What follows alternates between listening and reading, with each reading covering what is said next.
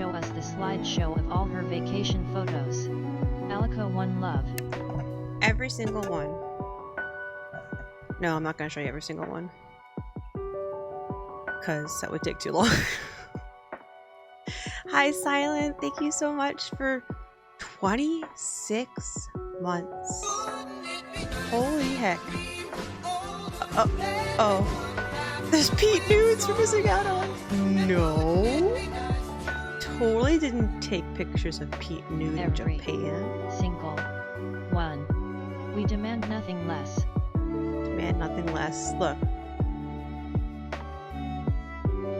Look.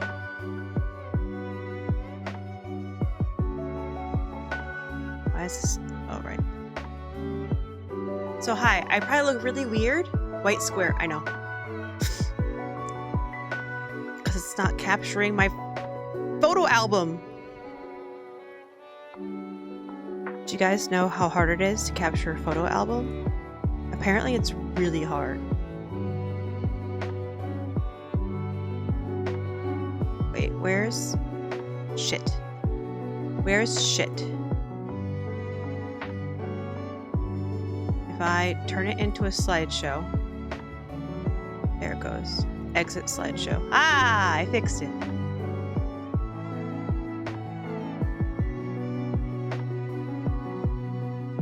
Also, I'm gonna look really weird because I'm not mirrored. I usually always have my cam mirrored, but to show you guys physical stuff, I figured I would show it as is instead of in reverse. So I apologize for looking weird. Where the heck is music? There it is. I'm just gonna turn the music down a little bit.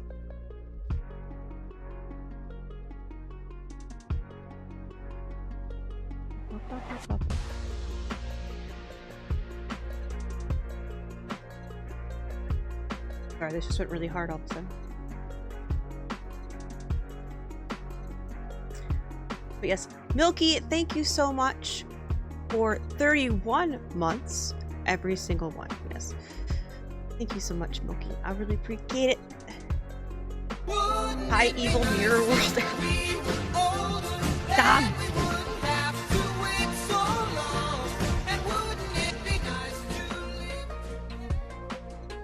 Me too, me too. You too, you too. Also 31 months at tier heckin' 3. You hooligan. Why? Don't answer that.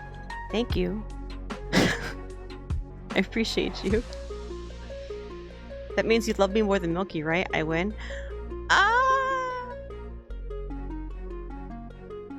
I'm gonna go with yes, but then say Milky, it's not true, but choose that Dom won't hear that part. I'm the best.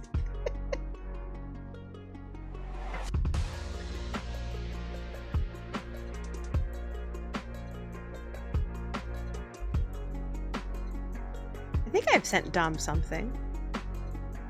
Have I? Dom, also, where's my Christmas box from 2 years ago? You did get a sticker once. Where's my fucking Christmas box from 2 years ago that you said, I keep meaning to send it. I'll send it next week. It's like, not like you have to send me anything, but you just kept mentioning this box you were going to send me and then nothing for like months, and then you were like, oh right, that box, I should send it, and then nothing. And I totally forgot about it till just now. Tom and the post office are mortal enemies. Yeah. 2 years stale dick in a box. Alright, hang on, let me scroll up and check because I missed a whole bunch of people coming in. Hi Lulu, I'm staying awake, I'm here. No Japan only games. Hi Meep. I'm queer. They're here. They're queer. Dom, congrats on getting first. Risu, hi. Meep, hi. Milky, hi. Silent, hi. Oh, no, wait, I can change. See? Gatekeeping Pete's nudes, maybe. White square! Shit is in the shit folder. Please don't eat real Allie soul. I'll try not to.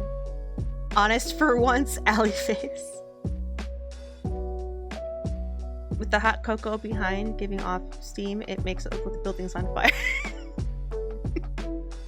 I didn't bother. I was like, let's just put this over the starting screen. I didn't even... The fact that it made the building look like it's on fire is...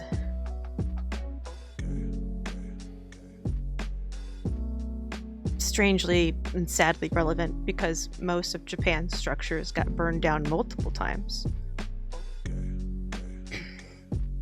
Because earthquakes.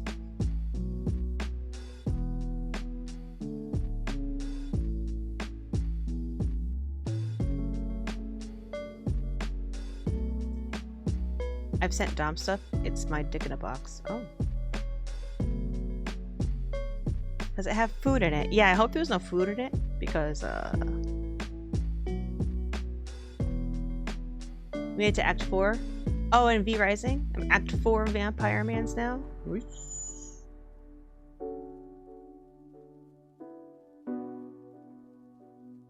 Too hot to handle? When were you there? Okay, so I was in Japan from May 22nd until June 4th.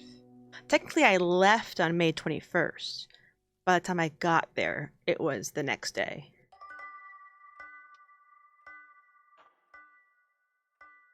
This was literally our walk from the train station to our hotel room. We walked by this.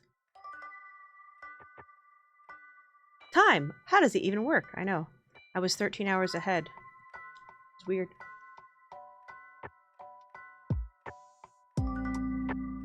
Yeah, Milky. We literally skipped like a night. It was weird because our plane chased the sun. So we took off from New York at like 2 p.m. and followed the sun, and then we hit that line where it jumps to the next day, you know, wherever that is in the middle of the ocean. And so even though we never saw nighttime, it jumped to the next day, and then we landed at 5 p.m. the next day, but we never saw the change in... Yeah, it was weird. I mean, the plane did close all the windows and make it dark so we could sleep. Not that I slept much, but it's fine.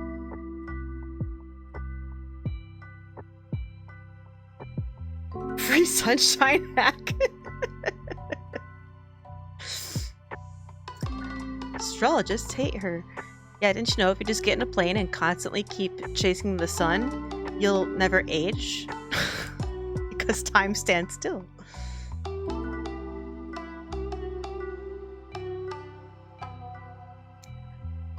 But in fact, the opposite of that happens. Take that seasonal depressive episode. It's like, I'm pretty sure I get some kind of seasonal depression, but I for the most part, I hate the sun.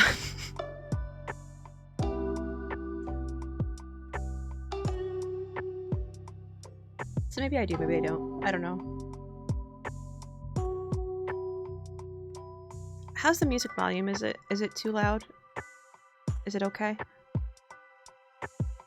Also, I know I've been back. Good? Okay. I know I've been back for like almost a whole week now. But, I haven't streamed because, well, let me tell you, that jet lag is something. And just also recuperating from 2 weeks of non-stop stuff. And then also, my mom was here watching my cats, and when we got home, she asked, don't worry, she asked. I said, sure. She peeled the wallpaper off in my bathroom. Yes, I had wallpaper in my bathroom. It was a nightmare, she said. And I agreed to help her paint it. So, which of course, one little project turns into another little project, turns into another little project, turns into another little project. So it's like, we're like, okay, well, let's paint the ceiling too, because it needs a new primer and sealer for mold anyways. I'll put the same sort of like mold resistant stuff on the walls. And then it's like, well, we should really change the light sconces. And then Pete's like, I think I'm gonna change the medicine cabinet, you know, the one that goes into the wall. And I was like, good fucking luck, because who knows like what that existing hole is. But he found one and he's still working on that. Just like, new bathroom? No, just new painted bathroom. And then of course and then he bought new blinds. Pretty soon Mom is moving in to help supervise full season home improvement projects. She probably would enjoy that. You know, she's gone for now. Jet lag hits like a bus coming back too. I feel like it's easier. Well, when you're going to vacation, you're excited about the vacation, right? And we just jumped right in it. And just, I mean, the first day we got there at like nighttime. It took us an hour to get from the airport to the hotel, but hopping trains, and we took one train the wrong way, but just for one stop. And, you know, just navigating our way around. And so by the time we got to our hotel, we just collapsed. And thankfully our hotel had free ramen at 9:30 p.m. till 11. So we just hit up some free ramen and then went to sleep. And then the next day we just started off hard. So it's like, you're like, okay. But when I come back, it's like all of a sudden everything just stops. And I have to stop because my legs still hurt. You guys, it has been almost a week since I've been home and my legs still hurt. Like, I know I fucked them up pretty badly, but I really fucked them up.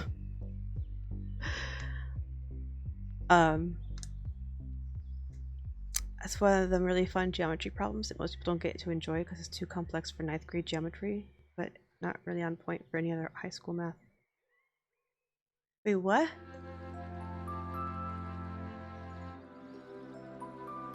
I missed what the geometry problem was. New light sconces, new medicine cabinet, new blinds. Theseus is bad.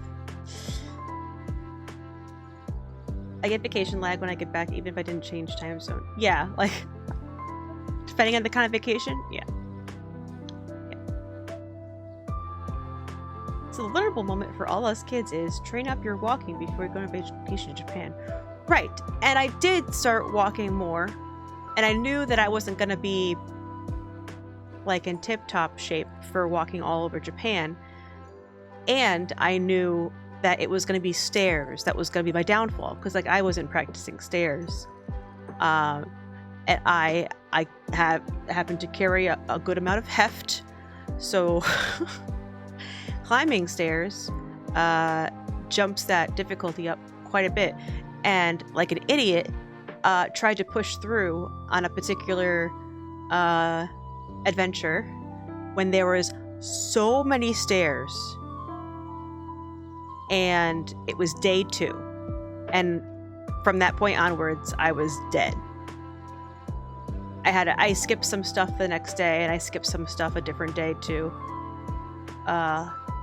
Another day that had like a lot of stairs, and for the rest of the week my legs felt like iron pipes. I don't know how else to explain it. They were just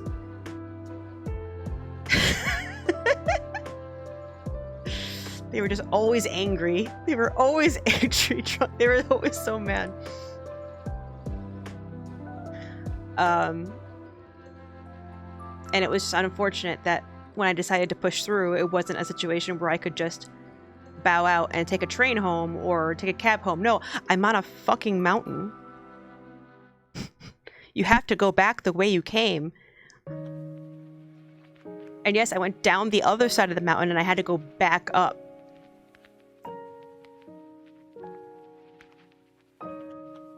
So it took me a while to get out of there, but my friends were thankfully patient enough. You're a hiking machine, GG. I used to be. I used to go hiking a lot when I was like 20, 25 years ago when I was younger. And I loved it, but I am not in shape whatsoever at all. Like I managed to make do with all the flat walking for the rest of it. But whenever we hit stairs again, I could just feel it, you know? Even going downstairs, because going downstairs, I'd feel it in my knees. Oh God, it was just like the impact, and it was bad. And I was just like, I really fucked up my legs at night. And of course I had blisters on my feet and all that kind of good stuff, So despite all of that, though, I still had a fantabulous time. I wasn't gonna let that ruin Japan. Doing negatives on the stairs, yeah.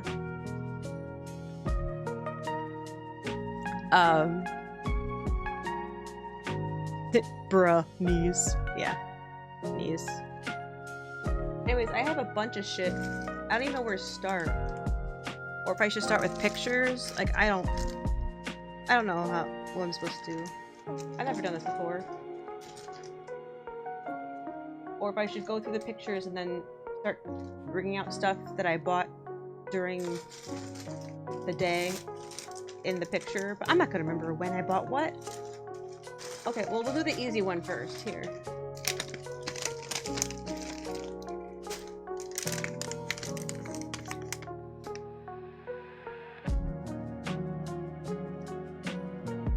I haven't opened them yet, but they're matcha Kit Kats.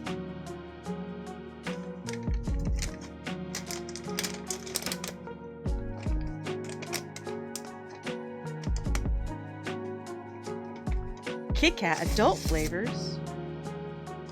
Did you bring enough home to mail each of us a match? No, absolutely not.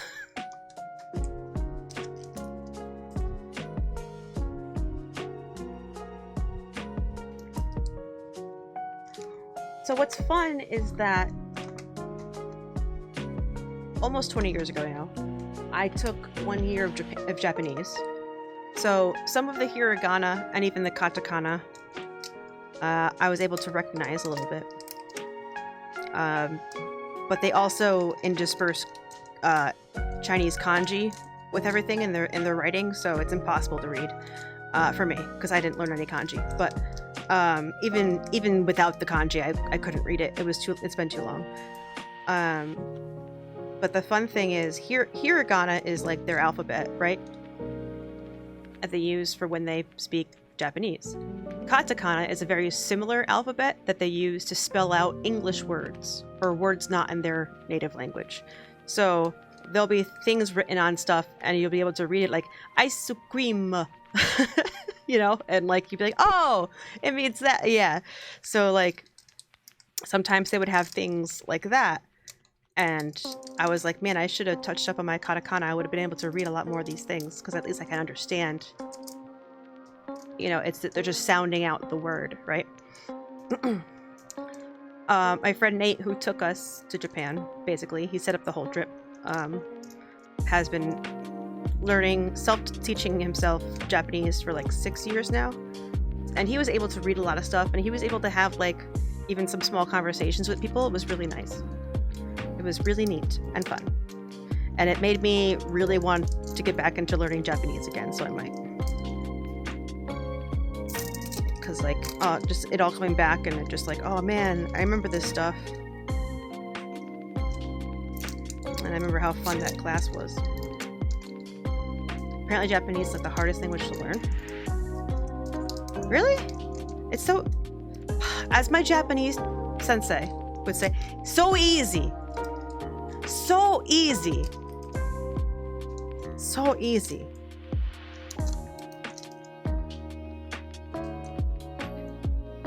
I think it also depends, right? I think because it depends on what your first language is. For example, for us to learn like Spanish, French, German, a lot of the words, they all derivated from Latin, and the sentence structure is very similar. But if you ask someone who's native in Japanese to learn English or any of those, it's much harder for them because their sentence structure is swapped. And of course, all their words don't derive from Latin. So nothing even like closely matches and stuff like that. So, you know, if I was native in Korean, for example, maybe learning Japanese wouldn't be the hardest language to learn.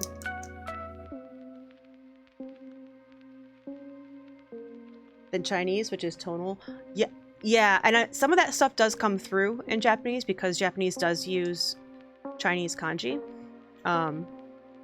They just, they pronounce it differently, but like, it's a very similar thing where like, it'll be the same kanji letter, but its meaning changes depending on context.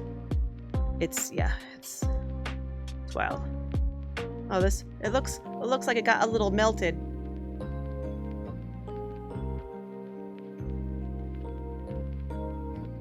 Still says Kit Kat on there somewhere. Correct flavor?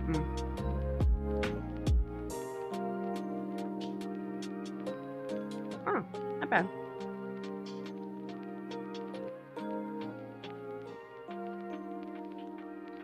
I got matcha ice cream when I was there. It was so good. Like,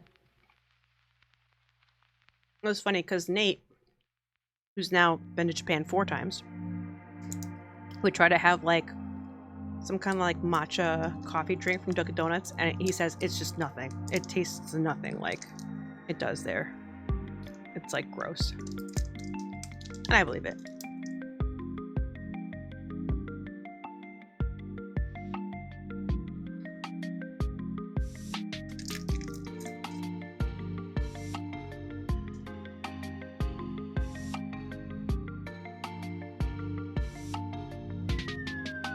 So wait, I have 2 scenes here. I actually have this scene. Why does that picture look blurry?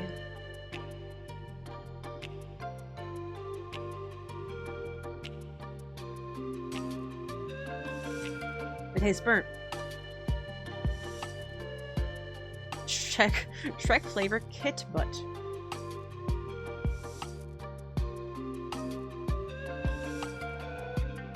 I've heard that English is the hardest to learn because it's like 100% loan words. Yeah. Yeah. My Japanese teacher, she was explaining to the class one time how learning English when she was in grade school back in Japan was really hard. And one year, they took the entirety of the year to go over all of English irregular words. Irregular words? Irregular verbs?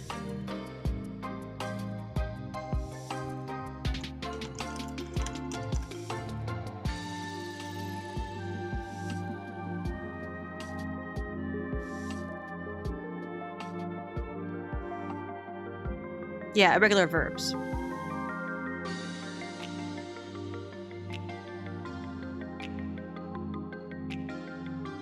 Now, English has a lot of regular verbs. And why is this screen so white? There we go. And so she's like, so the school program took that entire year to go over all the irregular verbs in English. And then she says, you know what we did the next year? We did it again. Because there's so many, it's hard to remember them all. And she goes, today I teach you all Japanese irregular verbs. There are 2. English has like 300. Japanese has 2. She's like, I teach you all of them today. She was so excited. I miss her so much. Oh my gosh. Phasing out irregular verbs in new books, reverting to default format. Oh, interesting.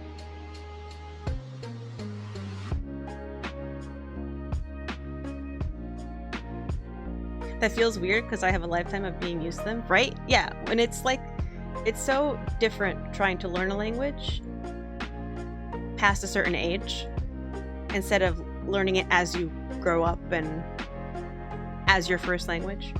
It's like you don't even remember learning, really. It's like, no, I've just always known how to talk. And then like, not really, but...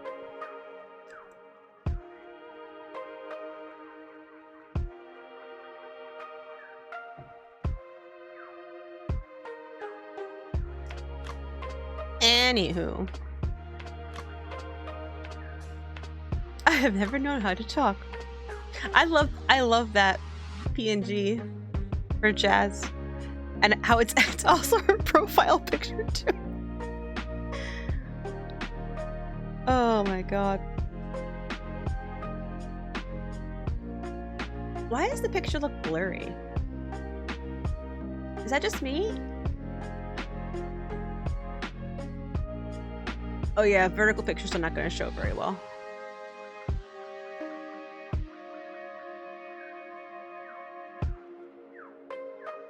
Oh, that looks better. I like refreshed it somehow. The thing I learned before I realized I was learning. So natural, so intuitive. Anything else just unnatural and weird. This applies to computer interfaces too. Yeah, I've heard that a lot of that millennials have a huge advantage in technology. Hello, I'm a millennial. Because we've had to go through so many different interfaces as we've grown up that we've learned how to adapt and troubleshoot things, whereas the generations that are growing up now,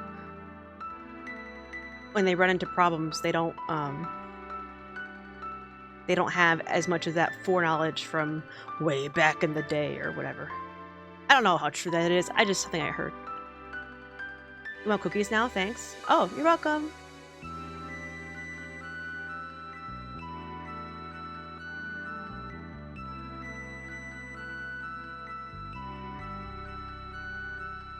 So, these temple grounds, I'm gonna interchange the word temple and shrine a lot. Typically when it's a temple, I believe it's Buddhism, and when it's a shrine, it's Shintoism, but you know, there are a lot of both. Even on the same grounds, there would be like a Shinto shrine next to a Buddhist temple. And then of course there was like this whole like phase in Japan where they tried to like separate them, but some places had both. So it's like, I'm gonna mess it up. I don't remember. These are a few of my favorite. I know, that's why I was just like, this is an interesting song. On a video game study lounge.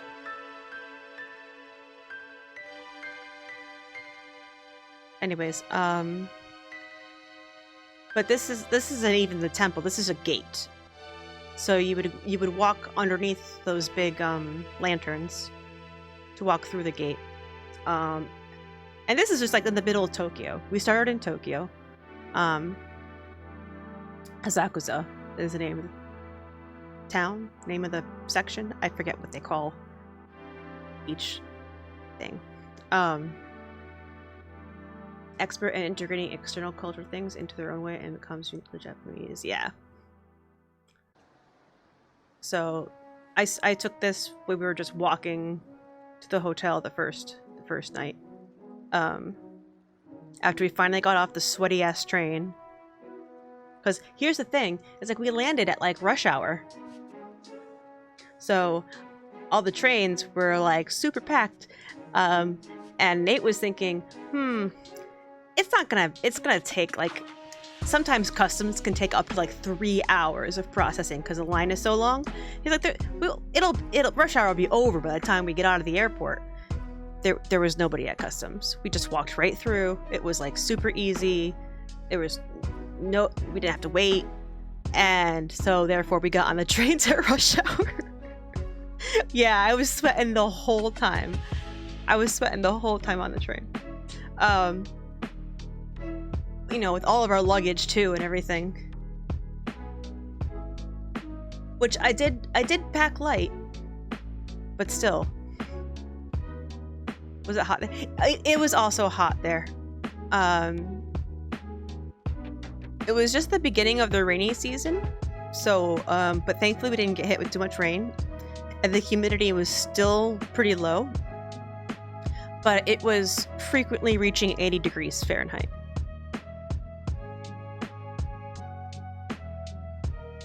I like that people don't give a shit that you lug luggage around. What do you mean? Oh yeah, it's toasty. Yeah. They care very much if you are in the way with it. If you don't use proper etiquette, like putting your backpack on your stomach instead of on your back. Classified.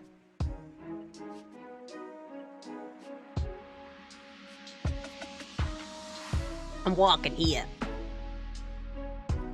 So this was literally like right next to our hotel, and it was gonna be some temple grounds we would visit later. This picture came out really cool. This is a nighttime picture. I don't know what my phone did, and I'm sorry that the formatting is weird because it's a vertical picture, but that's the pagoda like next to that gate, and it looked really effing cool.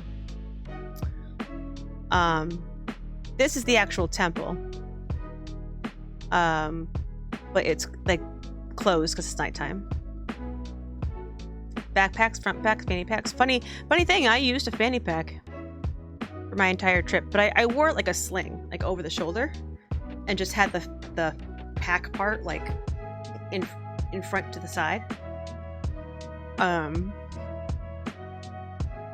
that was very, very useful. The classic shoulder fanny. Bandolier. And it was nice to see it at night just because there was not that many people around. It wasn't crowded. It was kind of serene and stuff.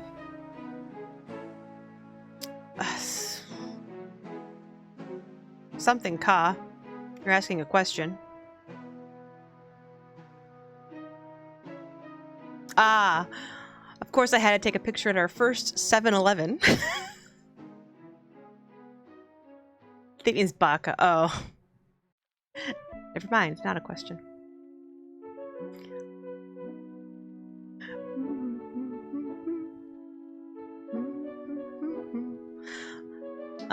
If you don't know, our blessed 7-Eleven. If you don't know, 7-Elevens or other convenience stores in Japan are amazing and a magical, wonderful place. You can get like full meals there, and they'll heat it up for you. They get like baked goods delivered daily. Like, oh my god. Yes, they were, Tom. And those meals taste so nice. Yeah, I didn't really get any of those, like, the bigger meals. I mostly just got snack food from the 7-Elevens, but they looked good. And Nate said he had them on previous trips, and they were, like, really good. But we had just planned to eat out pretty much every day. You mean they don't have lukewarm hot dogs? They've been sitting there for 18 hours. They did have some things like at the front where it was like under hot lamps. Like they had some like fried chicken and stuff like that. But there would only be like one or two out. Like they would never be like full of it because I think they would keep making it fresh as opposed to just filling it and then letting it sit all day. What a concept. Yeah.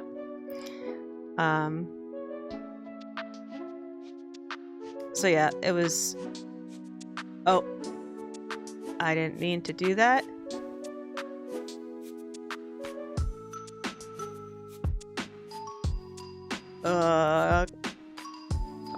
Come back.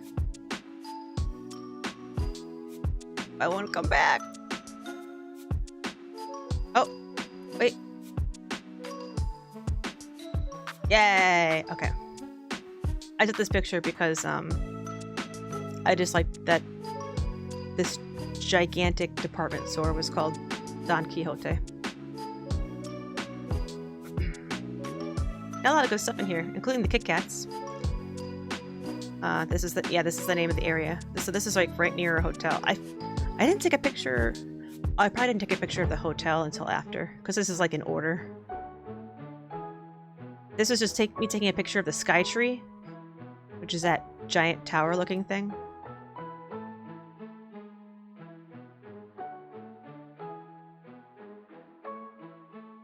Yeah, because oh, it could be. So this is we went to the visitor center, and they had like a little model of, I believe, just a portion of Tokyo. Is that Tokyo in Tokyo? It is.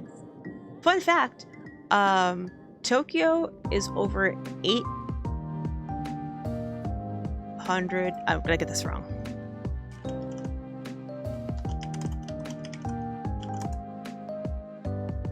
Tokyo is about 847 square miles. New York City, in comparison, is like 300 and something. So if that gives you... If anybody knows my state, Connecticut, and the size of my state, Tokyo is just under my size of my state. It's the biggest city in the world. It's so cool. It's effing huge, dude. So this was cool. It had like, you know, little numbers on things, and then there was like a key, so you can like look and see what it was pointing to. It was pointing out like major stuff. I don't know. It looked cool. Oh, picture of the Skytree again. So this was just the view from on top of the visitor center. It was the first time we got up anywhere, so I was like, pictures.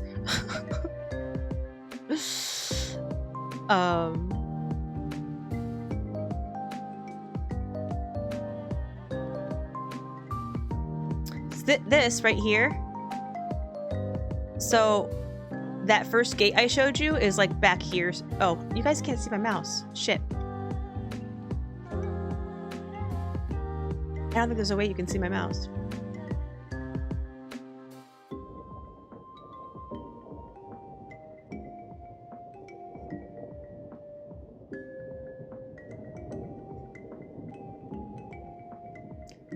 Capture cursor is on. Oh, I broke it.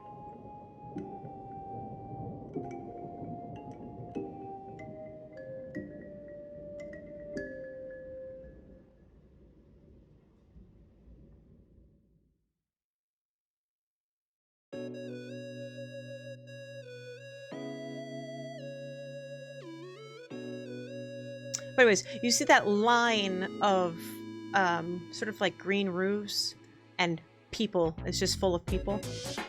Don't lie, this is also a model. Before all those is like where that gate was that I showed you before, and at the end of it you can see a building which is a gate, a second gate, and then beyond that is the temple. And so all along this road here with those green roofs are all like little shops and stuff. So it gets fairly busy. Here's a picture of one of the gates with a big thingy. I took a picture of a lot of like the text so I could like read it later. Okay, this is cool. So see this lantern? Underneath, like on the bottom, looking up into the lantern, was this wooden carving. And it was so badass. Big ball. The amount of detail in pretty much everything in Japan in terms of structures of temples and shrines and stuff was just unbelievable. Oh, this is a giant sandal. Hanging from it is a normal sized sandal, so you can see how big it is. Stupid vertical pictures. This is the base of the pagoda. We weren't allowed to go into... I actually don't know if Japan has any pagodas that you can go into. There might be a few, but where we went, nobody was allowed to go inside any pagodas. I think it's mostly because they store really important things in the pagodas. Like it's meant for storage of like treasures and stuff, and not meant for public consumption. Anyways, whereas like temples like are meant for, you know, even before tourism, it's meant for the locals to like walk in and pray and stuff. So that was the pagoda.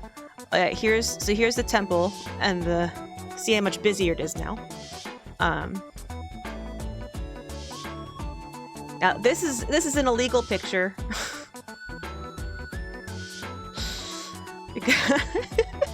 Because I walked in illegal. I know. I walked into the temple because I thought my friends walked in. I didn't see them, so I walked in, and I saw a bunch of people in front of the shrine here, and a bunch of them were also taking pictures with their phone. So I put up my phone and I take a picture, and then I get a text from Pete. He's like, "Where are you?" And I'm like, "I'm inside." He's like, "We're outside." So I go back outside, and you know, I had barely walked into the place yet, right? I had just walked in, snapped a photo, and then walked out, right? And then we go back in later, and I see the sign on the side that says no photos, and I'm like, oops. And Nate's like, yeah, for the most part, once you're inside a temple or a shrine, you probably are not supposed to take pictures. What happens if I zoom? Does that affect? Oh, it does. Thank you for that follow. Like, I wish I could explain to you the amount of detail. There's so much to look at, and this is one of the smaller ones. Hello, police.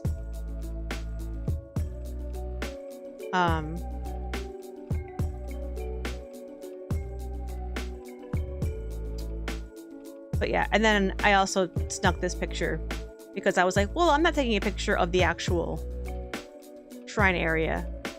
I just thought these lanterns on the inside were really cool. And then I also took a picture of the ceiling, which doesn't do it justice because you can't actually tell how big this is, but it was just big. And that was just one section, like the whole ceiling had more of these. Hello, police? This is where if you drew a bad fortune, you'd tie it to the rack. I drew almost all bad fortunes in my entire trip to Japan. I think I took one fortune home because it was neutral. What do you mean bad? I mean that person who was ill will not get better. The person you will be waiting for will not arrive.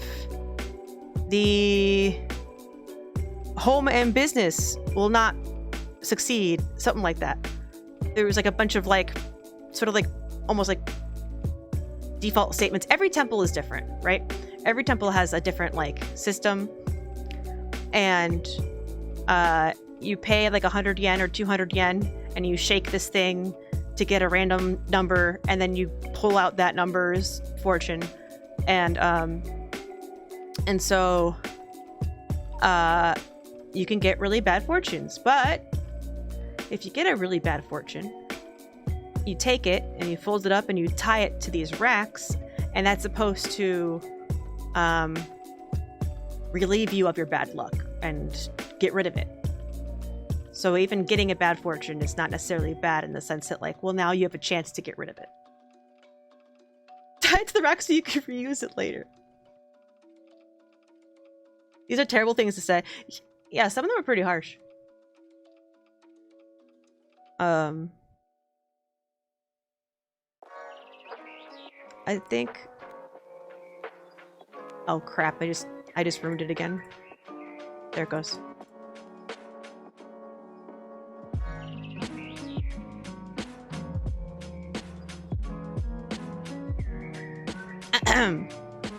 You will be suffering from disease and get depreciated by other people. You are always attacked by danger. So you can't get through everything.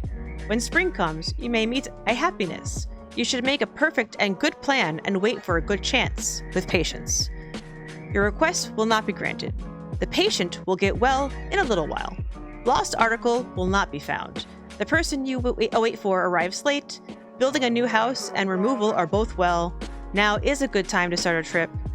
Both any kind of marriage and new employment are medium fortune. Now, obviously, like, it was nice that this fortune in particular had English translations on it. It's probably still not, like, the best. You're always attacked by dangerous metal as hell, yeah. So yeah, this is my first fortune. I also like the name Fortune, but finally, that did not translate properly. But yeah, so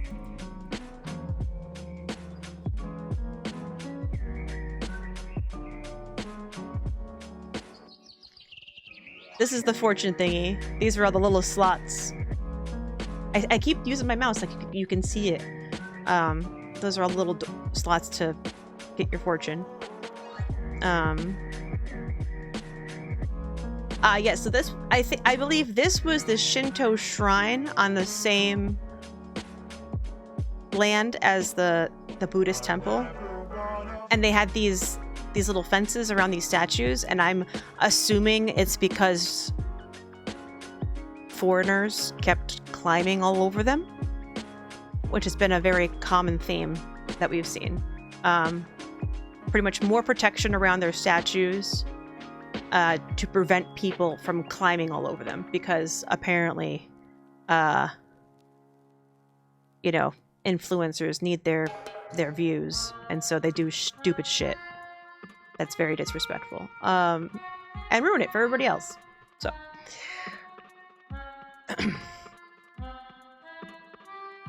Attacked by Danger, our latest album. I'm not sure what this is next to the shrine, but I also I got a picture of like one of those carts on wheels, and that guy there, he like, you know, runs. Like, those dudes must have legs for days. Shook the Sakura. Okay, if someone was there getting wedding photos done, I wouldn't blame them. However, that's it. That would be the only time I would be like, that's okay. Oh my god. They're fit as hell, yeah. They be buff. They be buff. There's a bunch of other photos here, but I'm gonna skip over it. Oh, here's a map. Oh, I forgot. I need to... There we go. Here's a map of the whole grounds. So, like, that big building in the middle was the temple. We didn't go to the building in the top because that's the hospital now. And then you can see, like, that big, like, you know, walkway. And there's a gate at the front, and then a gate a little, like, just before the pagoda on the left. And where all the shops are and stuff. But the grounds are pretty big. Like, there's a bunch of other buildings and stuff that, like... I forget which ones you could go into or couldn't go into, but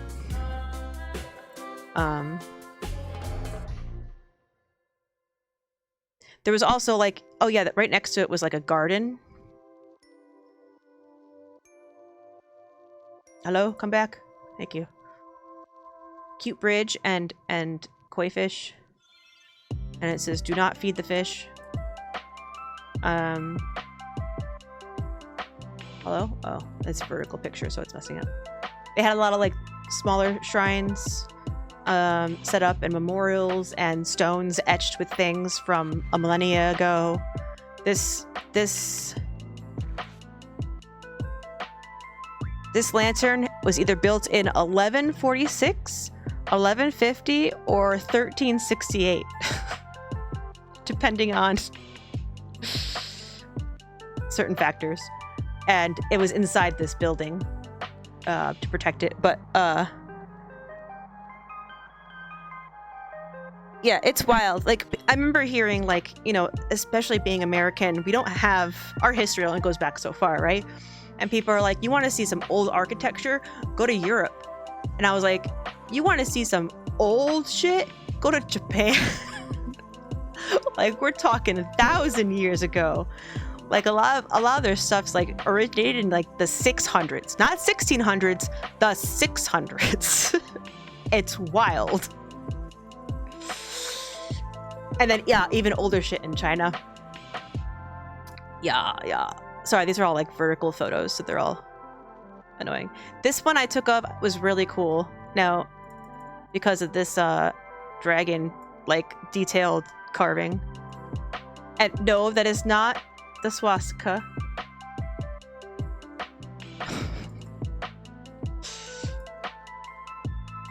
Sure.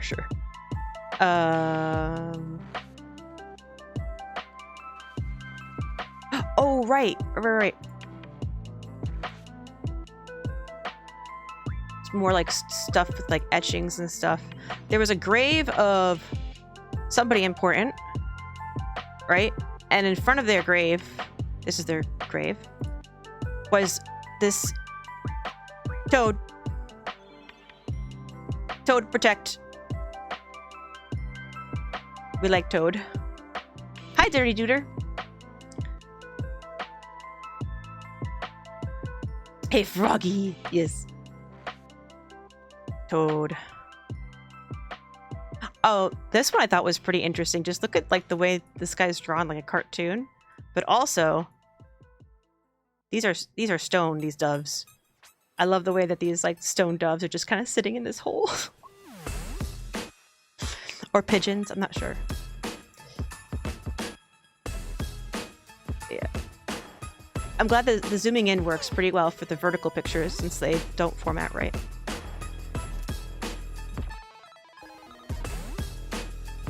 Hello. Hello likes the stoned dogs. Yes, stone dogs. Oh, Pete sighting. Wait, it's not updating from you? Hello? There it is. There's Pete sighting. This was the really sad portion of the gardens. I think pigeons and doves are the same, no?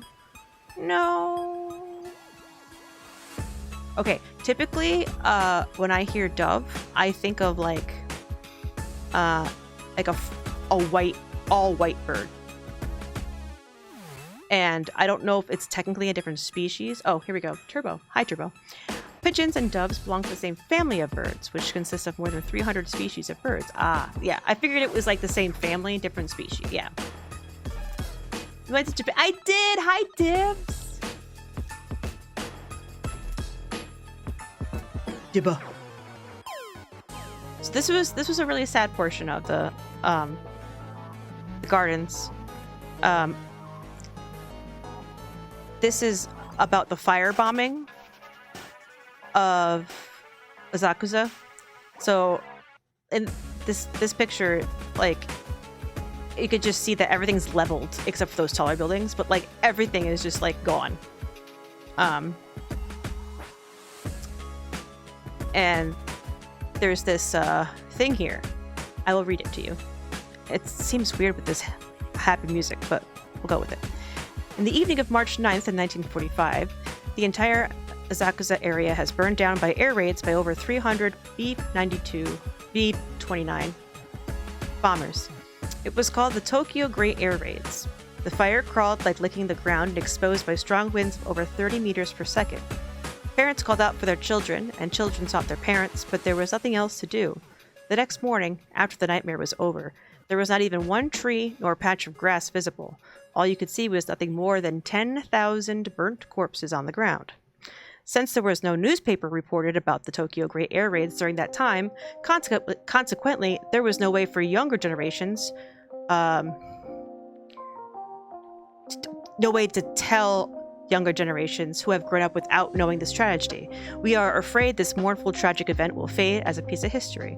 In memory of all the victims who have been affected in the Tokyo Great Air Raids, we have built this monument in the sacred area of Asakusa Kainen, and will not be forgotten in vain. We will vow not to repeat such tragedy again and maintain world peace. May their souls rest in peace. So, I didn't learn about this in high school or college. Did you? I did not visit Muscle Mommy Cafe.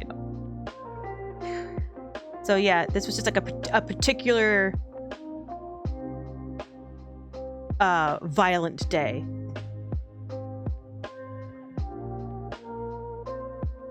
That was almost just never recorded about in history because, I mean, there was so much going on in World War II. But this is just a picture of that whole, like, memorial and stuff. I thought it was really nice.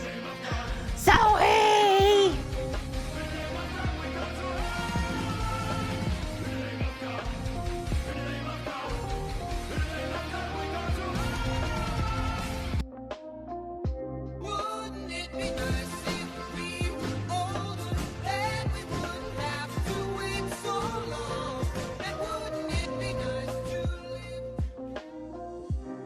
Ladies Zero Gun Ready Zoe Ladies Zero Gun Hope your Japan trip was awesome Align people happy. It was so good. Hi, Zoe. Thank you so much for the raid, and thank you for 5 months. Holy heck. What the heck? Thank you. Thank you. Oh, are you still working on Celeste? Such a good game. Oh, that's what Budspot did. I was wondering what Milky was yelling at Budspot for. Okay. Hi, Mad Noob.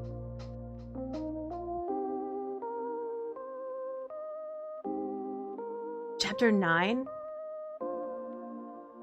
I don't remember how many chapters that game has. Or if that includes B-sides or C-sides. I did all, like, the main side. Like, just the A-sides. And got to the top. But I haven't done any of the B-sides or C-sides or tried to get all strawberries yet. The one they added it later? Okay, I don't know if I did that one then. Because I can't remember how long ago. Okay, I'm really bad at being sneaky. It's Ori.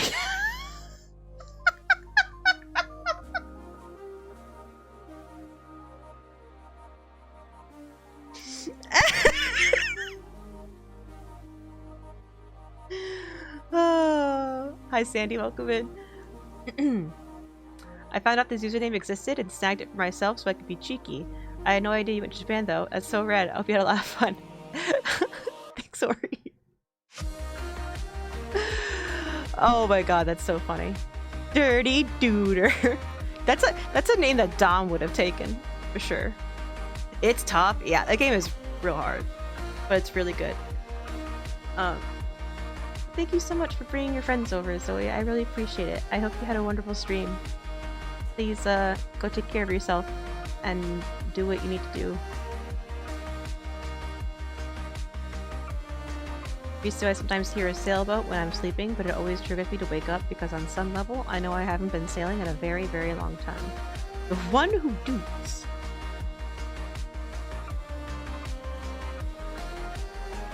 Dumbo is the one who doots. I did have a wonderful Japan. Thank you, thank you. Guys, go follow Zoe, please. Ask not for whom the doot poots. Thought of it while playing Elden Ring and was using the bubble horn. Yes! I mained the doot doot horn for the majority of that game. It poots for thee. Hi Daisy Sprout, welcome in.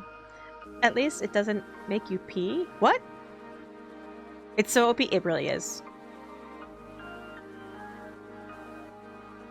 It's great. Everybody knows the punishment for stealing boots is poots on newts. Continuing on. I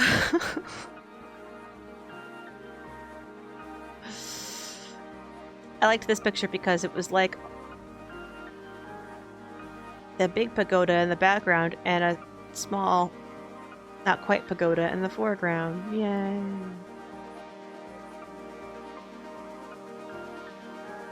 Ah, sushi. Bubble horn saved my self-esteem when I was trying to clean up Death Right birds. Ah, yeah. So... oh, I forgot. That changes the volume for YouTube. Oh, whatever. I used broadsword half the game, then I used the jaggy curved sword. So yeah, so after our first big day, we went to... Oh no, this is lunchtime. This was for lunch, I think. We went to a carousel sushi place. Big horn, which is really the middle horn for watching Allie. That's my first pass. Food. And this was really cool. It wasn't it wasn't conveyor belt sushi where the sushi just kept rotating. Instead, you had a tablet and you ordered it, and then it would come to you on conveyor belts.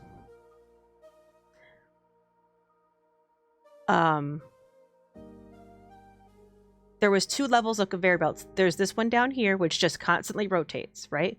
Then there's a more complicated system up top. Up top, there's like a middle lane all the way down, and at each table, there's like it splits into lanes for each table.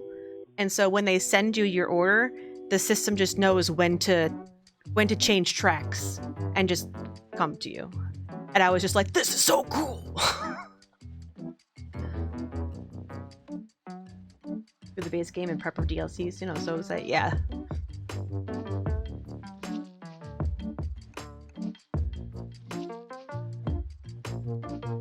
Better.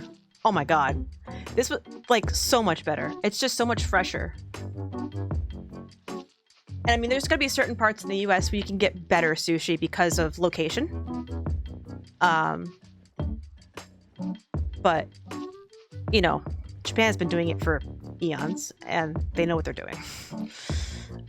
And they're literally surrounded by water.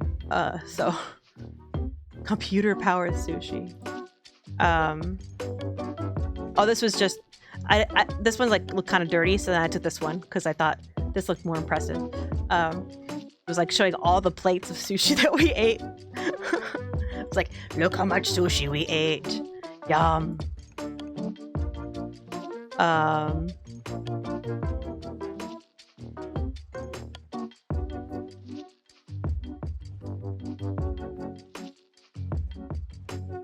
Come back pictures. Thank you.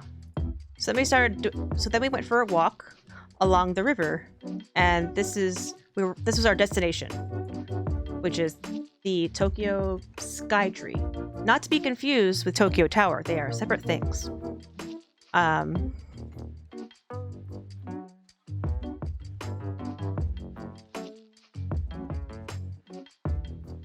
Computer-powered sushi, yeah. This is a cool picture I took underneath a bridge because I thought it looked cool. But yeah, this was what it looked like. It's like, this is at the middle of a city. It was so nice. We walked all along here. Took some pictures while we were up on a bridge.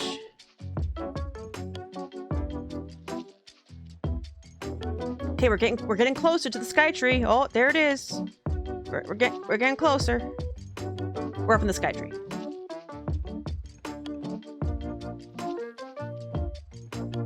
Temputer shrimp or computer? Turbo it out. So from up in the Skytree, I believe there was 2 levels. Like, you went up to 1 level, and then you can pay to go up to the next level as well. This is probably the first level. But what's really amazing is that no matter how high you went on this damn sky tower. Oh, it won't show video? Oh wait, there it is. Oh, it's kind of choppy.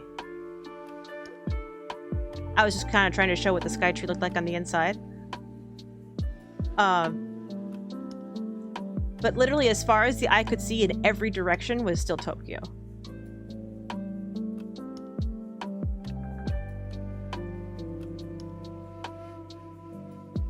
You paint German crosses on your tanks? What are you talking about?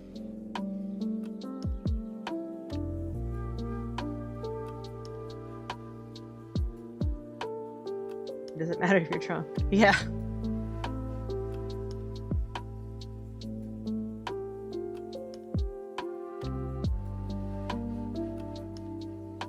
Oh, there's a Peter sighting.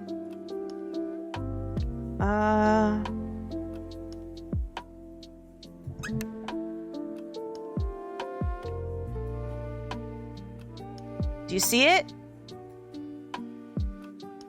Can you kind of see it? It looks like a little bit of a...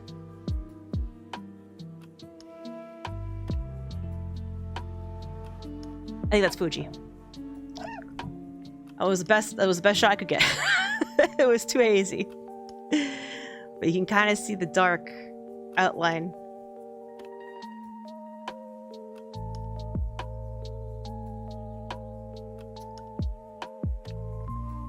Let's see. I think this was...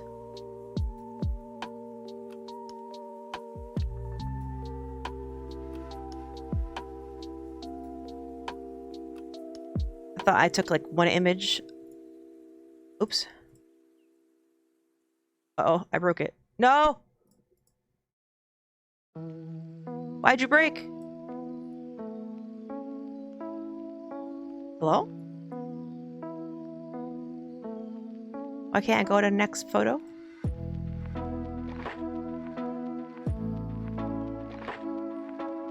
I can't click on anything? Alright, close it. It won't close.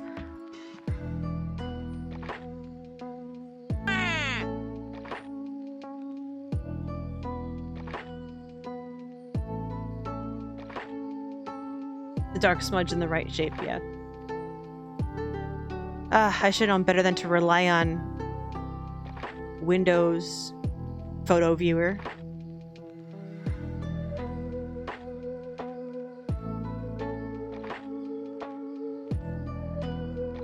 Now it won't even close. Oh my god.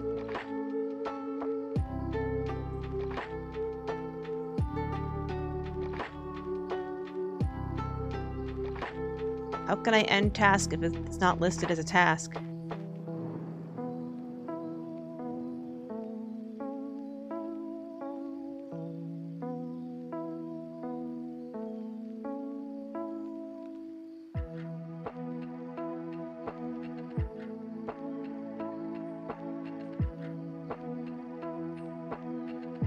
Hi, Maxim. I expected Pete pointing at all the things in Japan. Could you imagine if I just took that and just like put it in over every single picture? That would be kind of hilarious.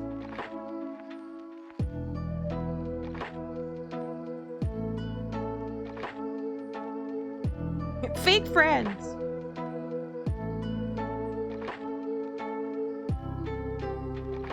Just have them in the corner. Alright, I think I need to restart Windows Explorer entirely.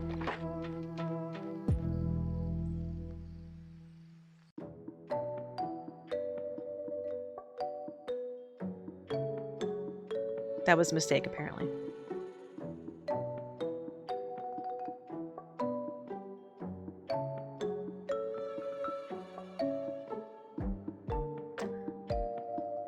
Oh, here we go. Wait, loading.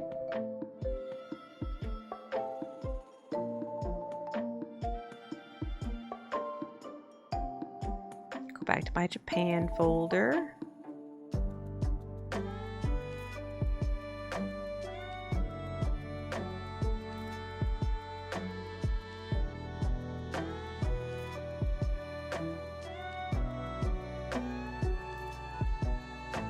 There we go.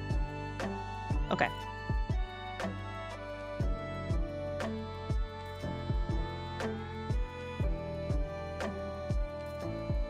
I don't know if you can see any other pictures, but... So yeah, I just took a shit ton of pictures. Picture this huge river. Which, this is the river we walked along. So we walked probably from like the very left of this photo to the very right of this photo, and then crossed and then came up. Like, we walked a lot. Pretty much every day of our trip, we walked over 20,000 steps, except for like 1 or 2 days. Probably the travel, like, I'm not including the days we like flew, and the days we traveled on the train to Kyoto and back. Those 2 days probably wasn't, but every other day was over 20,000 steps, and 2 of those days was over 30,000 steps. It was a lot.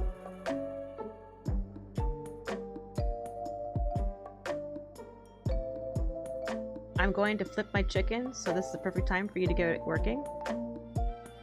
Is this a euphemism? I like watching FNAF with a pic of Markiplier stuck in the top left. I told someone my Windows Explorer was having trouble opening my PDF folder, and they told me to switch to Chrome or Firefox.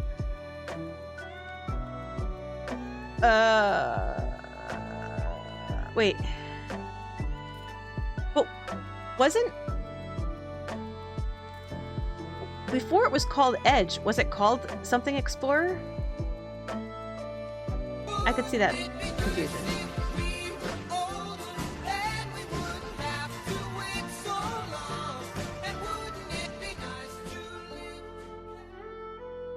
Ali, you're on fire. Someone get help.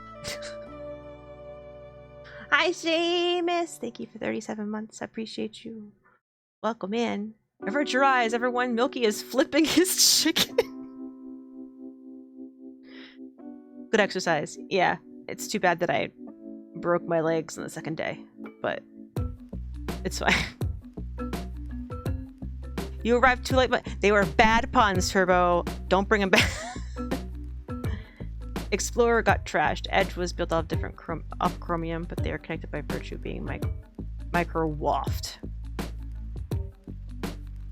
You could say he's tardy.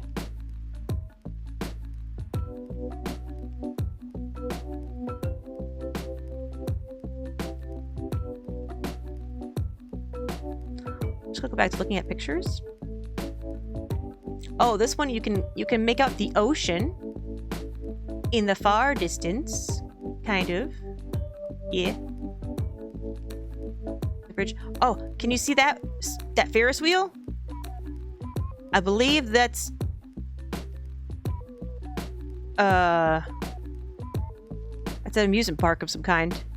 It's Disney? I don't think it's Disney. I forget.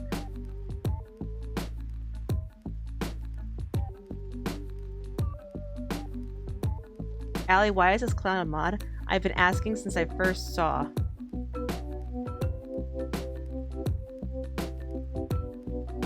No, you haven't.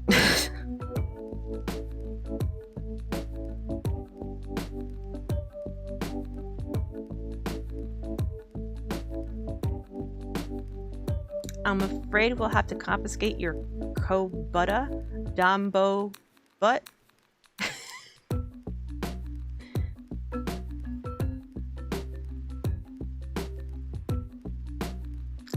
Oh yeah, this right here. These were one of the like man-made channels that they made in. I think this is one of them. After getting to experience so many fires in their history, Japan started making these man-made channels as sort of like firewalls, so that if a fire broke out, it'd have a place to like stop and not take out the entire city.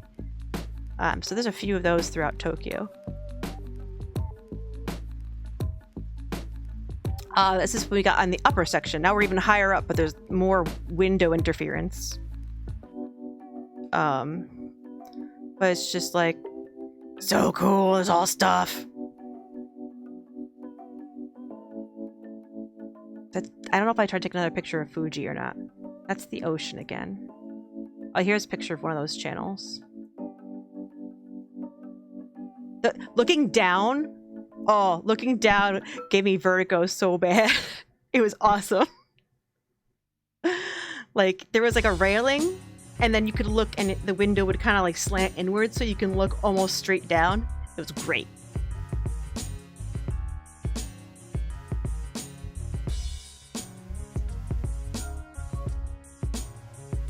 Man-made channels. Lulu's gonna cancel me after that. Okay, well, suddenly going back to work seems less awful, but... Oh, okay, bye. He was assaulted? Oh my god, Dom. Okay, I see why you're leaving.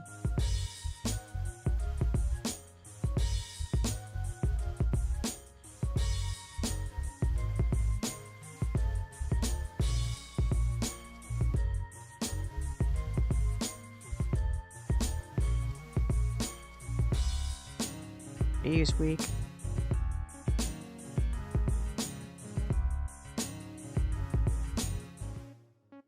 I'm not there and my hands are sweaty. What were you on top of? What were you on butt of? Oh. The Sky Tree. Which was, the Sky Tree...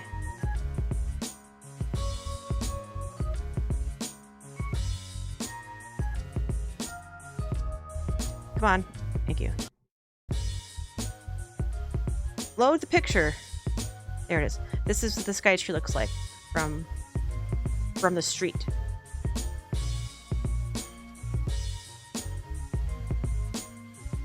Is the floor glass? There was a section with glass floor. I can't remember if it was on the Sky Tree or not.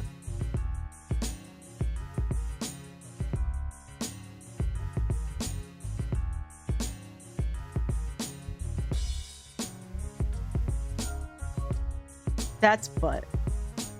Where are my butts? I don't know, Meep. Where are your butts? Where do you store them? Thanks for pinning that's butt. Great.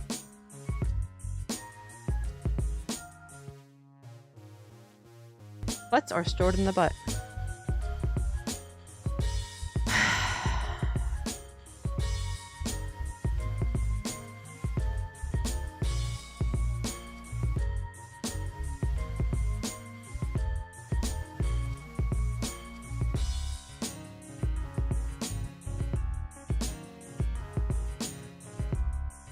Why won't it work? What happened to the... Wait, if I go back to slideshow... That's not working this time. Really? What did I do? How did I break it again? I fixed it. I'm a genius. I think I took another video. Oh shit, is the video not loading? There it goes. And I look down, look out! Ooh! I just wanted to get that looking down thing. Duma is here? Yeah, Duma's been here for a long time.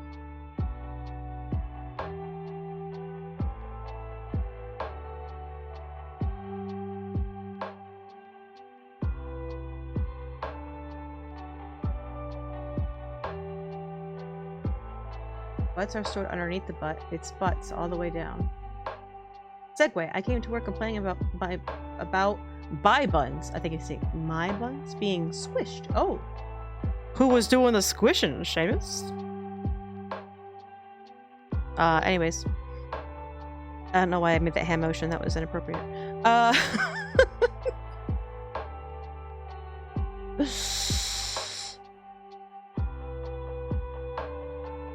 Oh, this is a vertical video. I don't know if this is gonna work.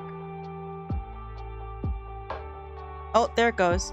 This is where you could walk on the glass, but it wasn't quite like walking on the glass experience. As you can see, it was walking on glass that also had glass underneath.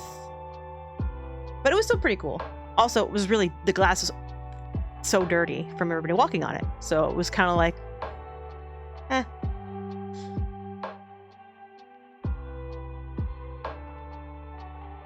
Hey, Nephron. Do it again, do it again.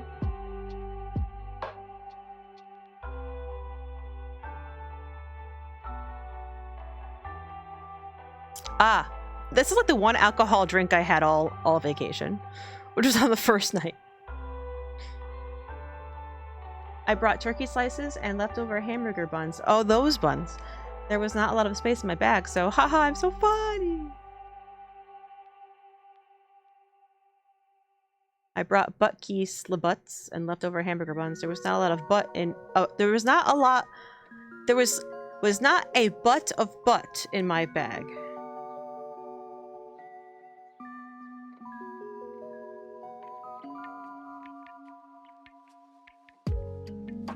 That is a plum. It was some kind of plum beverage. And it was tasty, but very strong. Peter ate the plum. I was too scared to eat the plum. The plum was like a meatball. Damn, I keep meaning to go fight a boss, but then I wait too long and it's most day, and I'm like, I'll watch Allie more than I watch Shulk. Oh, Risu on that V Rising grind. I feel you. Peter ate the plum. He did. So, yes, Seamus, I didn't tell you, but when we were playing the other night, he messaged me and said, "That's not my server." I was like, "Oh no." Called out. I was so mad.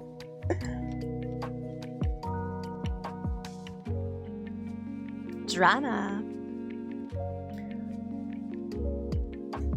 I didn't know either. So this is after our first full day. Nate brought us to this restaurant that he's been to before. Those people that are playing the entertainment, they are also the wait staff. They do both. They serve you and they entertain you. And they're actually kind of world famous for what they do. Maybe not world famous in the sense of like mainstream, because but like they've a couple of them individually won championships, like for I can never remember how to pronounce it.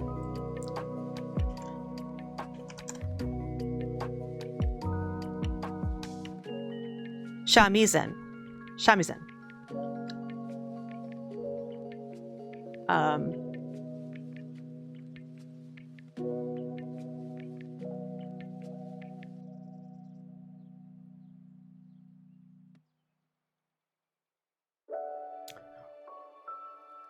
Like the wall kind of came out and then went that way, so that's why we see like that wall there.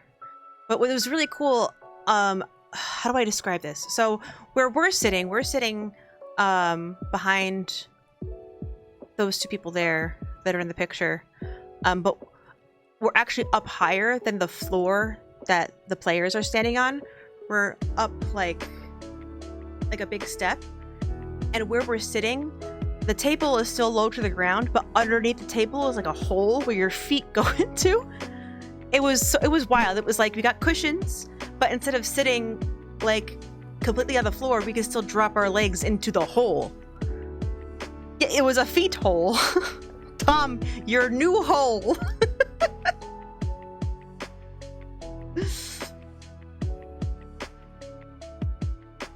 Here I'm looking how to convert the game I host to a dedicated server. Doesn't seem that bad. Oh, cool. World famous within the niche. Exactly, Milky. Shimissen's nice, but the key sounds weird to my Western ears. Yeah, a little bit. Yeah, I can see that, but I enjoyed it thoroughly. They have two shows every night, and one at 7 and one at 9 or 9:30. And we got there just in time for the 7, and we stayed for the 9:30 one. They have more staff that rotate in. You know, it's not just them doing it every day twice.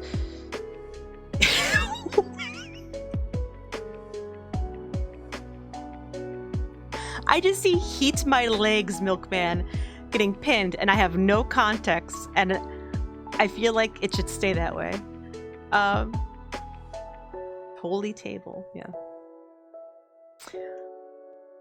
In winter, they can put a heater in that feet hole to keep your legs warm. Oh, well, now I get the context, but no, like that. My legs, Milkman.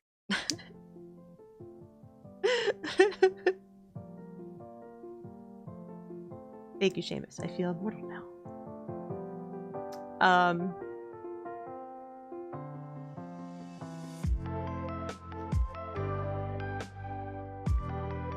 They also sang and played drums.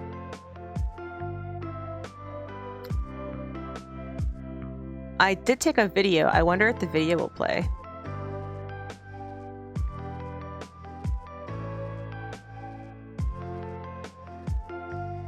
Wait, there's no sound. I should probably turn off the other sound.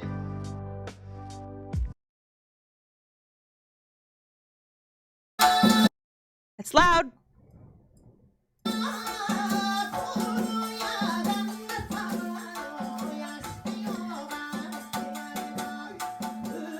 Of course, I took video when they were doing these like things with the.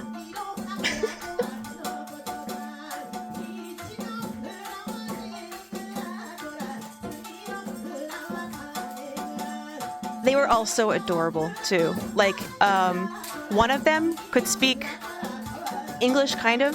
The rest of them, like, just keywords, like almost no English at all.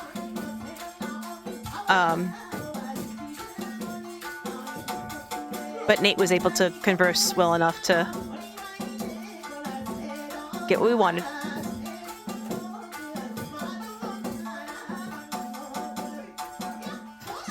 But yeah, oh, I took a picture of the little chopstick holder because it's a shimizen.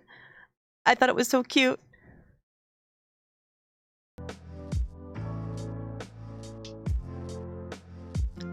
Oh, there's my fat ass. So at the end of the night, they as we were leaving, they were like, picture, and we were like, oh, okay. And so we sat down, and then one of them runs into the back and gets their like outfits and had us put them on. And then they took a bunch of pictures. Then they got in the picture. And then my favorite is her selfie in the picture. That's my favorite so much. They were so adorable. They loved us.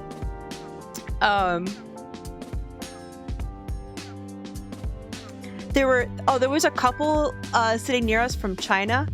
And so it was funny when they were speaking, like in between their songs, they would be like, they would say hello, and then they would say hello in like Chinese, like, and the Chinese would be like, like yes, and the guy that was there, it was his birthday, so they sang happy birthday to him, and it was really cute.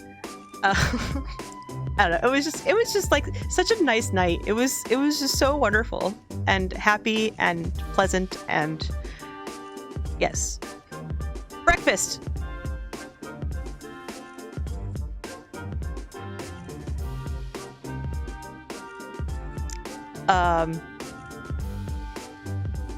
The first hotel we stayed at included breakfast, so that was really nice.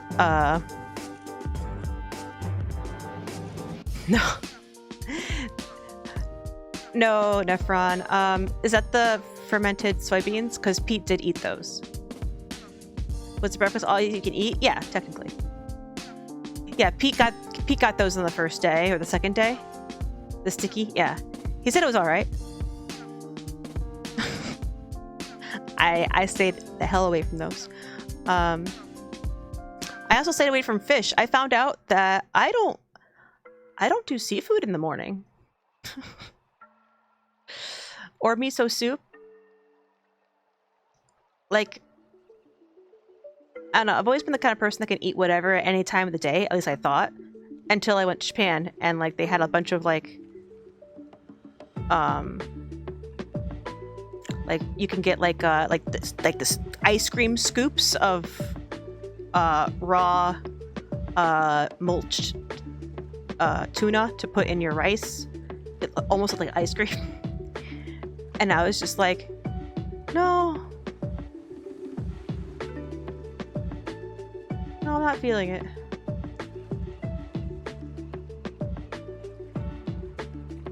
Is that because of the texture? Yank it down.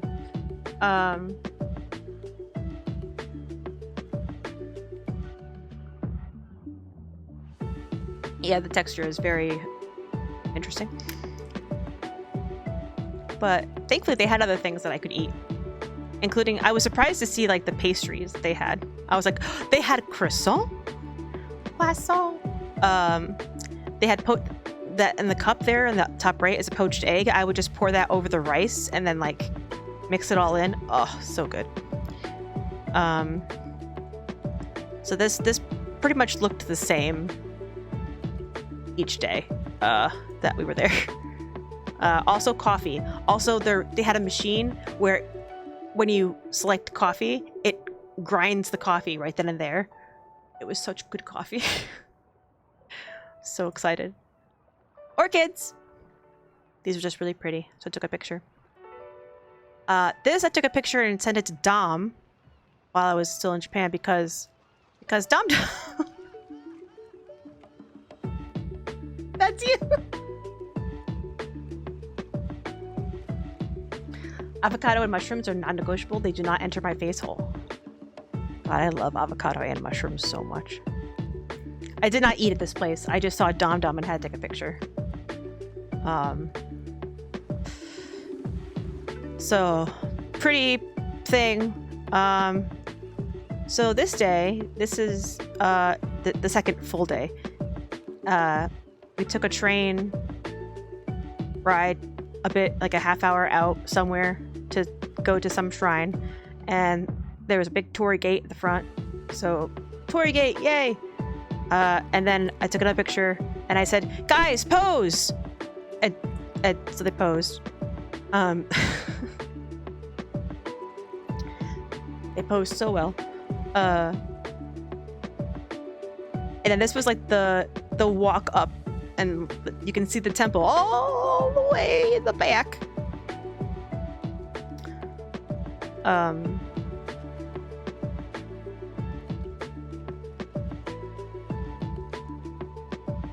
Dom goes in my face. Oh!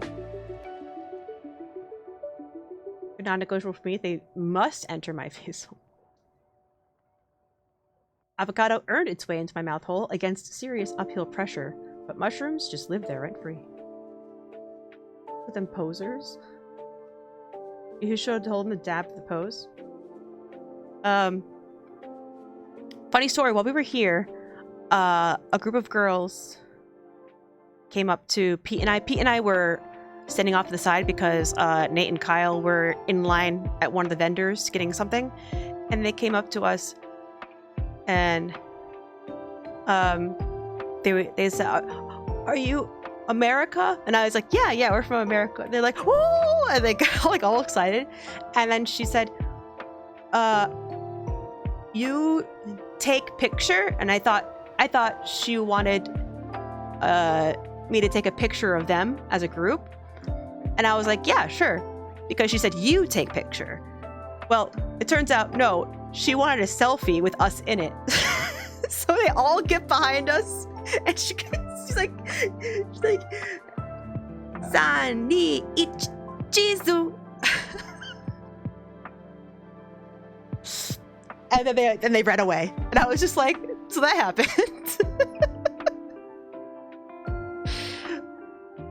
There were lots of school trips, and you could always spot them because they all wear uniforms. In fact, you can see them in this picture here. But I can't remember. I don't think those girls were in uniform. I think they were just a random group of people. It was just so funny. We were just like, okay.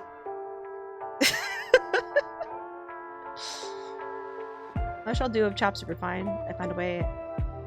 I have not found a way I can avocado ever. Really? And then your next question, Dom, is do you like guacamole? I think the answer is no. Rando girl gang. Yeah. Hey, Cleaver Chef, how are you? She's collecting photos with tourists from all over countries. You completed her North American set? Yeah.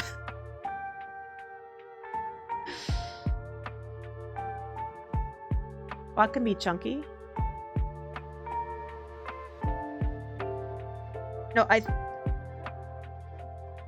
what does it have to do with the fact that Seamus said he hasn't found a way to do avocado ever? I think mush means mushroom, which he can do if chopped super fine. Yeah, there it is. Yeah, okay.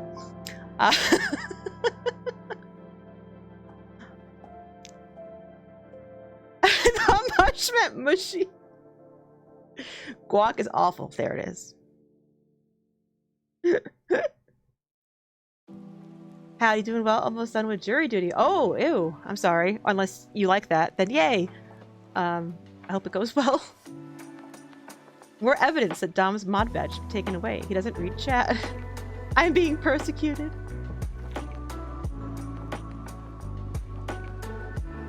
Jeez, butt spot. One ham. But yeah, so that was a fun little story. Oh, this was just like a big map. We took the train. I think we might be at this one, and then we went to this one, or was it this one? And then we had to take a train that went way over here.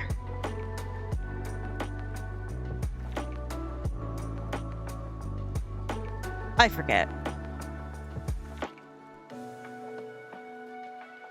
I don't remember. It's fine. Oh, this is the area where you wash your hands. So they have these little, like, almost like ladles. Little cups on sticks. And the water coming out of, like, the bamboo there. And you take the water and you pour it on one hand and pour it on the other hand.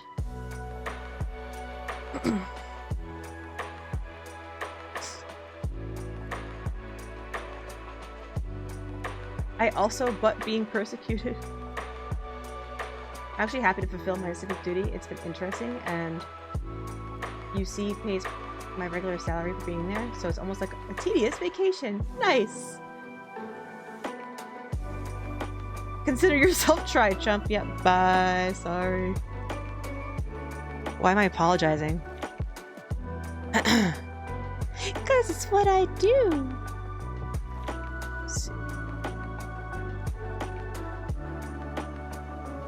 Okay, this is like now we're towards the temple, and I took a picture back at the Torii Gate at the front.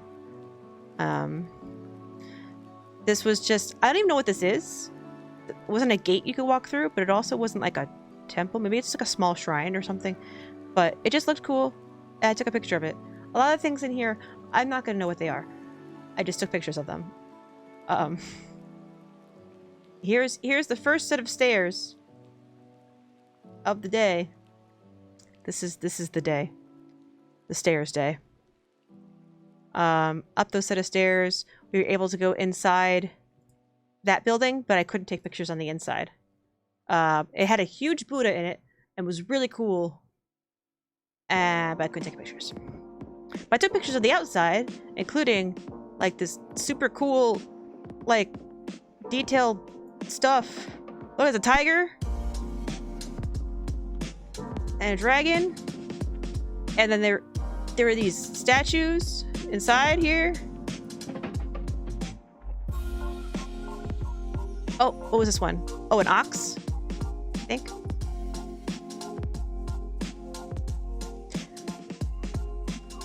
Yeah, this was inside. This was like me taking a picture from the outside, but not getting anything too important. But that was as far as I went, because it was like no pictures.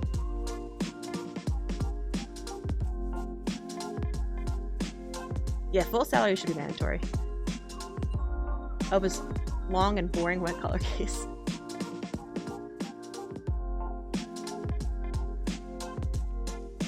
Turbo, you sound like a bass player. B-side. How is the coffee this bad? You guys! It's been a month-long criminal case, but I am not allowed to talk about it. Well, yeah, of course. Vocalist? Me?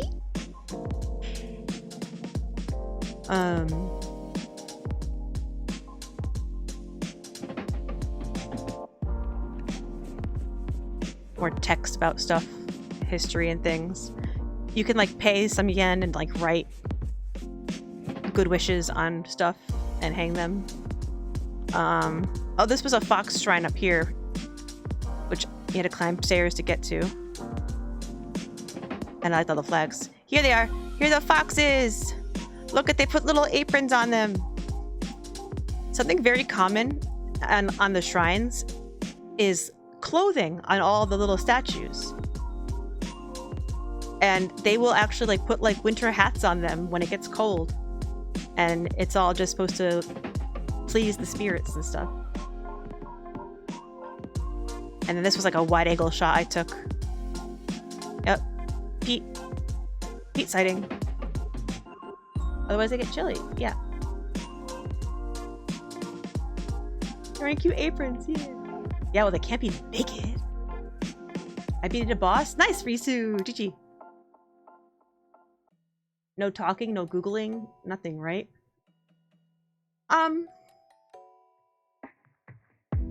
What do you mean, Lulu?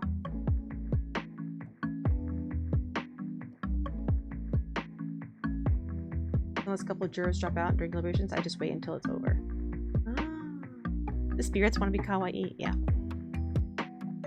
And this is just the picture going down the stairs. All the little torii gates are really cute. There was something significant about this tree. I thought this tree was significant. It's not. It's this small tree. This small tree. Nate read something in the pamphlet that we had that was like, this branch got replanted from a tree that that got destroyed, but thankfully they were able to save a part of it because that tree had been there for like 1,000 years. Something. And I was like, whoa, old tree. Lots of pretty stuff. This tree was heckin' cool. Look at the roots. I love the way they like made it all. I don't know. It's pretty.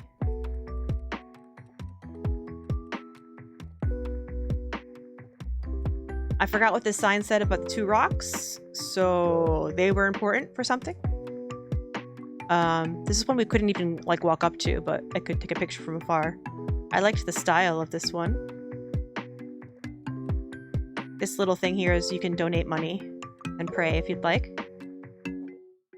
Here's a smaller washing station. Plan to get branches now, but yeah, it's not. But they were able to save it, yeah. What Japan is really good at is saving things. Like, when they take down buildings, they don't just demolish them. They take them apart piece by piece and save everything. They're so careful. But maybe that's more so just with like historical sites and stuff like that. So. Oh my.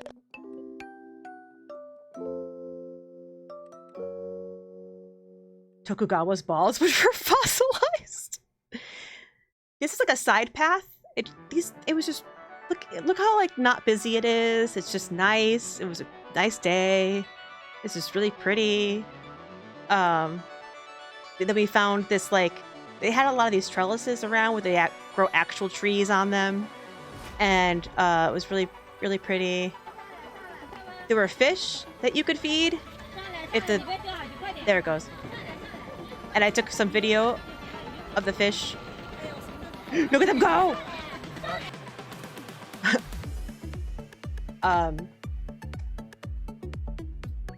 They had like a little vending machine where you can buy like fish food. And this little seating area and just like this whole like pond thing was really pretty. So many fish mouths. Yeah. Carp? Probably? I just remembered I had to get up early and drive to a different workplace to do a thing tomorrow. No, Risu! I'm sorry. You have to go sleep now.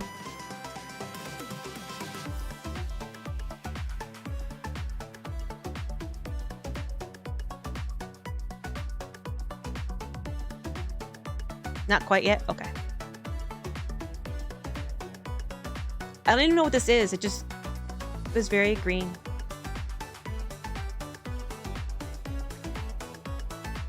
Go to sleep, we said. God.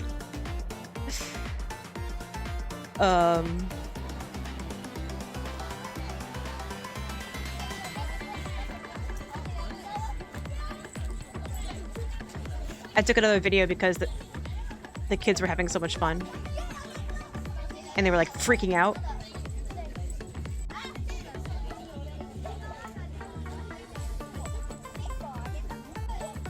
And then pigeon.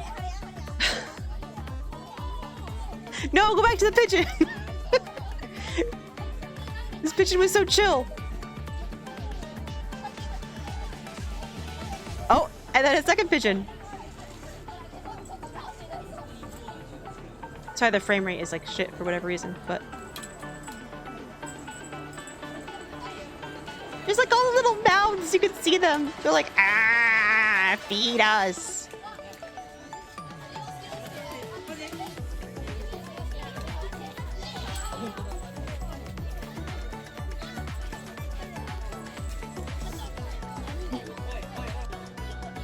It's like a long video, jeez. Wait, did I...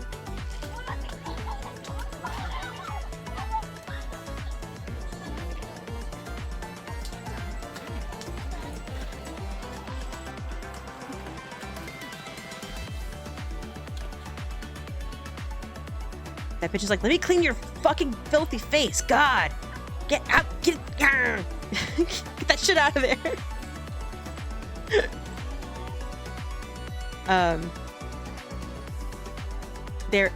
There's the majestic pigeon. So majestic.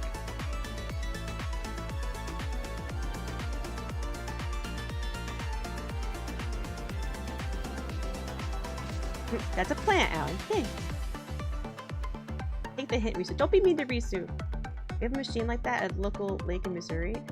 Someone said the other day there were a ton of carp, but they were all stuffed with cicadas, so they ignored the machine food. Oh. That gives me time to fart in Risu's bed. The trap shall be set. Oh. At least that'll warm it up. Dutch oven his shit. Oh my god. Seamus engaging on biological warfare. I mean, when isn't he? Bardic Seamus, the new DVD character. OP, please nerf. OP, please butt. They are kissing.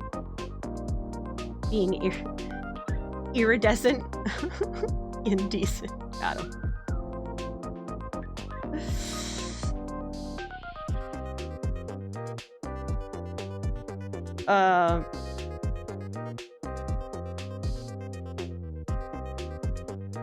Creeping am I? Oh right, there's Pete eating a candy apple. In front of the candy apple stand. Pete sighting.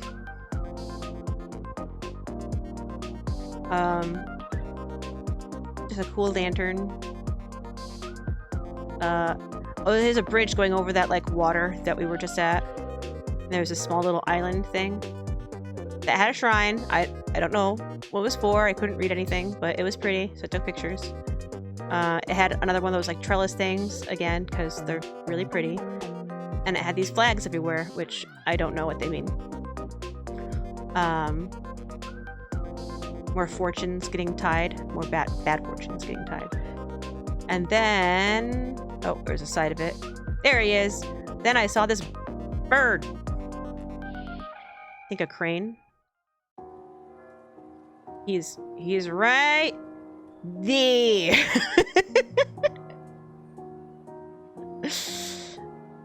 That's a close-up pic, but yeah. Beep. Usually reminds me that I spent $400 on his lair costume, but Etsy canceled the order, claiming I was being suspicious. Enhance. Verb. So this is at the entrance. Here's that big. You can see that big Torii gate back here. And there's this really, really old bridge that we weren't allowed on. Were we not allowed on it because of structural integrity? Maybe. But I think it was even more so because of the significance of it and so that it didn't get damaged.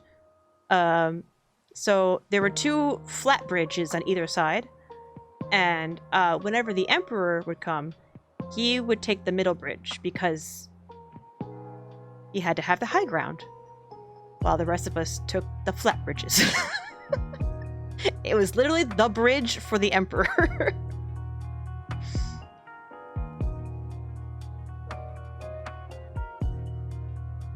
I don't actually know how old this bridge is, but it's gotta be pretty dang old.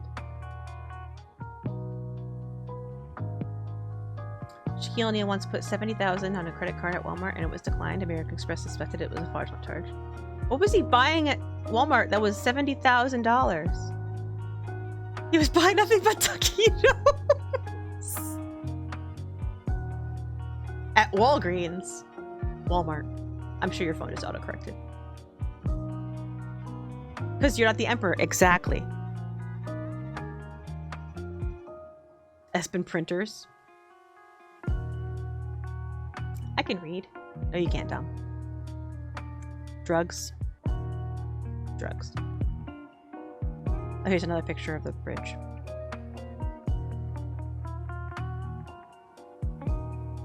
Then across the street from this temple place was this long walkway with, like, you know, a road on either side and shops. But this walkway was so pretty. And I was trying to take pictures without, like, the people in the way, and it was hard. Oh! Hello Kitty Cafe! So I took a picture, but I didn't go in it. But I was excited that I saw one.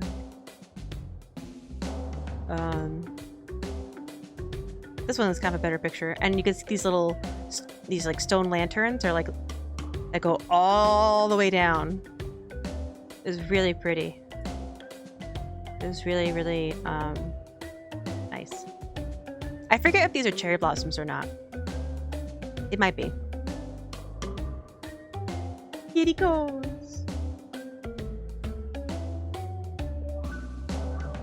Good random buff stats. Nice. Ah, food. So street food. I found a stall, whatever, shop, and they had French toast sandwiches. So mine is like, it's like a big piece of French toast, so like egg battered or whatever, with steak and cheese. And Pete opted for the hot dog. I think it's a hot dog. I don't remember. But they were good. I can't tell what it is, but I'd try it. It was good. It's like I never thought of like using French toast as like a not a breakfast, like a more of a savory type. Because usually you get French toast, at least in America, and then like you put like maple syrup on it and powdered sugar, you know, stuff like that. And so, but making it into a savory dish makes total sense. I mean, it's really just egg battered toast. I want French hot dog toast.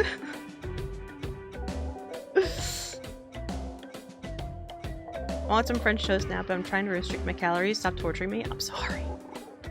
I am sorry.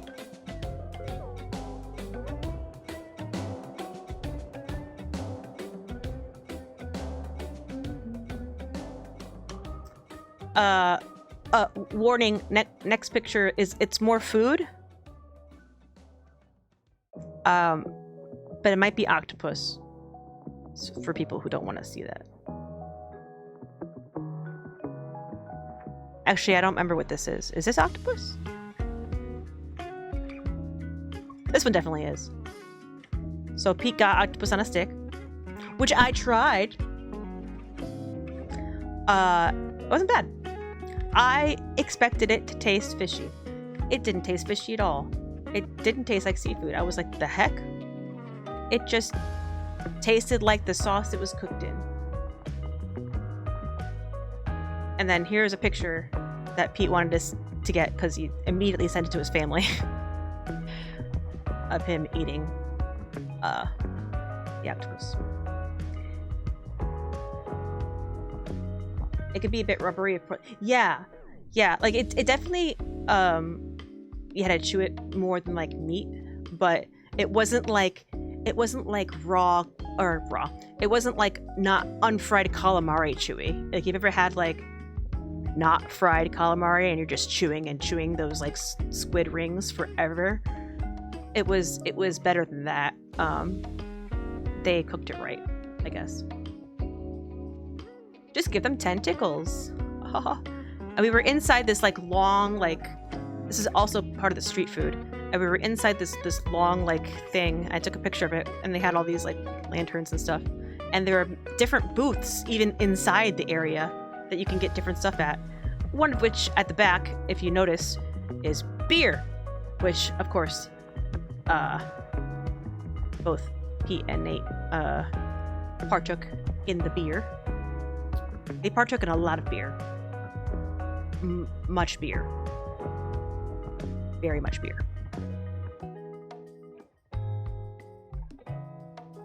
So then we got back on the train and went to a different place.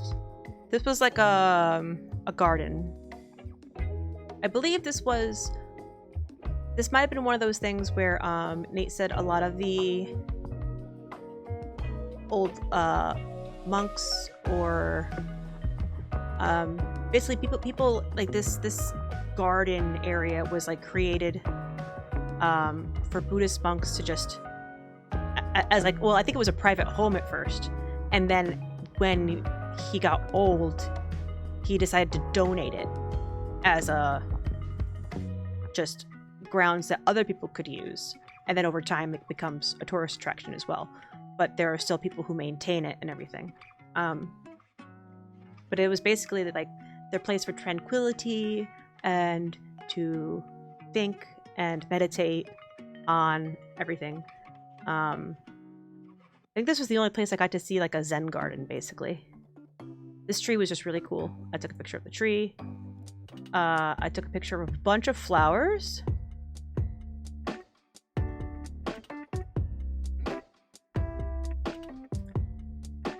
Hydrangeas were just coming out. And then there was these. And then there was partial blooming hydrangeas, which I thought were really cute. Look at that one! And all different colors, too. Oh, very pretty. Oh, vertical. Oh, little Buddha statues, I think. Closer up of the Buddha statues. This was like a water lily thing that was really cool looking. More flowers. So this is one of like the ponds in the area. It was like so nice. And they had like this whole like water system. I don't even. There was a turtle! I didn't even notice! Turtle! Surprise turtle. More flowers. A bigger Buddha. This is a Zen garden, so we can like walk on this circle path here. But that was it. You can kind of see the lines. It's kind of hard to see. But just like the way it's procured and what plants they planted, it's so pretty. This was like an artsy photo I tried to take. It didn't really work out. This one was like a wide shot or panoramic or whatever. It's okay.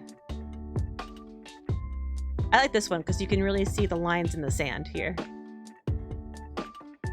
But yeah, very pretty. Surprise turd. Yeah. Just more statues and flowers and things.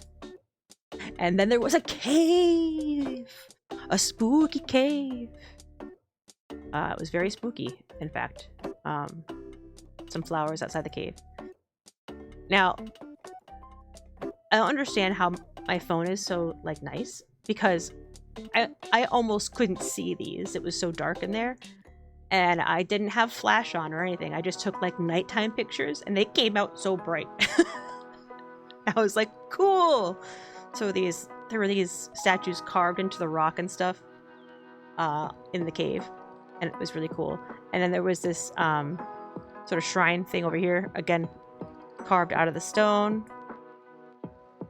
And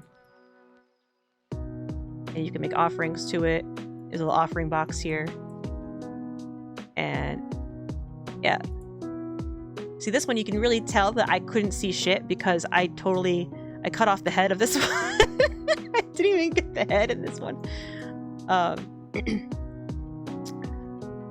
But yeah, what's this down here? Oh, there's little candles lit down here. Yeah. The pathing was very strange. Obviously, they had to add these railings and stuff because there's water and whatever. I can't believe these came out like so well. And then further into the cave, again, there's just more carvings and stuff. And then this is the part where it got kind of janky because I don't know if you could tell that person's crouching. You had to like walk hunched for the rest of it, which wasn't very far, but It was just very claustrophobic. That picture came out nice. There was a small room that had a bunch of these little figurines. I don't know if they're made out of wax. They kind of look like wax. But there were a shit ton of them. Like, so many of them. Like, the whole room had all of them. There were so many. They're like all lined in this room and lined in this room. And you can see like we're kind of like hunched over. Okay, we're not in the cave anymore. Somebody's unpainted Warhammer collection. I took a picture of these because they were like, these boxes were just like slowly floating around the water, and I thought that was really cute. And then there was a little walkway and a waterfall and some kind of stone thing that looked kind of like a top of a pagoda. And I took another picture because fish! Yeah, very pretty.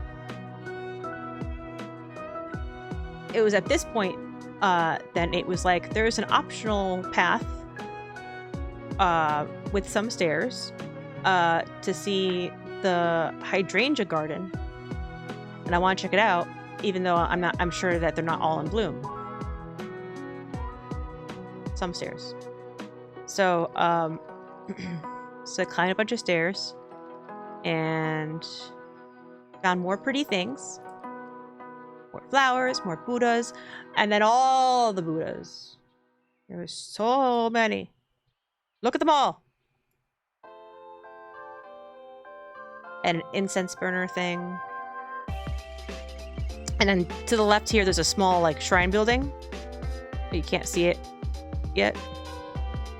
Just more. Then behind the building, there was more. More Buddhas. All the Buddhas. These ones like carved directly into the rock were really cool. I like these ones. More statues, more flowers. Like little offering things, I think. I don't know. And candles you can light. Oh, here it is. You can see the building now. So there's a building, a small shrine to the left, and then like behind the shrine was like all those Buddhas, and then also on the right, like all the, just so many. It's a lot of Buddhas. Christ Lord. Buddha Lord. And then there was apparently like a temple up here, and I was like, oh cool. Actually, I think it was from here that the optional path to the hydrangeas were. You did have to climb stairs to get here, but not many. And this temple was really cool. It had, like, every time I went into a temple, like, the Buddhas just keep getting larger. Again, I couldn't take a picture of this one. As you can see, no pictures. Stay quiet. But it was really awe-inspiring, and I really liked it. I found the demon bell. Just kidding, it's just a bell. I just like calling it the demon bell, because Sekiro. No pictures, pick your nose. Tiny horizontal Buddhas. Carve so many figures for your appreciation. Exactly. The gravel, also Buddhas. I just took a picture of this thing because I thought it was cute. I don't know. I don't even know what it is. Wind chime. There was some statue that was outside the temple, so it was okay to take a picture of it. And it's really pretty because it's like painted gold. Whee! Very shiny and pretty.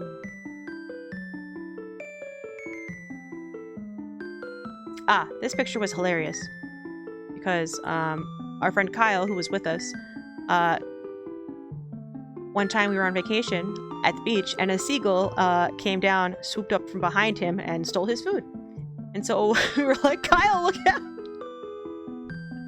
They're gonna get you. I mean, yeah. So hot out. Yep, right out.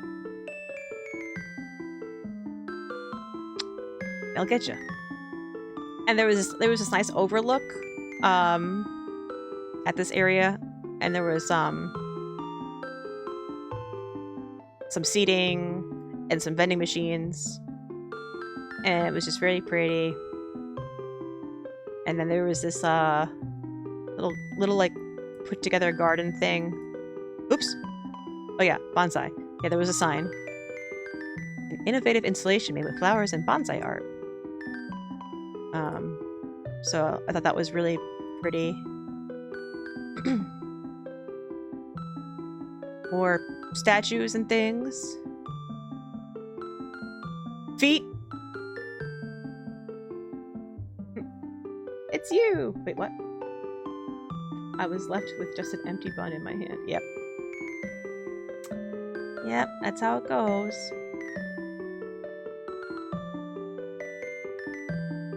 I think it was about now that we started going on that optional hike.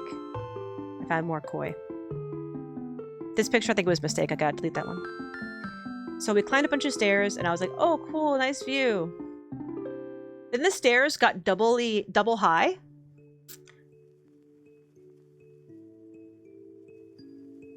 I don't know if you guys have ever climbed double high stairs before. I would have envisioned it much differently.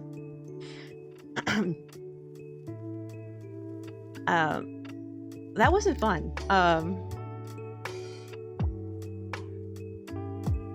Oh, cool little statue. Look, all the heads. I didn't even notice there were heads on the head. And like each thing in one of the hands is like significant for something. There's just so many different objects. But I don't know what they all are offhand. I just remember reading about them one time. And always with the lotus petals underneath. Offhand, good one. I didn't mean it. The butt bust and quad straining pleasure of it all. It's like, oh, here's another picture. Okay, this is the high point, I think. This was the highest point in the woods. And I looked down, there was just like a bunch of hydrangea bushes, but most of them weren't in bloom yet. But imagine, if you will, imagine everything you see here is just blooming with hydrangeas. That's what it would be like in 2 weeks.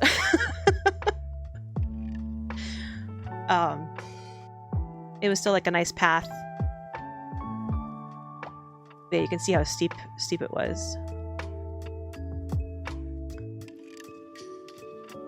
We got pretty high up considering it was, you know, just walked it. There were some flowers. Oh, I found one hydrangea and a thing, and a little thing.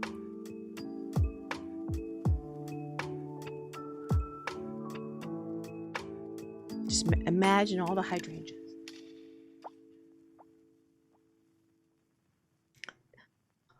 I'm not sure what this was. This was... We passed this on the way down. I'm not sure if it was like a... just more Buddhas or like a grave or something. More Buddhas! Small bamboo forest! And these Buddhas were really cute, so I took a picture. Look at them. So nice. This is what it looked like everywhere in Japan. Just green moss. It's like a soft, natural carpet everywhere. At least in the places that had lots of tree cover and stuff like that. It was so pretty.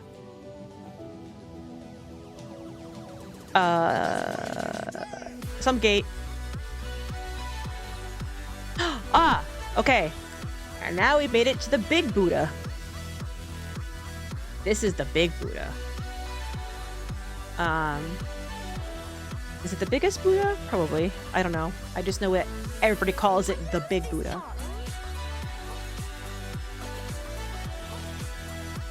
The big Buddha.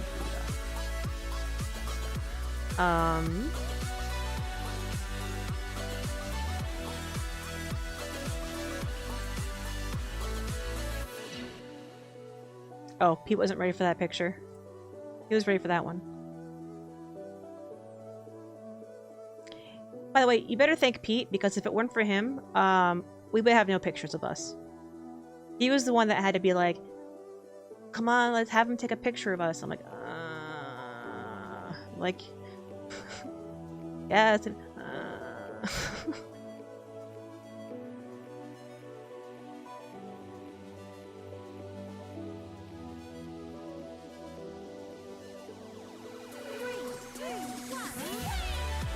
lot of complex of the sort.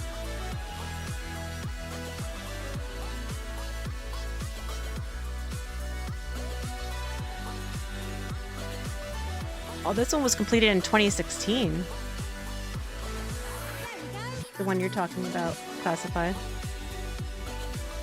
That's big. I wonder if that's bigger. Or not.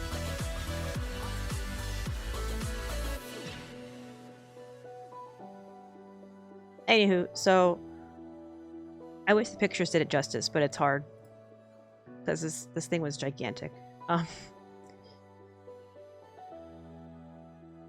So not only was it huge, but you could pay a little extra at this little booth here to go inside. Because it's hollow. And so inside we went. The context, yeah. So this is like the hair. You can kind of see. I think, did I take a video in here? I did.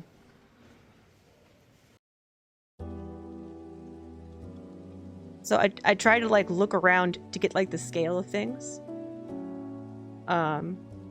It's still hard to like envision, but we're just you know, just inside this Buddha, whatever. just hanging out.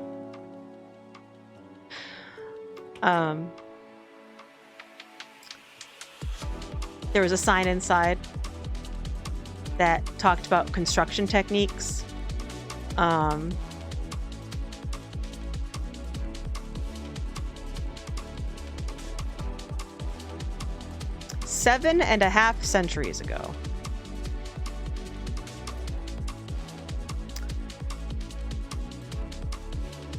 Due to its immense size, the statue was cast in 30 separate stages. It's just wild.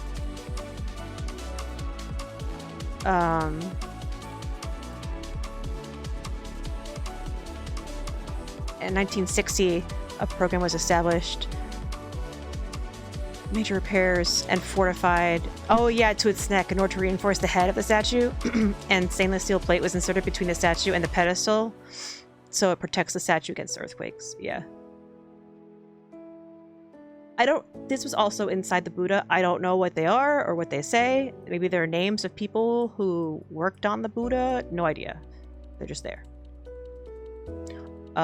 These were the stairs to walk up to the Buddha. I'm walking back down now to get out.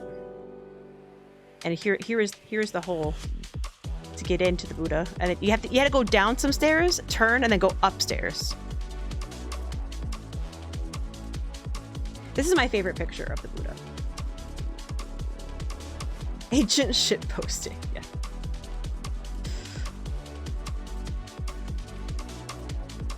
And I took a picture of the back of the Buddha. The reason why you can see inside the Buddha is because there are windows on his back, which I thought was neat.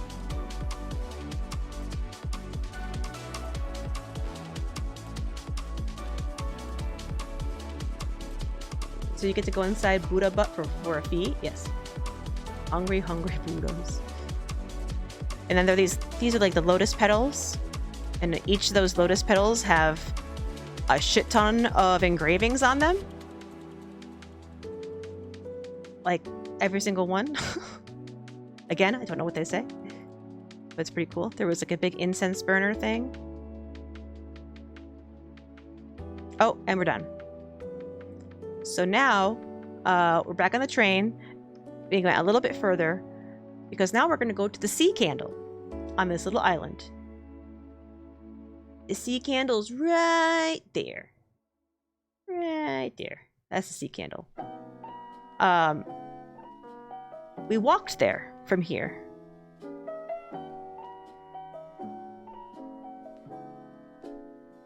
We walked.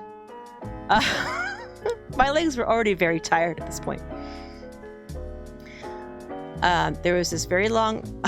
I got this picture like mid-action pose. I didn't mean to. There was this long bridge that got to the island. I thought we were getting dropped off like on the island. No, we had to walk across the water to the island. Here's the bridge. One's a road with cars, the other one's a road with walking. You are here. And then these are like there's like parking. We didn't really go over here, but there's this path here is like a steep hill that starts to go up, and then you can see stairs. You see these? You see those little stairs? But you also noted the escalator. Oh, an escalator. And then another escalator. And then a third escalator. And then you get to the top of the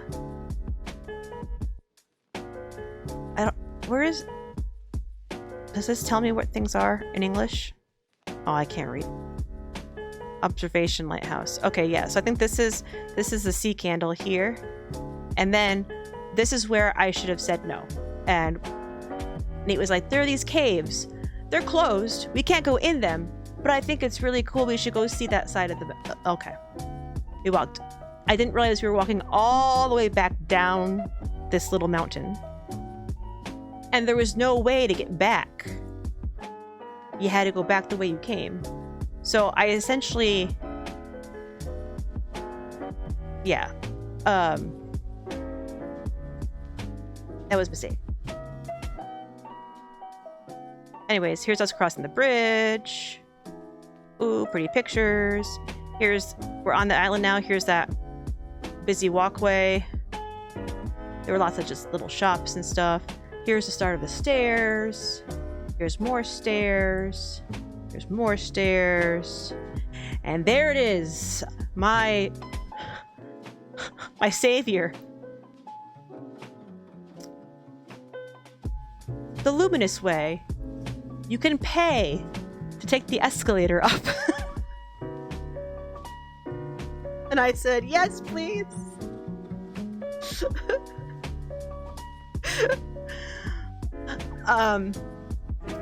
I was like kind of like looking at Nate like, would that be okay? He was like, it's like, I want to climb them, but if you want to take the escalator, that's fine. And I was like, Pete, would you like to take the escalator with me? He's like, his feet were starting to hurt too. And so,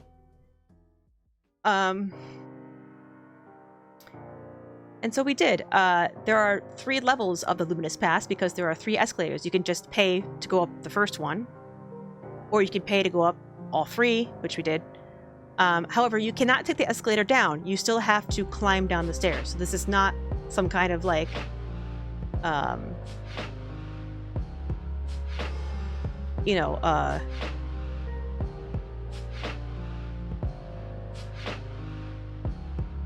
assistance in getting up and down. It's only assistance getting up.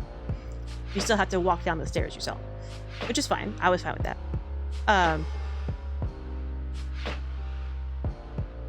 0 out of 10. No zipline, Chris.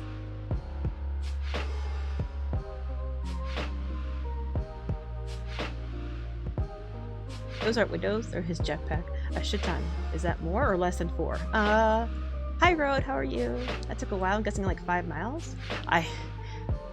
Kyle had an app on his phone that was telling us steps and like the number of miles we walked every day, and I just kept shaking my head every time he told us.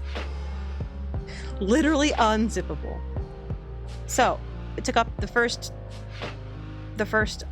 escalator, and there were a couple things to see before there were more stairs, and so then another escalator, and then we saw a cat. Apparently there are a few stray cats that live on this island, and so we got excited. There were a bunch of people that were also like, oh yeah, your thing is still on my backdoor table. Cat. And I was able to get his face a little bit. I was like, cat. it. He did not give any shits about us. About the people walking by trying to take pictures of him. He was just like, mind his business. I think he's just used to tourists, like, going, "Ooh, cat!" And he just sits there. He also looked rather old. But, I of course had to take pictures of Cat. There's more shrines.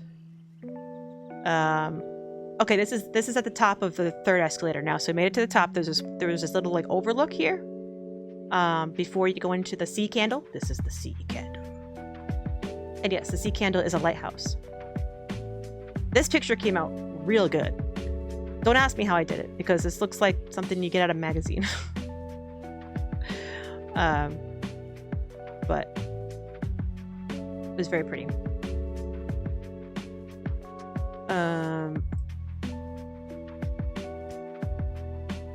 This was some kind of panoramic shot I tried to take, and it didn't really work out so well. But there's the ocean. You can see some mountain ranges in the distance and stuff. Oh, I think that's Fuji! Yo! I got Fuji on top of the sea candle, but I didn't realize I actually got it down here. Hey, look at that! I did it! I did a thing!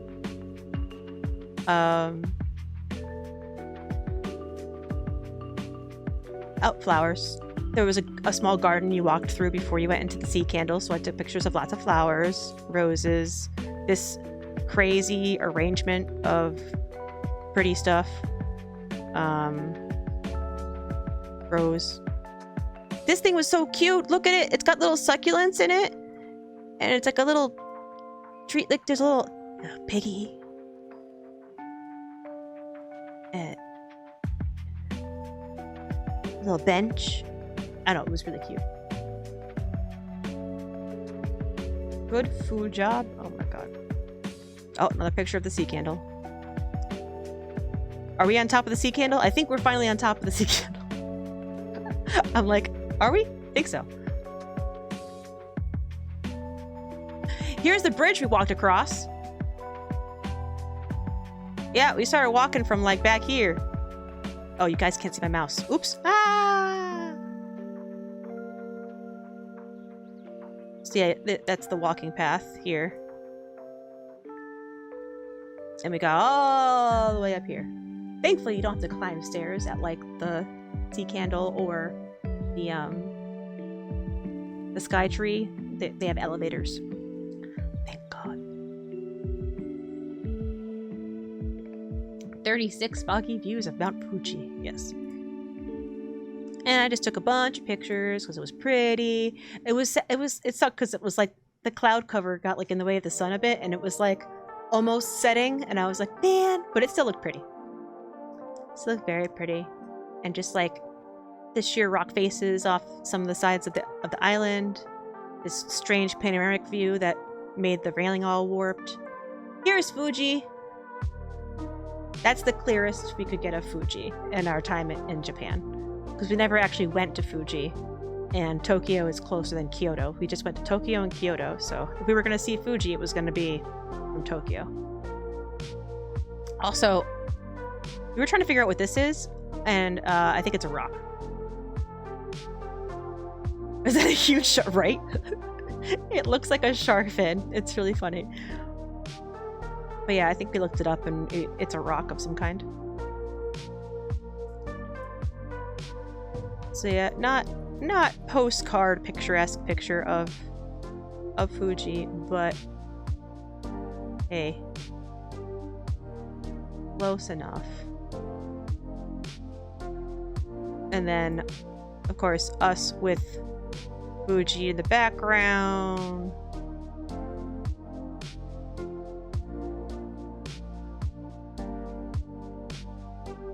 Yeah, so we started walking from like the train station, which was probably up here somewhere. I don't even know where the train station is. It was like we gotta walk all the way back. Oh, this panoramic shot came out really good. So I got this person in it, but that's fine. Oh, this is the good shot. Fuji. Fuji.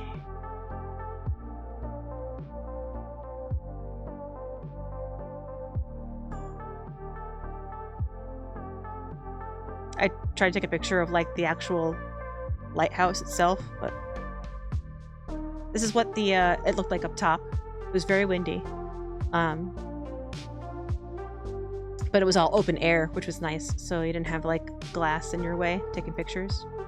And then we saw another cat! Look how floofy this one is! So floofy! Cat number 2. Yes, floofy cat.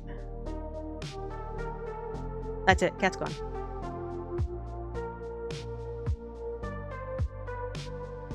And so it was at this point that our friend was like, let's go check out the cave thing that we can't go inside.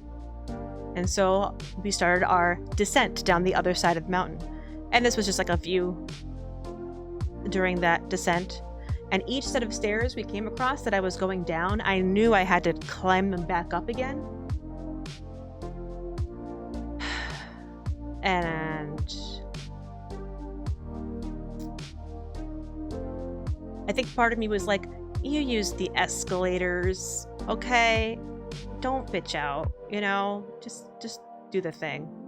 It was still a huge mistake. Combined with all the walking from earlier and the climbing from earlier and what have you. Because then my legs were murdered. Turtle? Not a real turtle, sorry. Just turtle that spits out water to wash your hands. So this one was turned off. Turtle. This is just more along that walking path down to the caves. As you see, Nate is probably saying something very educational about this Torii Gate.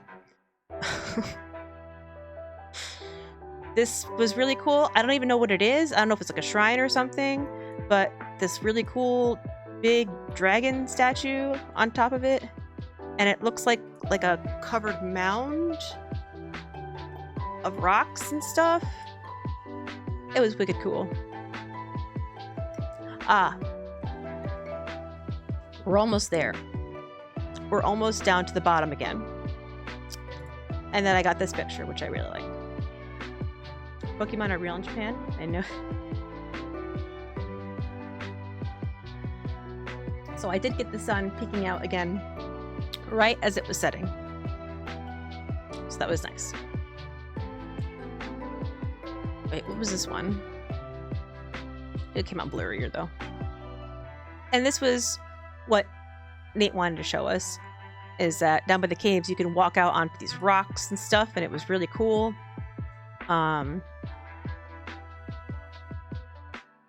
Some stone lantern thing, information about something.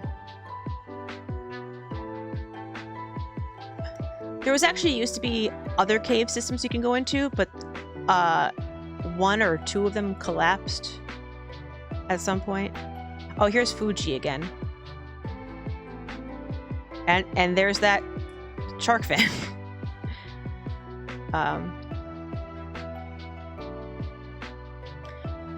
And this bridge here, this bridge takes you to like the cave. So it wraps around. You can actually see, did I take pictures of it? Here's where you can walk down to the rocks and stuff. At your own peril, of course. I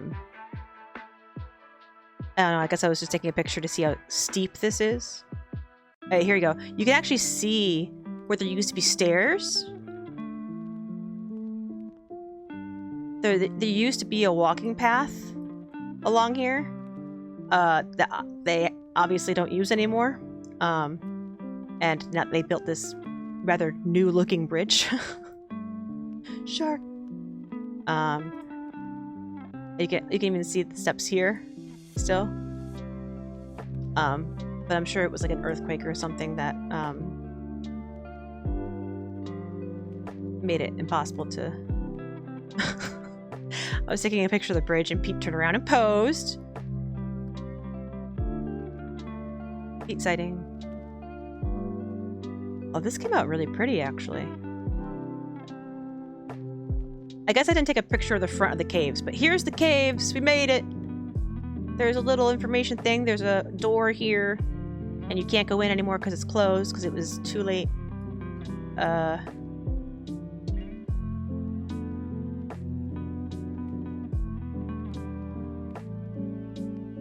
So now we're making our trek back, which I probably didn't take many pictures at all. I just was dying. Thankfully, there were vending machines at the path because I needed, like, I downed like 3 bottles. And then we got to have sushi. Again, at the same place we went to last time because it was great. This was the tuna special. So this is all different kinds of tuna. That really dark one is actually pickled tuna. This wasn't mine. This was Peter's. I'm not as huge a fan of tuna as I am of salmon, so I opted to get just lots of salmon. I got this special dessert cake thing, and it came with a sticker.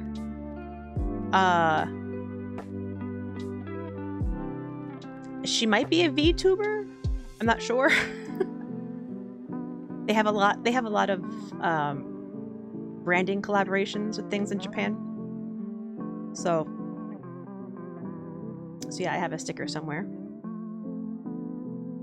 Oh, I took a video, if it shows, because I just wanted to show on the carousel, because they weren't giving sushi, they had ads going by. And I thought it was hilarious. It's just like, I guess that's a clever way to use the conveyor belt you're not using. And then on that conveyor belt would always be like, there'd be bowls of packets of like wasabi, and like other little things you get, like the hot mustard.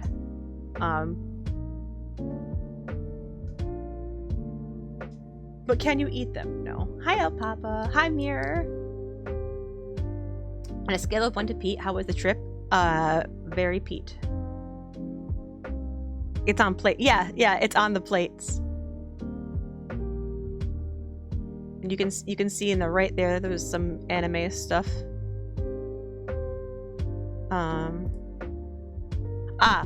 This might be the only picture I have outside our hotel. There's our hotel. Here it is.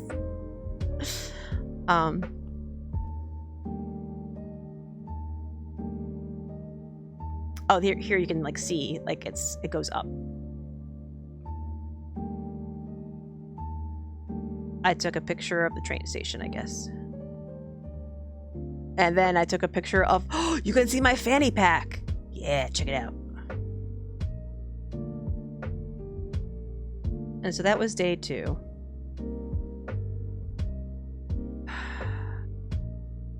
I'm going through these pictures a little too slow because that was day 2 out of like 12.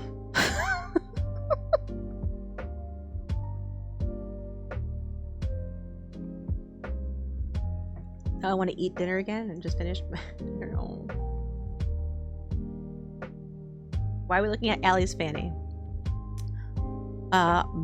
Because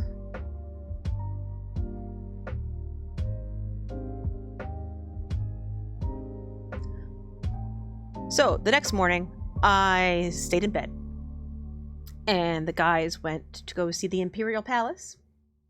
I skipped it and they all got roasted sunburned because nobody had sunscreen. We didn't have sunscreen the day before either. So that probably started it because there was a lot of outside walking. But apparently the sun was just really pounding on them that morning. So I meet up with them for lunch and they're all red. I was like, I missed out on the getting burned, which was nice, but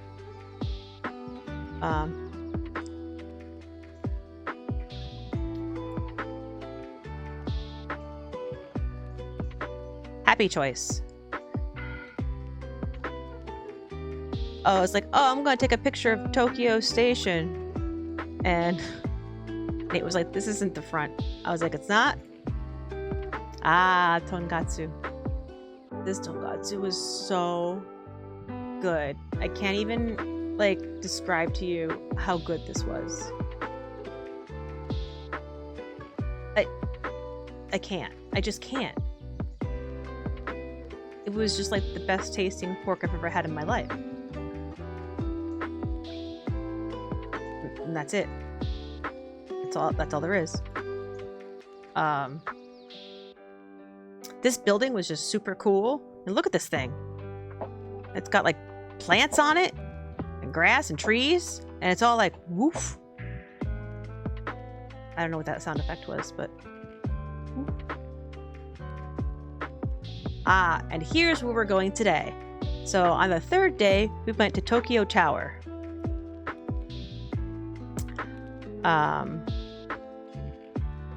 There's another picture of it. Yay. I just kept taking pictures of it as we got closer and closer and closer and closer.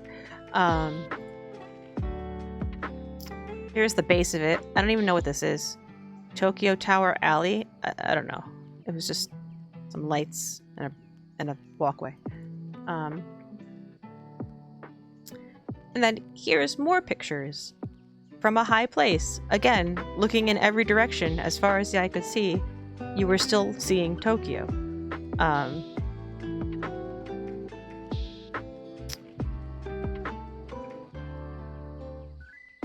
yes, I really like look all these cranes up in the air over here, built and stuff.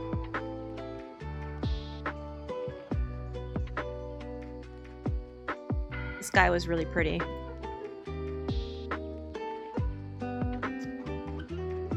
Oh, there were people playing soccer down here or something.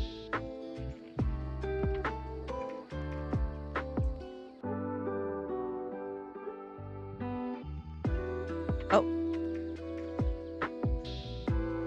There it is. Oh, you can actually see it in the video, too.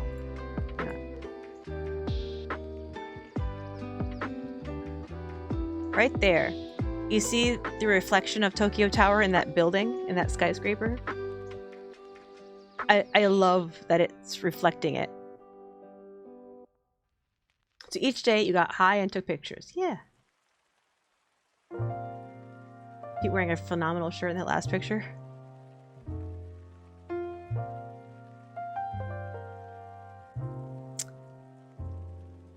Yeah, and again, you can kind of look down. Similar to the sky tree. More photos. Oh, there's the sky tree. So I took a picture of the sky tree from Tokyo Tower. Like, oh, this is where we were 2 days ago.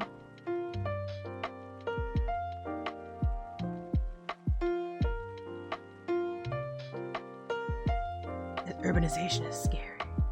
On Japan, it's all Tokyo. And hi, Gekker. I don't know if I said hi. I took a picture. There was this bridge. It looks cool, but see, the glass was kind of, I don't know if it was wet or something. You can see how it like smudges. Smudges here too. I just liked the way that street was lit up. You can see a temple that we probably visited because we've visited so many.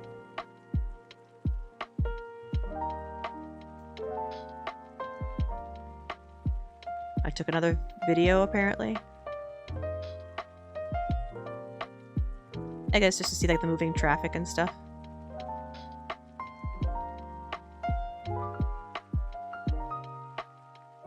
It was neat to kind of slowly watch as like nighttime was coming and all the lights were coming on. So that was pretty cool.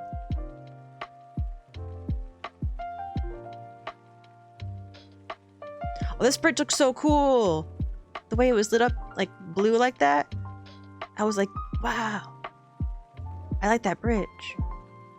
Oh yeah, they did this little thing where they shut off fireworks. But it was just a projection onto the glass. And the ceiling.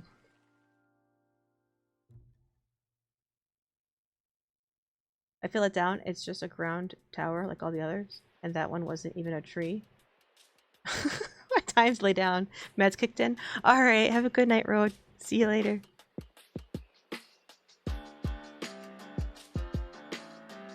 There's lighting. Did a terrible thing to my face. This also had like a glass like floor thing, but I couldn't even get a picture seeing through it because it was just... Yeah. Oh yeah, here's the reflection of the tower in the building. Because the building is curved, it stops right there. I thought that was so cool.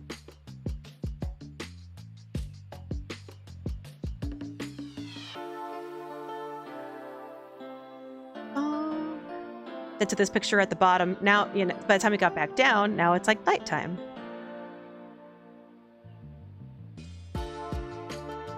There were these cool, I don't know, circle garden things. Ooh, crepes! Sorry. And I really like this picture.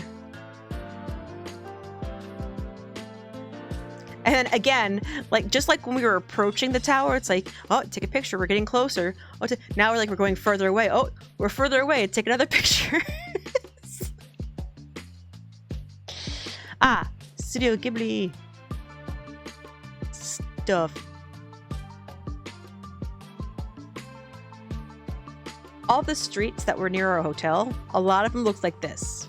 They were all like these like covered arcades and all these garage door looking things. They would all open up and there'd be all shops or food, and it was just wonderful.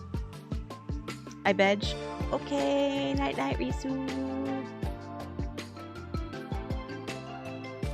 It was just cool seeing it lit up at night. They're all like closed at this point, but oh yeah, I bought this chocolate ice cream bar and it was really good. No comment.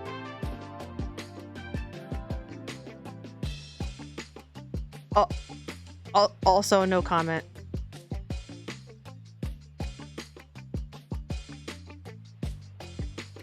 Haha, dick. Now I bet.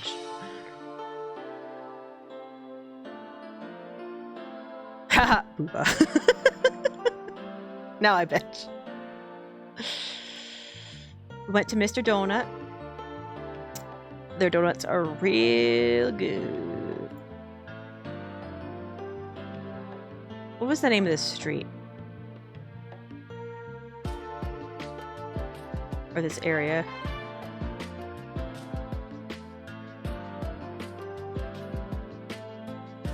I never remember everything.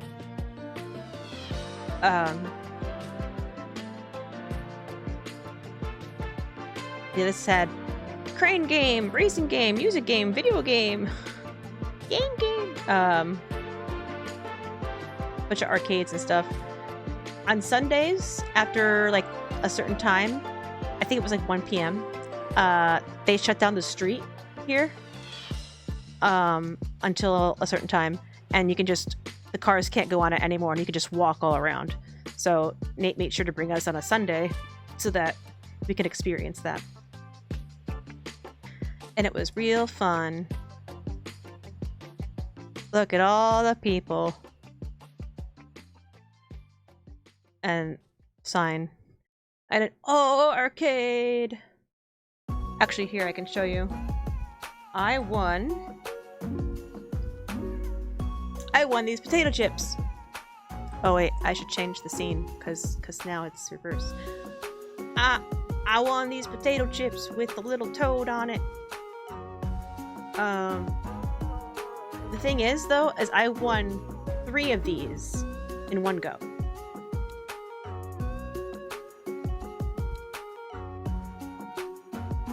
You flipped your... Oh, now you won it. Wait, do I have the,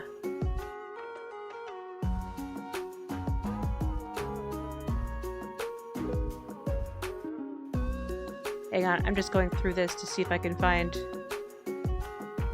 the actual... Yeah, here it is. Okay. Where'd the picture go? Hey. Hey.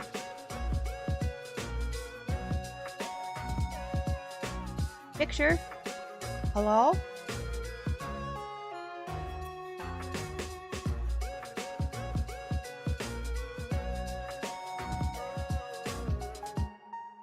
There it goes. Okay. All right. So this was the game, and they had like cup noodles over here. Then they had like some snacks over here. I actually want to add a different one because you can see these are the same, but it was the same concept, same idea. And you see this thing here, this and you can see like the sign where it's like, oh, hit the yellow thing. So basically this whole thing is spinning. This whole thing rotates, and you want to try to hit the button so that this peg will hit the middle of one of these, and if it does, it shakes the whole thing, right? And of course, the first time I get it, one just lands right here, like right here, like not in either of the holes, just in the middle of the freaking. And I was like, okay, it's on. And so I then put a whole bunch of more money in it, and then I got one, and 3 fell off and into the hole, and I was like, so these are butter and soy sauce flavor, which was also another one. I got 2 butter and soy sauce ones, and they're actually really good. I was like, butter and soy sauce, what the hell? They're actually really good. I already ate the other one. And then the third one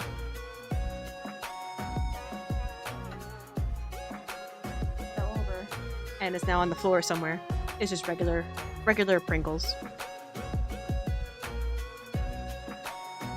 Toad chips. Also, if I walked to the arcade, I likely wouldn't have walked out under my own power, just getting pwned by the Japanese Street Fighter enthusiasts. Yeah, so actually, let me go back to the beginning of this. Okay. So the first couple floors were all like crane games. The first 2, I think. Maybe 3. Then you started getting into some old school arcade games. I don't know what this game is. I was just taking pictures. Rainbow Bomber Girl! Yay! She's got a duck.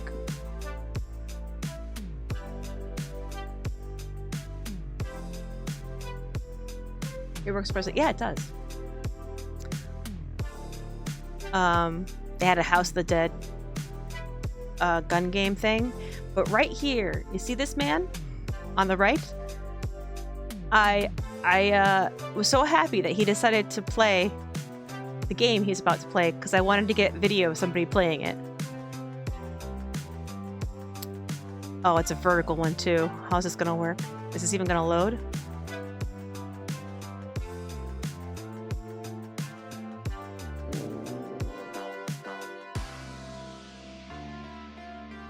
Maybe not. What if I open it as a slideshow? Ah, it's loud. Okay, that's kind of showing.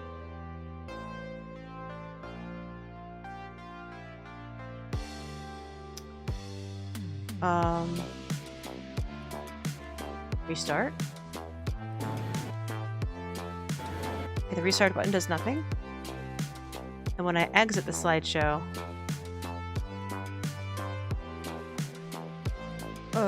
it doesn't. Oh, there it is. Okay, it's kind of showing. So it's a punching bag game, right? And his first opponent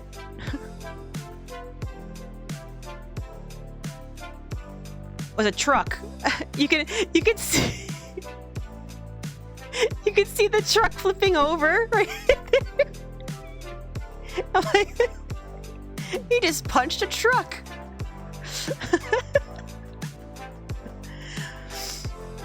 And I was like, that's amazing. Stage clear. And I'm like, that's the first level? Yikes.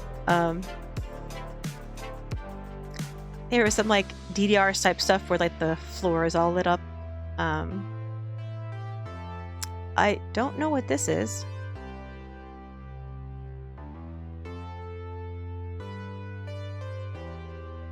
It's something. Oh, here's another video. I don't know if it's gonna load, but I had to take a video of this guy because he had a crowd just watching him. He was definitely a professional.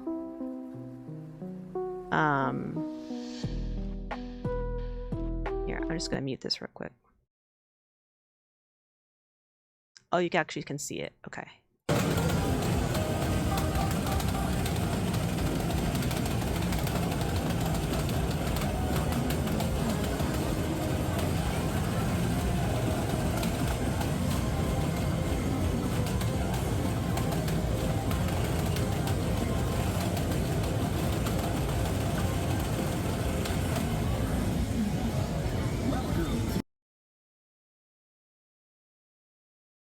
I was awestruck by this man.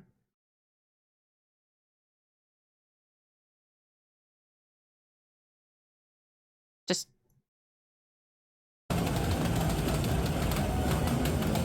all those little circles you have to hit. And he's just like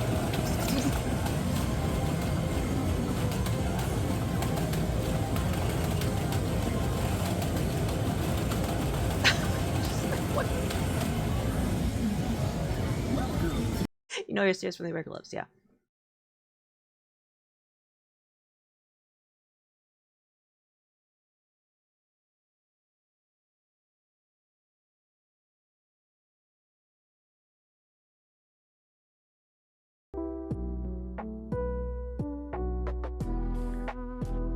This I was just trying to get a picture of like the general floor. But there were a lot of like rock band, a lot of music stuff on this floor. Rhythm games. This game, which I ended up playing, was really fun. Basically, she mirrored you, and she would put her hands, and you would have to touch the screen where her hands were, and it was just a basic rhythm game. No glove, no love. And then my friend Nate did it too. I took a picture because this is like a VTuber he actually watches, so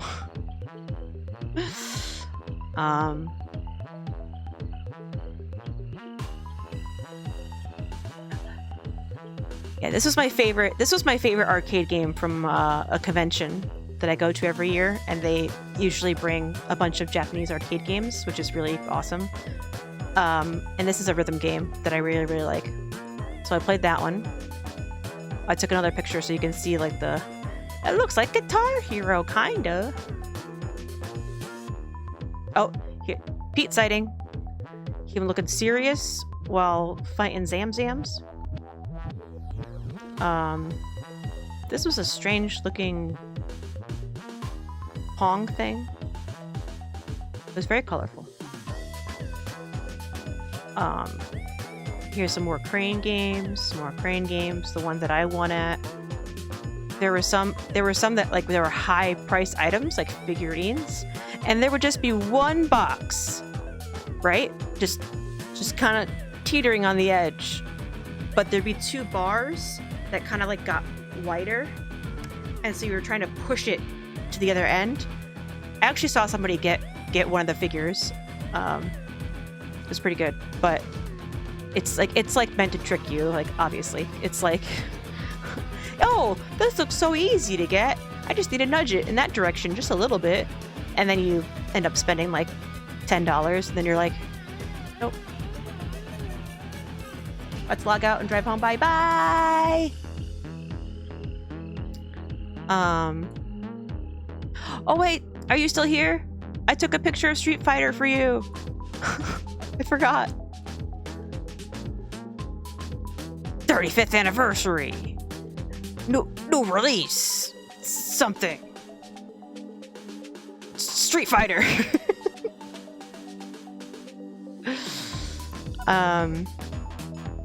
This is a store we went to.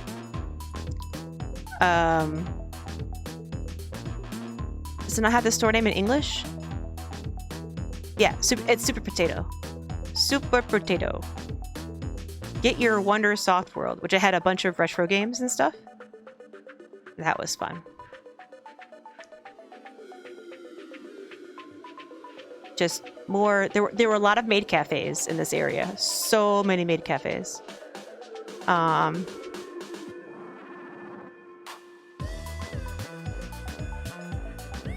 So many maid cafes.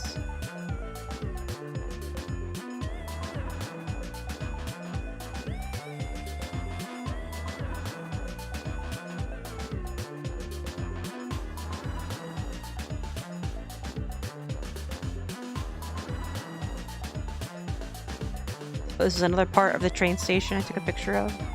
And I was just like, is she sleeping? Oh, this is me taking a picture of my potato chips. This was the sky tree at night, but it looked really cool because the purple lights were like reflecting off the clouds and shit. It was badass. It was totes badass. Oh, this is I forgot about Peter in this picture. Okonomiyaki, right?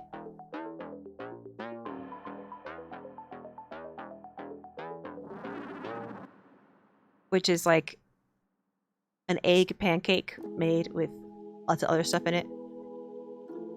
Most importantly, meat. I think I got video.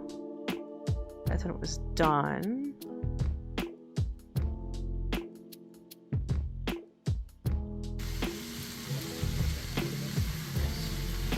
As they were making it. Oh yeah. Sizzle, baby. So good. Like, I had this and it was so good, and it was like, that isn't the best I've ever had. And I was like, sir?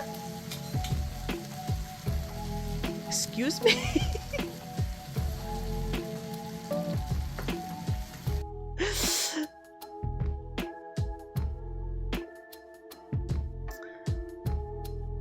This is actually right next to our hotel. I just liked all the lights being lit up at night and stuff. Oh, this is a nicer photo of the front of our hotel. It's very simple, but very, I don't know, just nice. Oh, Kitty and a shark off it. Because.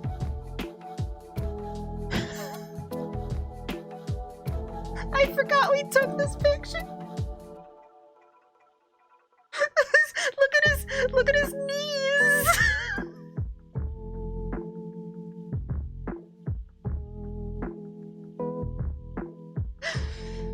So it was very late at night, but the Don Quixote store is 24 hours, so he wanted to go back there. And this was after drinking several beers at that place where we got the okonomiyaki.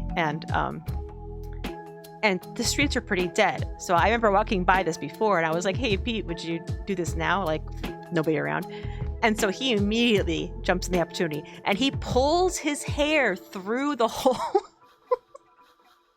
I don't know why he felt that was necessary, but he pulled his hair through the thing and made that face. I'm so proud of him. Oh man, I just thought that it doesn't even contain his whole body because like you can see his arm and his knees on both sides. That really makes it for me.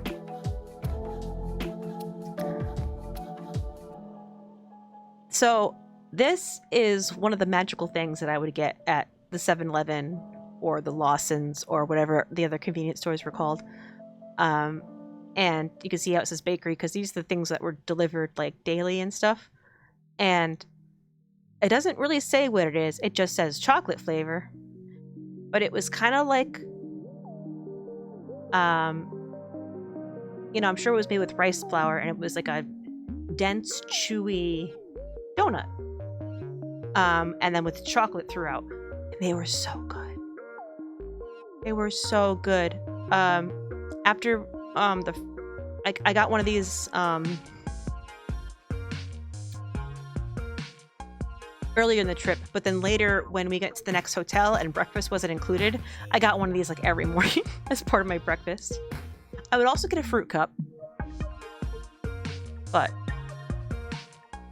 so yeah, I had these for breakfast like every day in the second half of the trip.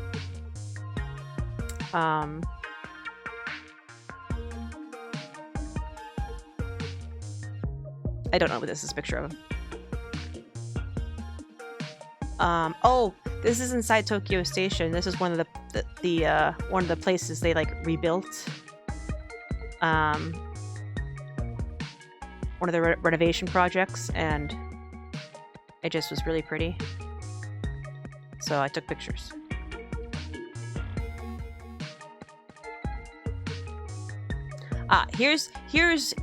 Here's Tokyo Station. He's like, this is what people think about. Like, Nate was like, there are so many like TikTok dances where like it's in front of this building because it's so iconic. And I was like, oh, I'm never on TikTok, so that's why I didn't recognize it. But yeah, they really when they built this was during a period of Japan where they were trying to westernize themselves because they're like, oh shit, we gotta catch up to everybody else's technology. And so you can see the Victorian influences. The red brick, you know, is very like unlike everything else in Japan. But it was really cool to see it and to get a nice big picture. This is just looking in the other direction. This is our trip to Kyoto. The beer is not mine. The beer is Pete's. But we got little bento boxes, and I got a strawberry bagel. Oh. I took video, which is going to be choppy, so it probably won't even do it justice, because this train went so fast. The train went so fast. I think I posted this one in my Discord, but this was the bento box I had, and it was so good. I took a picture of the train. Oh yeah, the station at Kyoto was crazy cool. Look at this.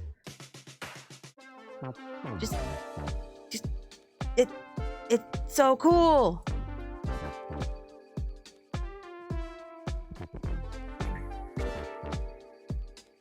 I don't know what that picture is supposed to be. Oh, I guess I was trying to take a picture of these balls.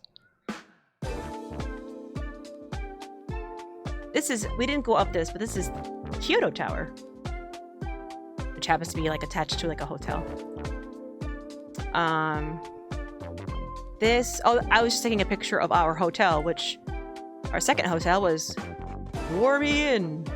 So this building. Oh, I got a waffle made with French lactic butter. Oh, there's Tokyo Tower all lit up. There's the train station again. Just the area, like around. Oh, ramen! We got ramen. Lactic butter. I guess I didn't take a picture of the free ramen that I got the first night, huh?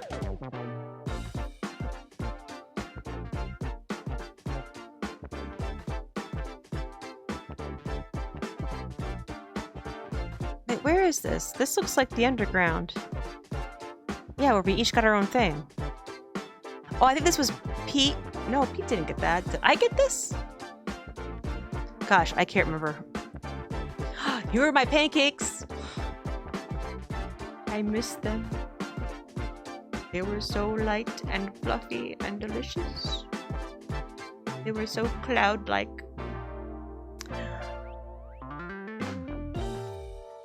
More pictures of the train station because it was crazy. That's pictures she could. More pictures of the train station. Just more. Oh, I took pictures of these little like things at this shop inside the train station because they're supposed to look like Mount Fuji. I thought they were so cute. And then this one had like a little Mount Fuji like in the inside of the glass. These big department stores were like nothing else. It's like a sky bridge above like the station. Yeah, so now we're like way up near these rafters and stuff. Again, you can see the Kyoto Tower from here. Oh, picture. Oh, there we go. Then we found this scale model of the Kyoto Station made with Lego. And it was super cool. It was super heckin' cool.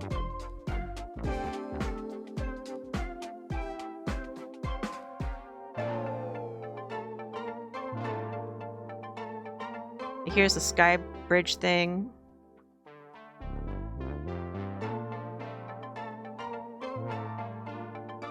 Oh, I guess that's all I took for that. And then ramen. And yes, that is seaweed with print on it, saying thank you in lots of languages. The ramen was, of course, delicious, as is everything in Japan. More pictures. Oh, pictures of all the sweets. There was like one floor that was just all sweets. I was like, excuse me?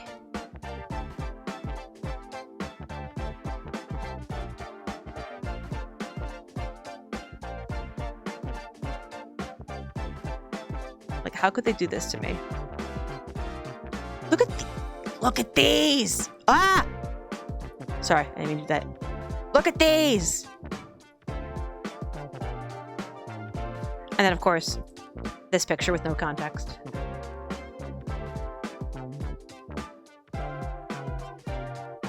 Oh yeah, I took a picture of Mario in this store. And a frog from Minecraft. Oh, they had some sticks. The store was huge. This is like a quarter of the store. A quarter of this floor of the store. And there were 6 floors. Like, their department store game is unbelievable. Oh, these are like the miniatures that Brutal would make on stream. Look at how tiny. They're so pretty. I didn't get any, but... Oh, I found the Lego section. Lego Orchid. Hatsune Miku, whatever these things are called.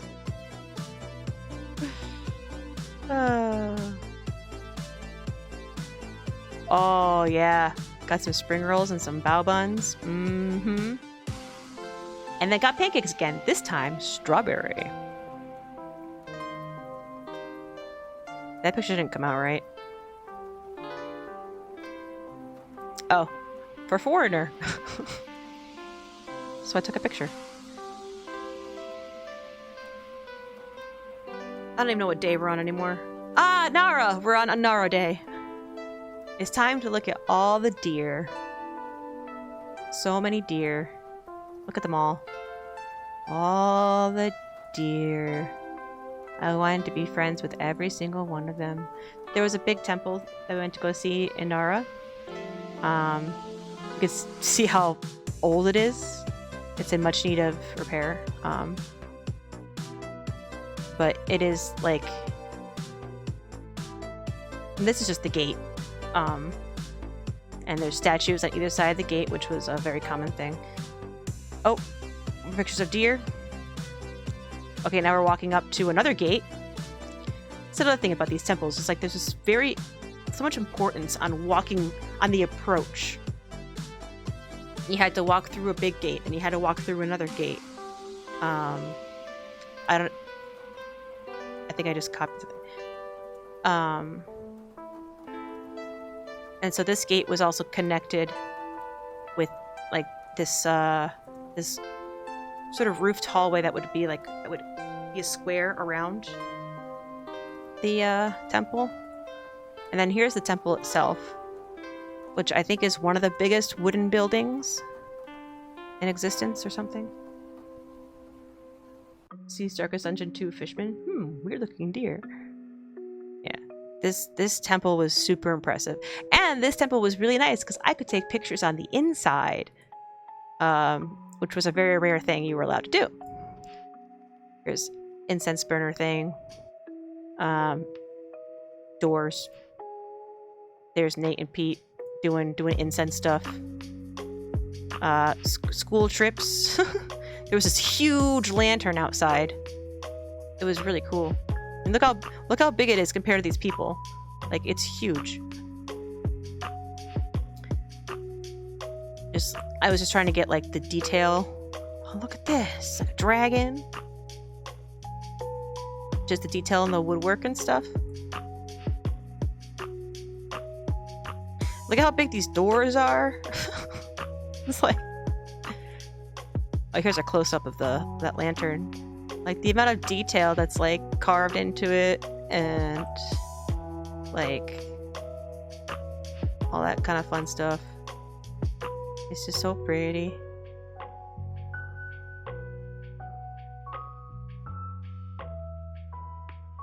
So pretty.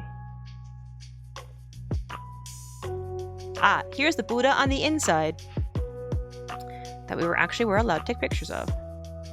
Again, the picture doesn't do it justice because, you know, it's hard to tell how big it actually is. But then I was like, oh, look it, there's little Buddhas going around the Buddha. I was all excited. I don't know why. The lotus petals of the Buddha. And this was a just a 1-to-1 scale replica of one of the lotus leaves. So you can see how big it was. Because it was bigger than you. I don't know why I took this picture. These were like the caps on the roof, and so they had one inside so you could kind of see how big it was. Because like when you're looking like really far away, it's really hard to tell like how big is that actually, and they were gigantic. But yeah, so there was a big Buddha in the middle, and then there were smaller Buddhas on either side, one for each side. And then here's people, so you can kind of get a bit more perspective of how big these were.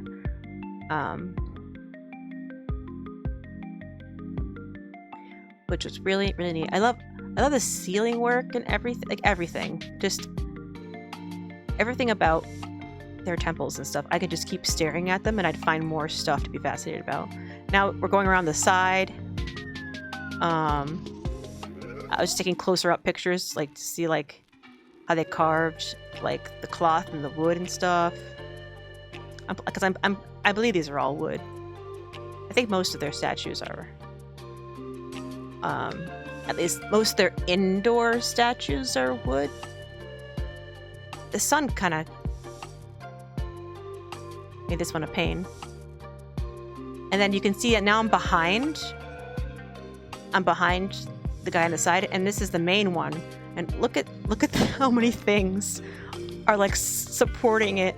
Oops, keep doing that.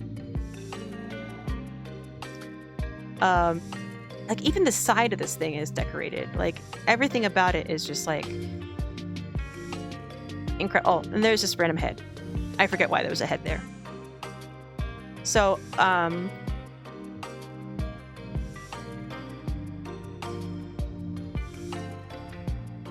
this is how it used to look, I think. So here's the big temple, and there used to be 2 pagodas on either side, but they burned down. But I think they're in works of rebuilding one of the pagodas, which would be really cool to see. You actually can like see inside. You can see like a Buddha inside there. So this is a reconstruction of the original temple aerial on scale of 1 to 50. Made this model 1912 to 26 on the basis of old documents, including Todai Digest.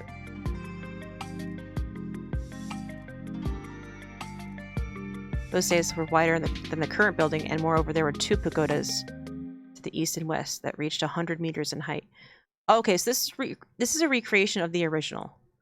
And as you can guess, the original burned down. So what do? They rebuilt it.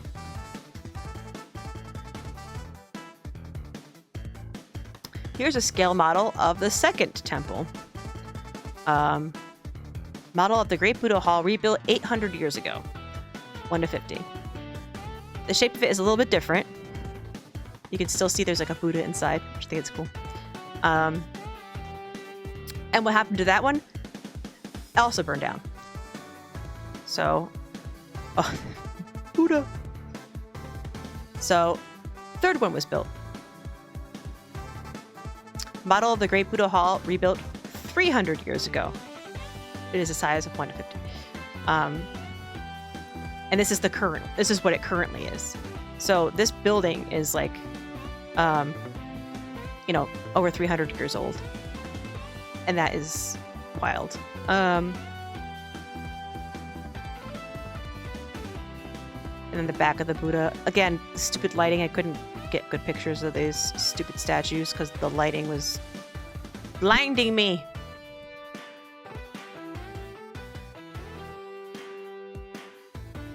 Oh yeah, so there was this hole.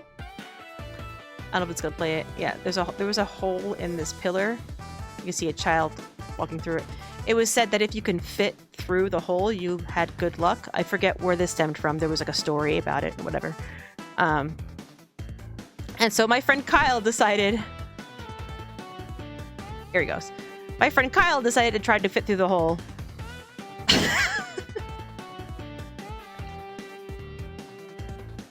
And he did it. I was really surprised. I didn't think any of us would fit through it.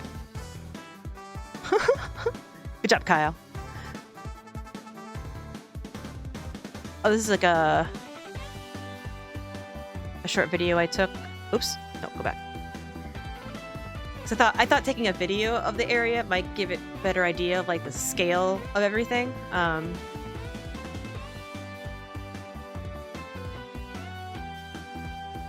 plus, it was one of the few places we were actually allowed to take pictures and video inside. So I was like trying to take advantage of that. Hole! Yeah. Yeah, so now we're on the other side of the Buddha. And you can see that there's another Buddha on that side as well.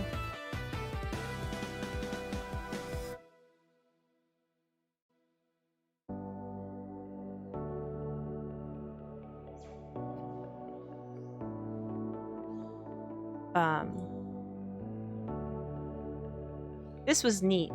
So we had to translate this, but this picture here, you can't really see it here. But this was one of the original blueprints of the main temple, and it looked like this. That was etched into the wood, and they still have it. This is the actual blueprint on their wall, and if you look close enough, you can kind of see imprints of a little bit of those details. Of course, being a photo is much harder to see it than in person. But for a while, I was just looking at this thing on the wall, and I'm like, what am I looking at? Should have included a banana for scale. I know.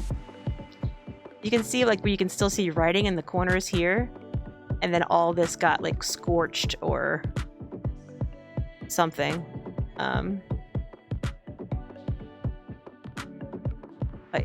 Yeah, I could see the doorways down at the bottom here. See those little like rectangles?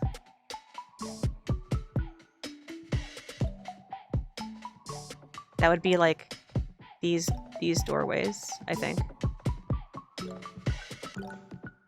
Hello, I'm back. I'm in bed now. Welcome back. I hope bed is good. Oh, this was a statue outside that they, again, covered in clothing.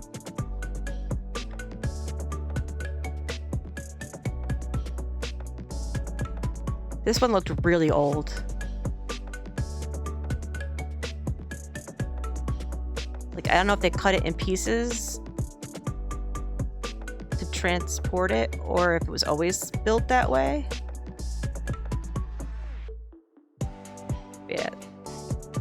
And this is just looking out from the temple to the gate that we entered. You can see it's getting real crowded now. We actually rushed this early in Nara. We were like, let's get to this one first because this is the one that gets busy. This was the grand reopening in the 70s, apparently. You could like all the Buddhist monks and stuff doing stuff.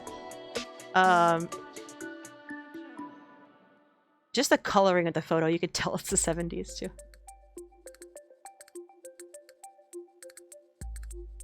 Have a bedtime? Bedtime, Buddha. Turn off stream now, young man. No more stream for you. Oh. Bye, Dom. I don't know what this was. This was the really funny picture of the deer. They bite. They kick. They butt.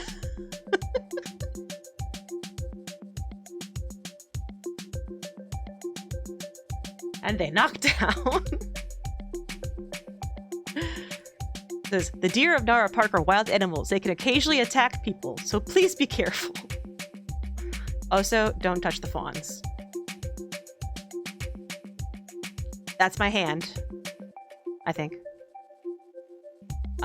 This is a shot of that wooden temple past the first gate and just this pond of water and stuff. This was, I think this is a replica of like what topped the pagoda towers. And there were deer nearby. They were just hanging out. But like you could just get an idea of the scale of this. So like this went on top. Like holy crap. It's so big. And then this is like a description of it and stuff. And there were some walking paths. And there was lots of deer on the walking paths. I thought this was really pretty with all the roots of the trees exposed. A lot of stone lanterns. There was a joke about stairs ever since I hurt like my legs. I'm like, no stairs. So there were a couple other buildings off to the side. I'm not sure like if they were just extra temples or shrines or what have you. But there was this balcony up top here that you can go to, that you can get a nice view of Kyoto. So we went up there. Took a bunch of pictures on the way. Pretty things. These lanterns were kind of funky and I hadn't seen that kind before. A shrine of some sort. Ah, here we go. So here's the view from on top.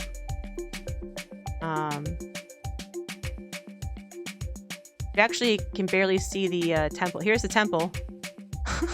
Trees block it. That we were inside before. But you can see Kyoto and stuff. Or Nara, rather. Or Nara. More lanterns. Oh, here's a view of, like, civilization. Oh, here's a deer chilling. Deer butt. This was another big bell. This bell was huge. I mean, here's Nate down here. Oops. And then here's the bell. It's like, it was huge. This is like a water fountain thing. Oh yeah, then we went to another temple grounds and they were working on the pagoda at the time. So I took a picture of the scaffolding itself looked so complicated. And they had giant cranes and they were doing stuff and it was cool. This was open. We can walk in here. These big stone circles were actually the foundation for the gate, the walkway gate that went around the outside. They would place the main supports on top of like big stones like this. Of course, it's not there anymore. I don't know if they have plans to rebuild it or not, but more pictures of text. That's a picture from the outside. There's the pagoda they're working on. I forget what this was, but it was pretty. And there was another really old lantern outside of it. Temple map. So yeah, this was called the Central Golden Hall. And then this was the foundation for the covered walkway and the inner gate, and then for the southern gate. They still had the foundation, but no building. And so you can walk all around it. You could just see like the rocks. I just thought it was really cool. And then did some more walking. I think Nara was one of the days we went over 30,000 steps. There was a lot of walking in Nara. I was just taking pictures. You can see how big the park was and just all the deer. I mean, even though Nara is the name of the city as well as like the name of the park. And like, but even so, like, even though like the park is known for deer, you'll find deer just all over the city. Was there a deer in this picture? I don't know why I took this picture.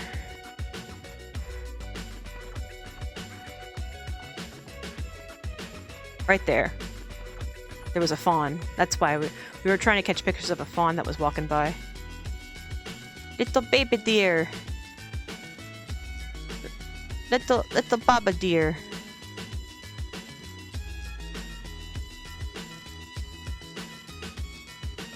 Deer. 4 lanterns. This tree just looked really cool. Peter feeding the deer. Oh wait, it's not loaded yet. There we go. Peter feeding the deer.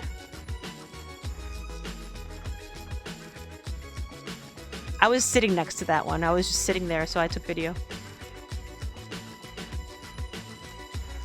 Oh.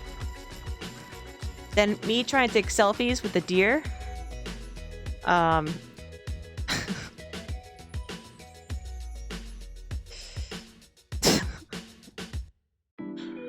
Deer statue.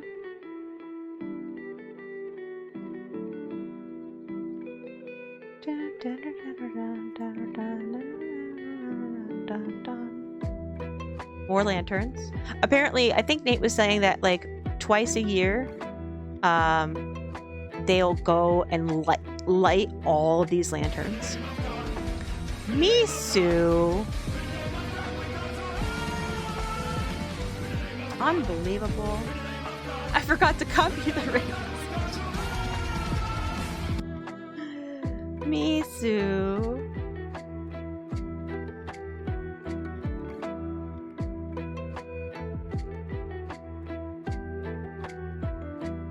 Welcome in, Raiders. Guys, it's Misu's birthday.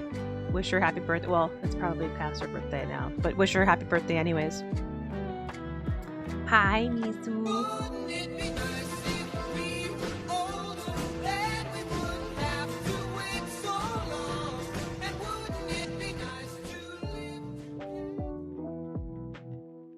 Get hecked, it's a 4 brew, it's a 4 brew, it's a 4 brew. Brewer. It's a 4 brewer. Misu, thank you for 20 hecking months. Still her birthday. We've extended it to today or tomorrow. Welcome in. Hi, Saint. Hi, Kiara. Hi, Coco. Hi, Wanderlust. It's extended until next week. Thank you so much for that raid. Guys, please go check out Misu if you haven't already. She makes good stream. And she no longer has garbage internet. Fiber, baby. We're just going over the pictures. Oh. Oh no. No! Why?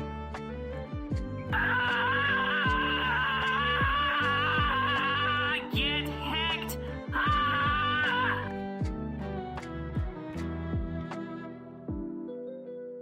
Thank you, Milky. That wonderful, whatever that was. And she had some fancy new scenes I saw. Because it's been a few weeks, yeah. I missed it. This is one of my favorite pictures I took because of the sun shining through the leaves there. It was like, yeah, artsy. Or whatever.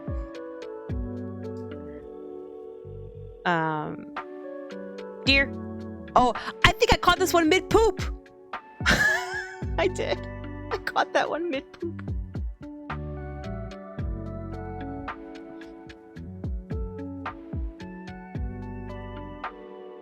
There's a statue of the deer. More lanterns. A statue from a different angle.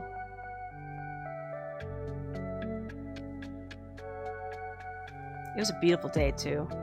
All the moss growing on this thing. It's pretty. Gotta restore the silly BRB. Walk. It's technically there, just not hooked to any command. Oh, gotcha. Fucking poop. Excellent action shot. Thanks, Milky. Poop in progress. Just startled Dusty off my lap at how much I laughed. Dear poop, I'm sorry. Sorry, Dusty. Another blinding shot.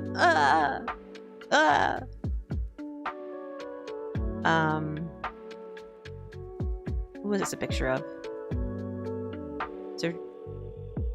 Is it taking a picture of anything particular, this one? I don't know. Now this one, it's really hard to tell, but there's a deer in this picture. Do you see it? Do you see it? As I zoom in. He was tucked in the little corner of this tree. Pete was actually the one that spotted him and was like, oh! There, I took a close-up. Like, whoop. Deer ghost. She was just chilling. Wah! Wah! Hidden deer. There's some more deer. They're just hanging out. This was really pretty with like the long shadows late in the day. More artsy-fartsy sunlight pictures. This was a mama and a fawn, so I took a picture from afar. Oh, there we go. This is a little bit better. You can really see the young one. Little Baba. This was just pretty. Oh, I took a picture of Pete here. He posed. Pete sighting. There was this wonderful, like, gazebo on the water. It's very pretty. This is like, I think this is part of Nara Park.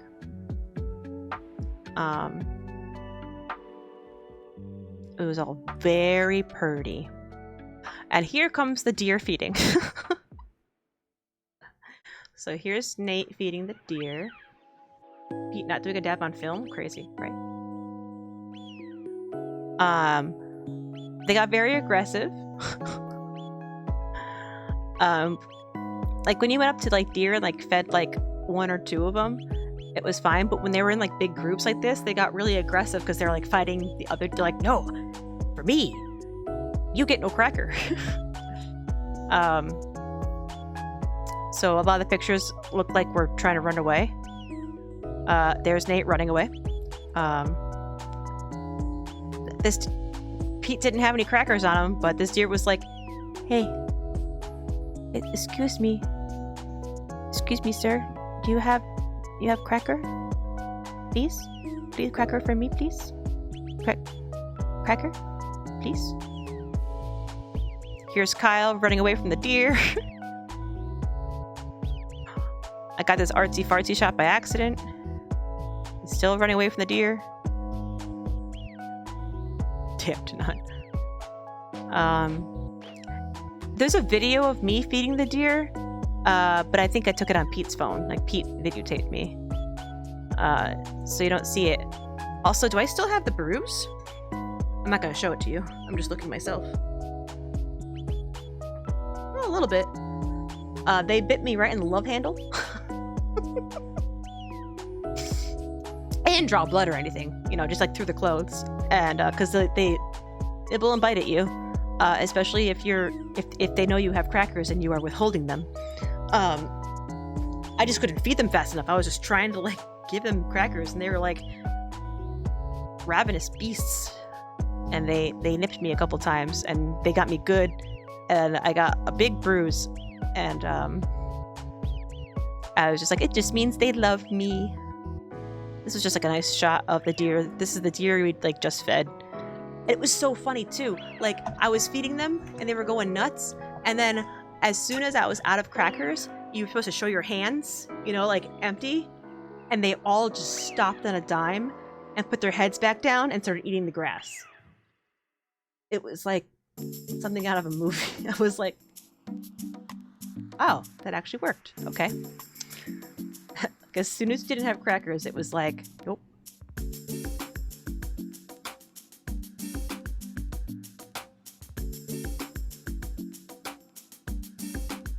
So like you'll see like a bunch of like deer signs. Metal Gear Solid noise. Boop. Because they will like cross. There's actually a lot of like tunnel paths or bridges over like the main road so that the deer can cross the street without having to go into the roads.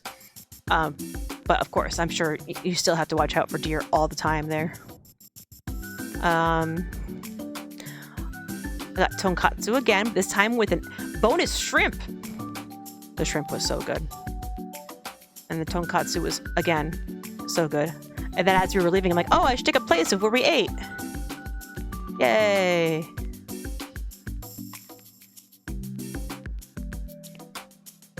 Is this the next day? I don't even know anymore. Oh yeah, it is. The kanji for big is carved into the mountain. Big mountain. Ah, this is the Philosopher's Path day. Yes. There's a path called the Philosopher's Path, and it walks alongside a river. And I forget why it's called that, but I'm sure a philosopher walked there once. I don't know why I took this picture of the bridge, but here's the water and the path next to it. And it was all these trees. All these trees, by the way, the reason why this is like a really famous spot is because they're all cherry blossom trees. And so last time that Nate was here, he was here during cherry blossom season. And he said it was like shoulder to shoulder. You couldn't like move. Like it was just, you're just inching along the path. And everybody's trying to like get selfies and pictures. And it was just a nightmare. And so it was a nice change for him to actually be able to come to this path and just have like nobody on it. Of course, we miss out on the cherry blossoms, but it's still very pretty. And on the path, we jumped off the path a couple times because there were some temples and shrines and stuff. Oh, I forgot. This place also had like the Zen garden thing, which is really pretty. This one we actually had to take our shoes off to walk around. There were a lot of places where like if you wanted to walk inside the temple, like you take your shoes off. Oh wait, no, this isn't one of them because we didn't go inside. Did we? Oh, I'm getting them all. They all just meshed together now in my head. These were like the gardens in the back. Very pretty. This tree was just really cool, so I took an artsy shot. And just the lines in the sand were like really satisfying. And all the moss, again, just moss.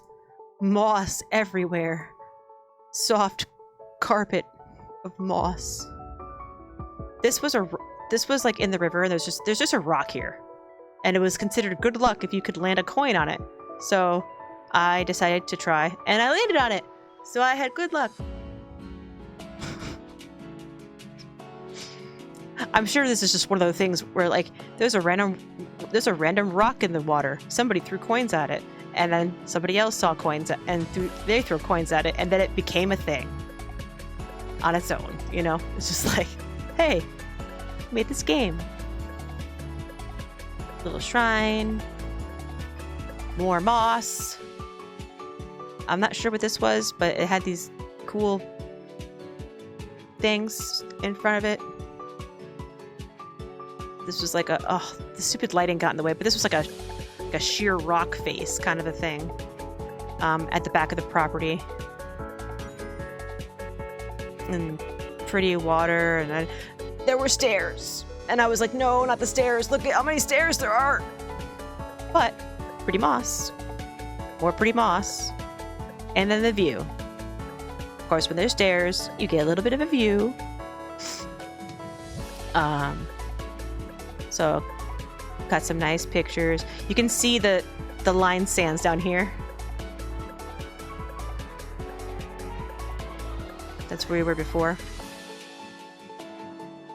And then still walking along the path. I took so many freaking pictures. These do not go beyond this fence. Don't do it. This twisting tree was really cool. This like pond area was very pretty. More moss. Flower. Another shot. Water and stuff. Ah, here we are. Beware of snakes and caterpillars. Caution. Gotta be careful. Pete was thoroughly scared. Pete sighting. This building looked really old. Ah, and then when we were walking back to the path, I found a Sumikogarashi store. What is Sumikogarashi? Are the characters living a quiet and solitary life in the corner? They might be able to settle down where they're in corners, but they don't like being in the center of the room. When they're taken to the center of the room, they always rush back to the corner. Sounds like me. TBH honest. And here's like some these were like out front. You can see the store. Oops. You can see like the store in the back over here. They were all so cute. There's actually, I guess there's like a TV show for kids and stuff, but I just loved them. And inside the store there was this like wise one in the back. This one had a description of each one. A shy bear. This was actually food. Tokatsu. The end of the tokatsu made of 1% meat and 99% fat, left behind for being too oily. Aww. Neko, cat.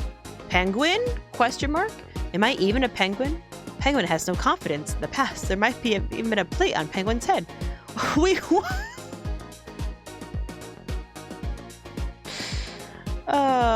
And then a dinosaur.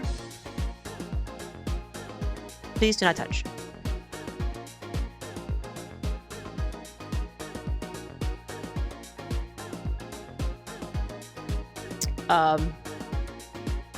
Actually, since we're at, you know, I bought stuff at this store.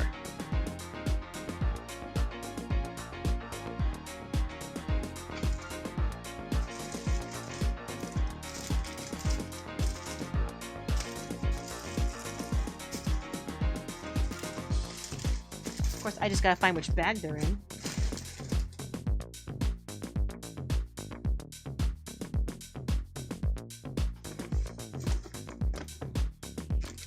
I got some gotcha balls to open.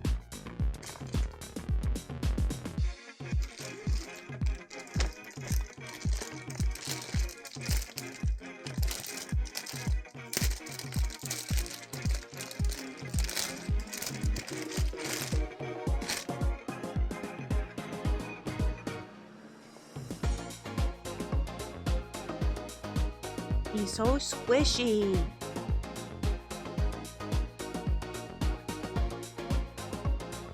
So I think this is the penguin one.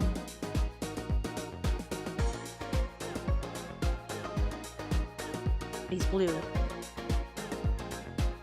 But very cute. Very squishy. Oh wait, there's two birds on here. In this picture, you can see. Oh, right, it's not going to focus. But that blue bird on top of the orange one is different from the green one. Now I'm not really sure what I got. Yeah, because that penguin is definitely green.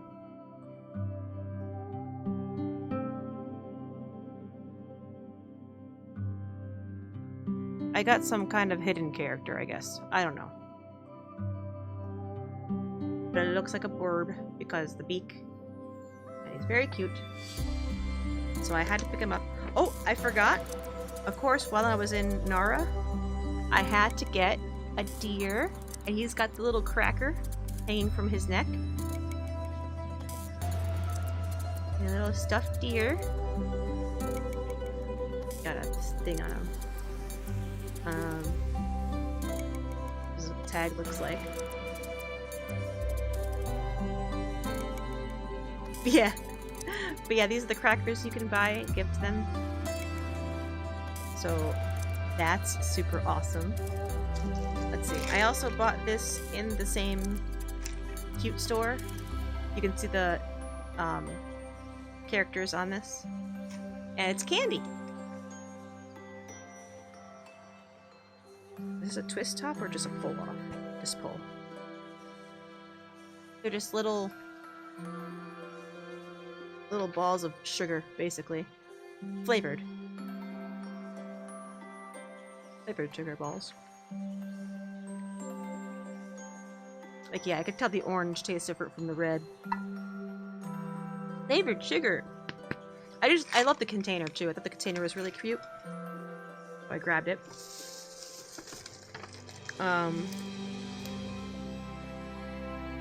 Oh, this was just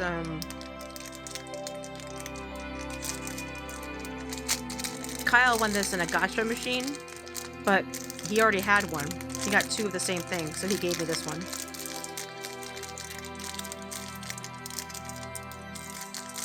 If I can get the plastic off it.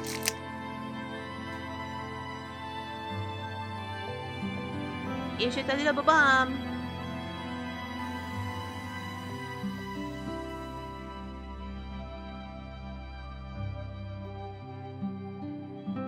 Just a little bomb.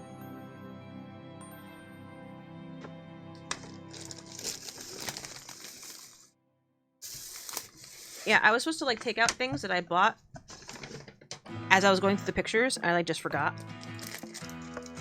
This one I picked up in one of the department stores that I showed earlier. There was one with like a statue of Mario and a pipe. I think that's where I got this one from. But it was just too cute. So I got a sleeping Kirby.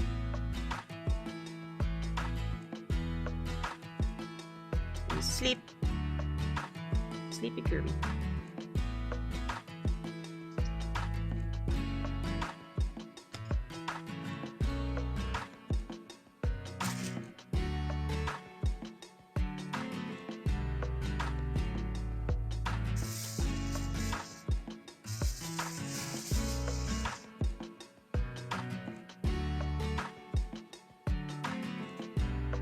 Oh, I don't think I got to this one yet, but there's also the place with the 10,000 Torii gates, which I think there's a fox shrine.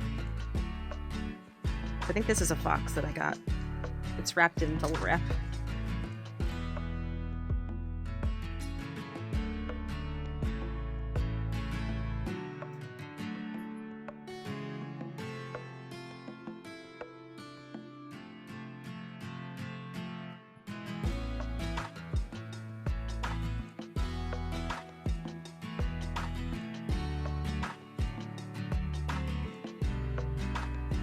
Got the sticker on it, but here's a little foxy.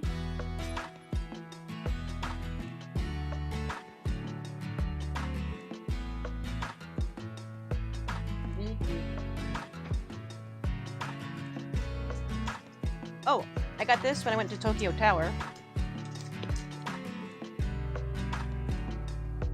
So I'm pretty sure there's food in here. And I knew what I was buying when I bought it. Because they have like displays that'll show you what's inside. However, I have forgotten what's inside here. And there's no English on it, so I'm like, maybe I could try using my phone and translating it, but I'm just like, there's something in here. I really like the tin. I thought it was a nice, like, kind of a collector thing. Should I start doing ASMR? Sorry. I also got these at Tokyo Tower. Almond caramel cookies, because they just looked really good. They come like all like wrapped up. So you can give it as a gift, or keep it for yourself and just start eating them.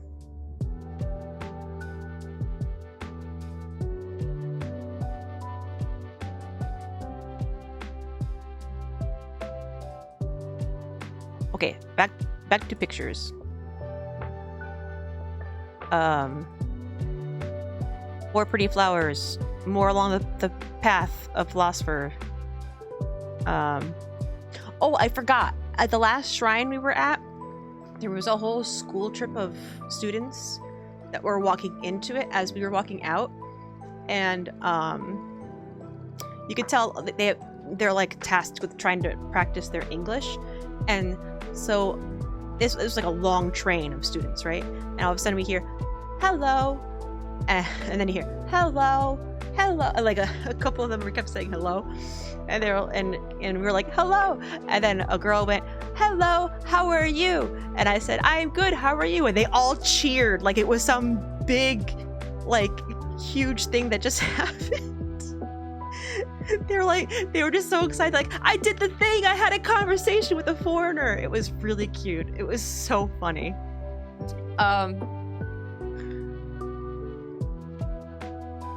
Yeah, it was the highlight of the day, honestly. It was just like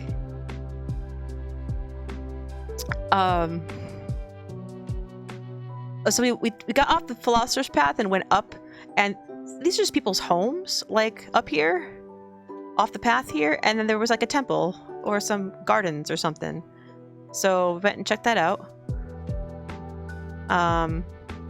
These were like some kind of like glass crystal shards sticking out of the ground. I don't know. But yeah, again, just really pretty. More fish, old things, moss, more moss.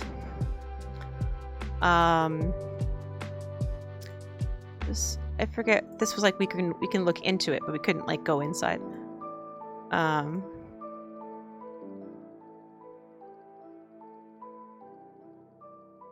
Oh, I felt bad. I got the worker in that picture. He was working on something.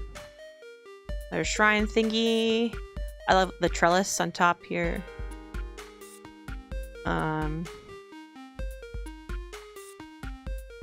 This like statue of a pagoda was pretty neat.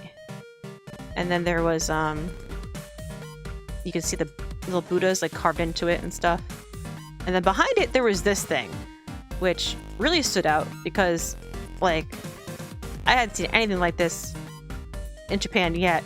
And the first thing I thought of was those things from Elden Ring. And if you know what I'm talking about, you know what I'm talking about.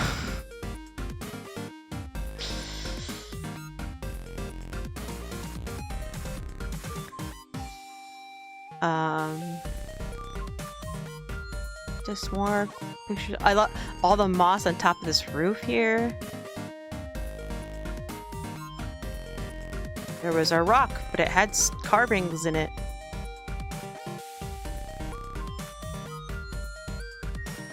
I think this might have been a graveyard up here. Oh no, is this a statue? I can't remember.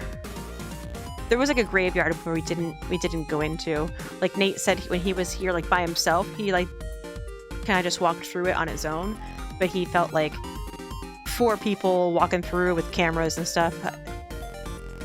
And I was like, yeah, no, that's fine. It's not meant to be. Oh, here it is. It's not meant to be like, ooh, let's go be noisy tourists in the middle of a graveyard. Because these are just people in the town, you know? Peat sighting. More moss. I just loved how old the sign looked. Like, it flipped over and it's crumbling apart. It just looked cool. Some sign about the temple itself. Some stair.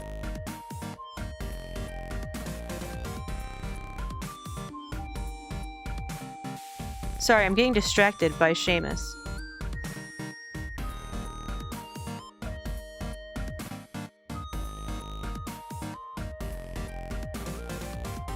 I forgot to ask him if he finished the DLC last night.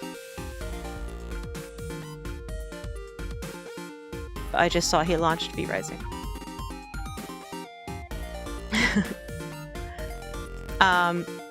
There was other stuff we couldn't go into. It was more the Philosopher's Path. There were little rat dudes. They were cute. More info about shrines. Some cool looking statues. I put this on Discord. I said like, he protect shrine. Yeah,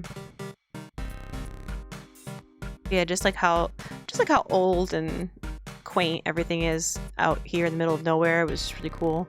I don't know why these trees had like things on them. I don't know if they're for protection or whatever, but this tree was just so freaking big in the middle of like smaller trees. It just looked really cool. There were these little boats going down the river. We kept seeing them as we were walking, and we're like, what are these? And they were made out of plants and stuff. And here's another one. And oh, cat sighting. I forgot about the cat. Another stray cat. Stray cat. Stray cat. Hi, Clyde. Stray cat. Stray cat. But speaking of those boats, so we come up to a part in the river where there's like a little bridge going across, and there's a man there, and you can see he's got like a box full of just like flowers and stuff and reeds and leaves, and he's making these little boats. And he goes, there's a sign that says free. He goes, he's like, come here, yeah, yes, you boat in water. And so I went to like throw it, and he goes, no, just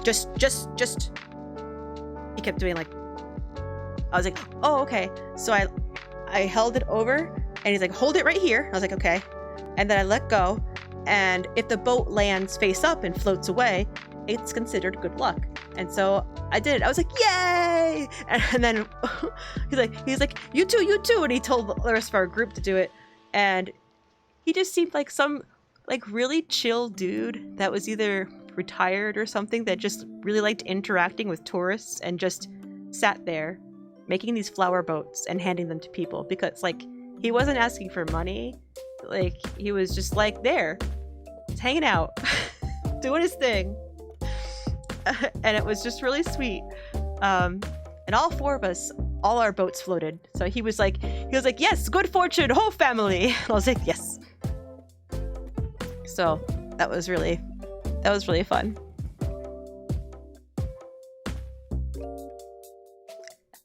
More fish. Oh yeah, this garden was very pretty.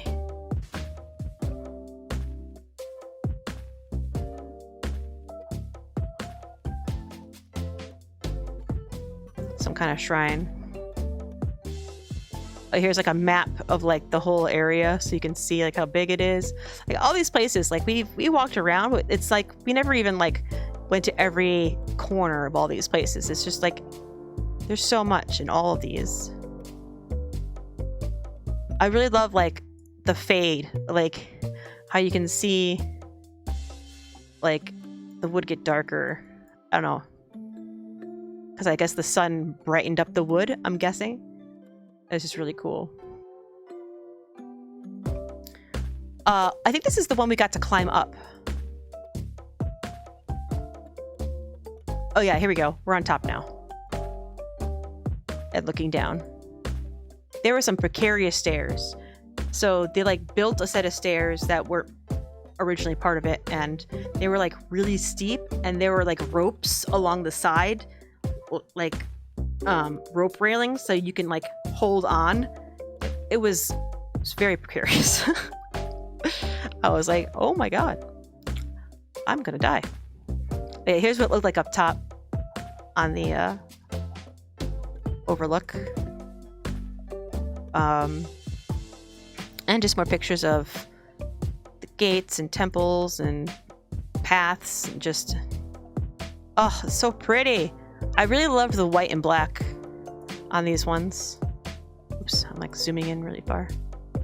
It's just like they would paint only parts of it white. An incense burner.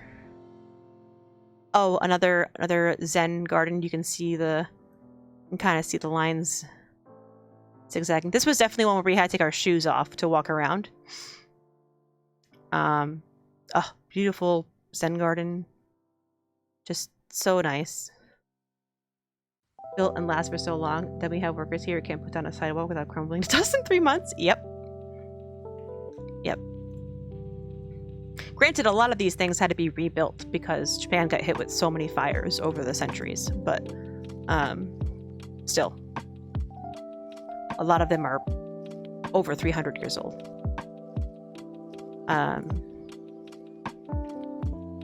This was like inside. I couldn't really I forget. I took pictures.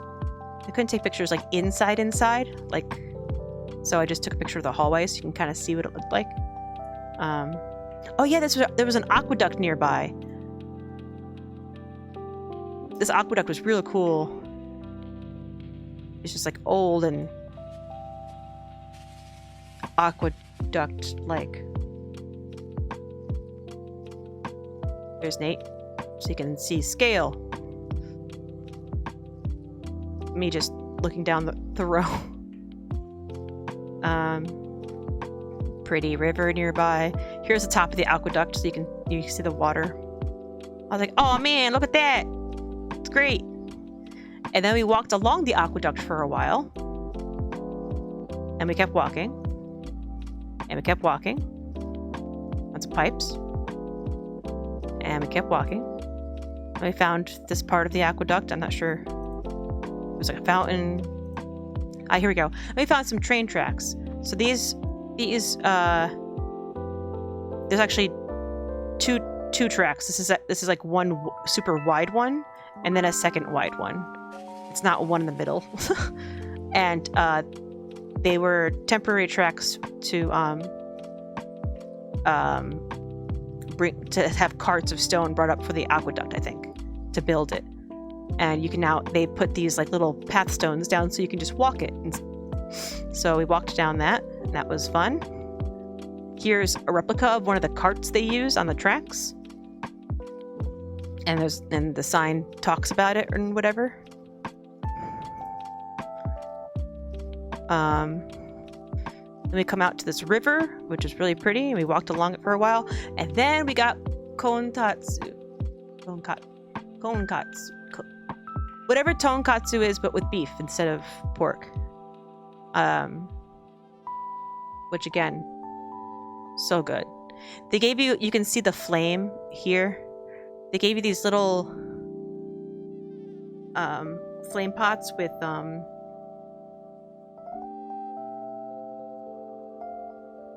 like cast iron dish on top, so that you can cook each piece to your liking. Like everything's already cooked to about medium rare, and they say it's fine to eat, but you can cook it longer, or just put it on there long enough to heat it up, which was really nice. So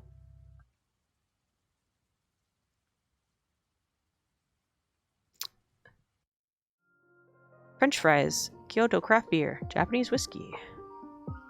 I don't know if this is a picture of the place we ate at. Oh, gyukatsu, I think is for beef. So that's what we had for lunch, I guess, because now here's more temples and gates. Founders Hall. Just, this thing is huge.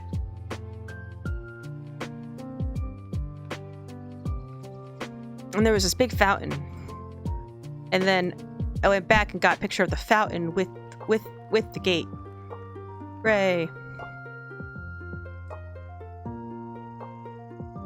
Like, and then like just the detail on all these, just everywhere. All the netting so that birds can't roost up there and stuff.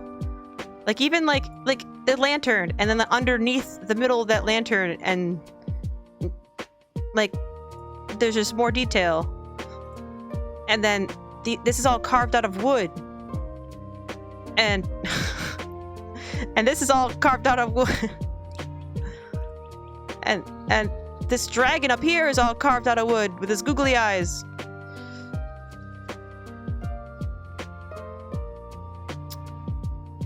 Yeah, it's wild.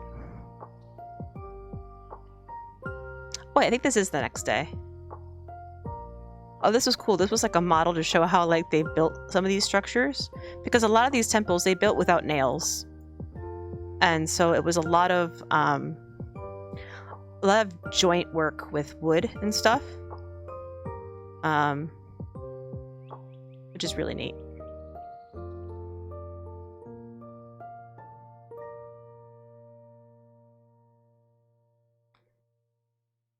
Oh, these. I couldn't take pictures inside here, but these were really pretty. I can remember what they looked like, but I can't convey that to you. Oh, Kyoto Tower. But we were always allowed to take pictures outside, just never inside. There's a big bell. I like the black and gold. I thought that was really pretty. Oh, it started to rain.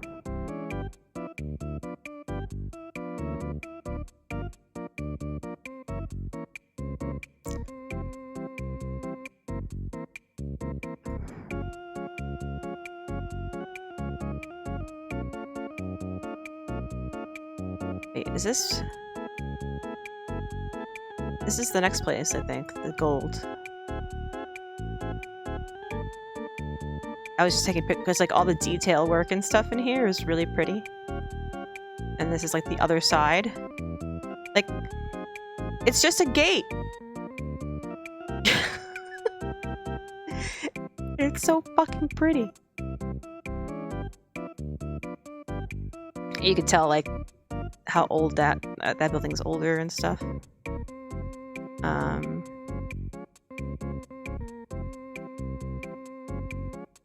Okay, I guess I couldn't take any pictures. I swore I took a picture.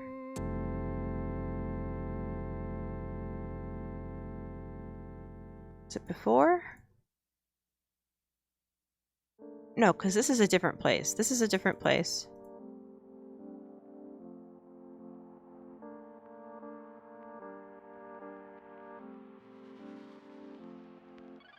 Maybe I didn't take a picture of that. I thought I did.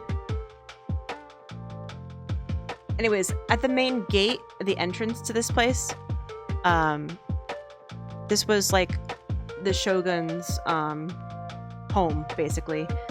And there was just one like bird carved into like the bottom of the gate, and it was the only place it was, and it was the artist's like signature. And I thought that was really cool, but I guess I didn't take a picture of that.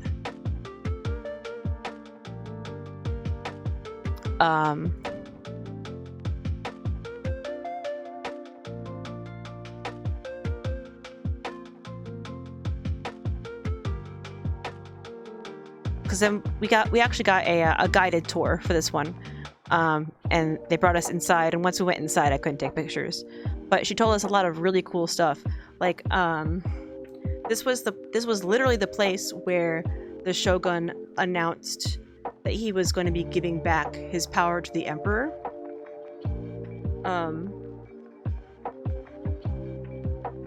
So it was a very historical site. And this was in Kyoto, and oh, why is that? Oh, never mind. That's not important.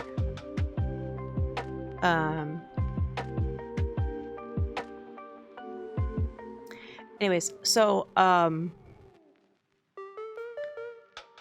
if you don't know the story, basically Japan went into isolation for a very long time, and then a sailor by the name of Matthew Perry shows up and is like, knock knock, trade with us.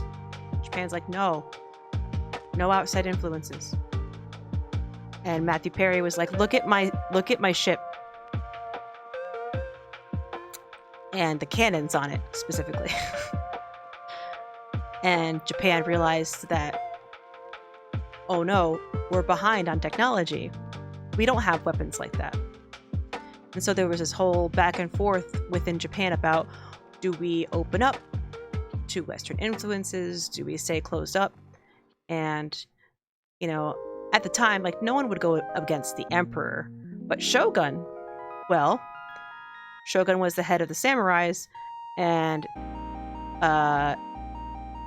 samurais would frequently try to take the shogun's place, especially if they were upset with them.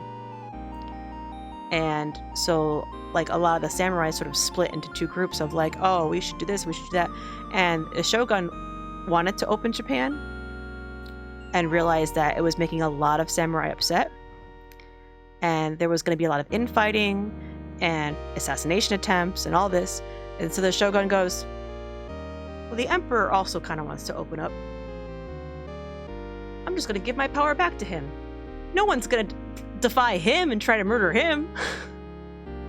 So he basically just gave all the power back to the emperor. And then all the samurai were like, oh.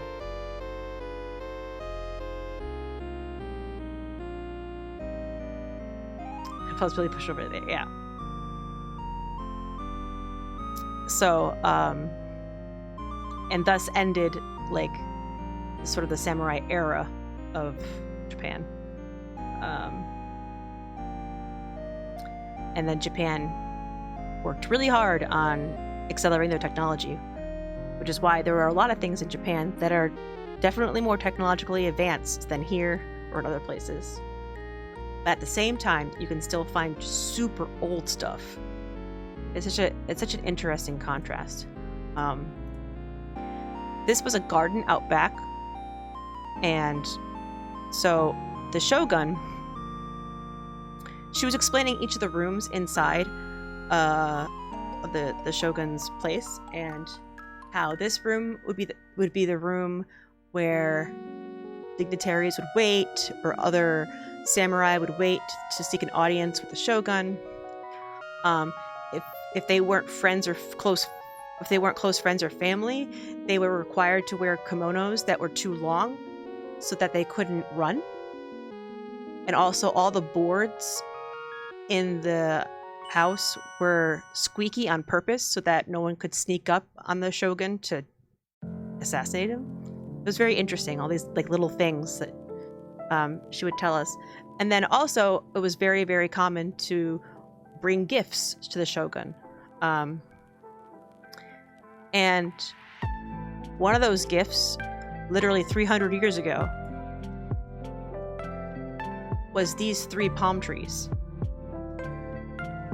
And they have survived all this time, and they cover them in winter so that they don't die. And it's like, that is so cool to like literally see a gift that was given to the shogun just like still here. Because a lot of times people would bring things from their homeland, and one of the samurai lived in a tropical area that had palm trees, so he brought palm trees. Our guide was also like, you'll notice there's a lot of rocks. We don't know how many of them, but a lot of them were gifts. Now, it might sound silly, a rock is a gift, but if you think about it in terms of creating landscaping and stuff like that, moving large rocks was really expensive back then. It took a whole team of people. It wasn't like you could just throw it on a truck. It was a lot of manual labor. So getting a really big rock was actually a really nice gift. And then being able to place it in your garden to make it look the way you want. So here's a closer up of the palm trees. So yeah, so a lot of these rocks back here were also gifts.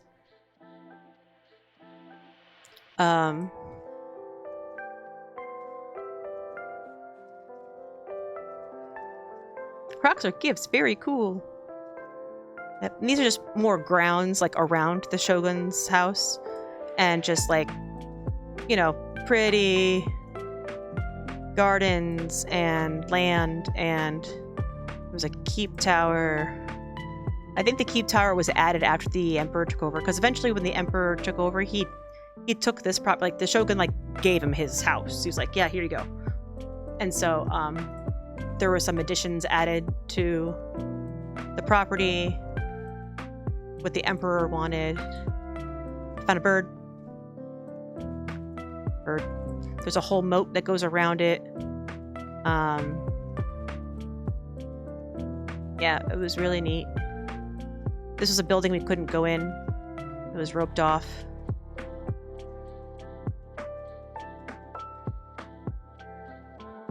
Some sign about it. More gardens. More info about gardens. I think this is... Yeah, this is a weeping cherry tree, which I thought was really neat. More pretty gardens. There were some people up here. You can't get up there, like it was roped off. But we saw some people up here doing something. I'm like, oh, they're doing special stuff. We can't go see. These like vertical puffy trees were really cool. More pretty flowers. Yeah, today was this was like a rainy day. But it didn't like pour, thankfully. It just sort of like spit on us a little bit. More Gyukatsu. Again. Because yes. We actually went back to the same place that we had it before. And realized that they had some of the steak. Depending on the cut of steak, you can get a large portion, which means you just get more meat. So we all did that. because meat. This is a Game Chops jam. I didn't expect there to be a voice. These were treats. Like the mochi balls with the strawberry stuffed in it. We each got one. Pete looking excited about it. Oh, this might be the start of the 10,000 Torii gates. I think. Inari Shrine. Yeah, here's the fox. Boop-a-doo-doo-doo. Turo. Another fox.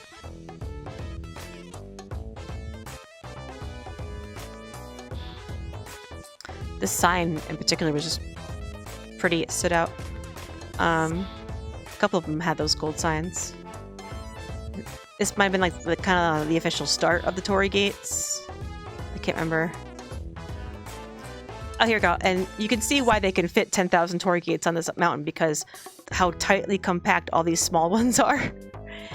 But the nice thing about it is they had two paths, an entrance path and an exit path, because a lot of people would come to the Torii gates just to see the first like few sections, because to climb all the way to the top was like a 2 to 3 hour climb. And it was all stairs. So this was a nice thing so that it wouldn't get too cluttered and people can just kind of go in, see the first part, and come back out, which is what I did, because I knew my legs were not up for climbing for 3 hours. So this is now past that tunnel, and here starts bigger Torii gates, and again, just them all lined up. And Pete said it was pretty much like this, like the whole way up. Just Torii gate after Torii gate. This is me going back, because this is the back of the Torii gates. The back of the Torii gates would have the names of people who like donated. They get bigger? Yeah.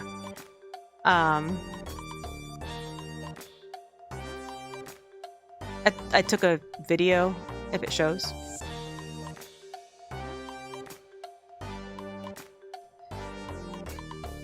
Of just what it was like walking through the Torii gates. And then this is me walking back out by myself, because I was like, you guys want to climb this? More power to you. I'm going home. So I like this one. I think this one had a key in his mouth. I forgot about the Kit Kat sake. Sake Kit Kat. This must be the next day. The Totoro store! I got stuff from there.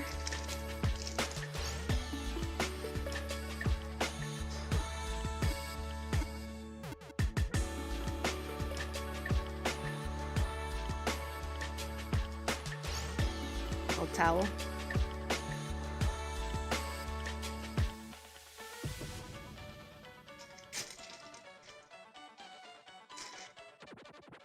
Guess what?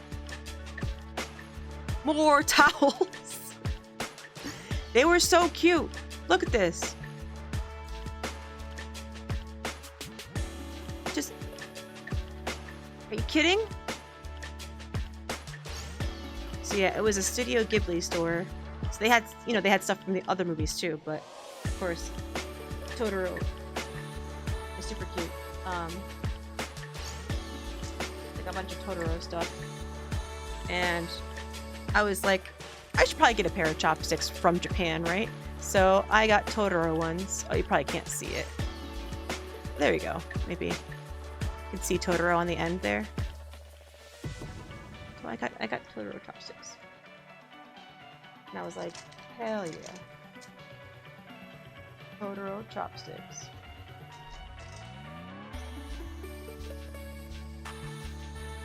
There were so many things in there I wanted to get, but it was like, I gotta remember, I gotta bring this stuff home somehow. But yeah, so... Oh!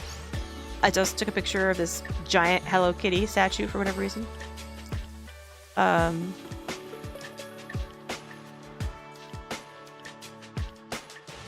Oh, right! This was, I remember, like, it was really busy because it was like Saturday or Sunday, and this like a whole street again was like a lot of like street food and shops and stuff like that. Oh, and another statue and shrine.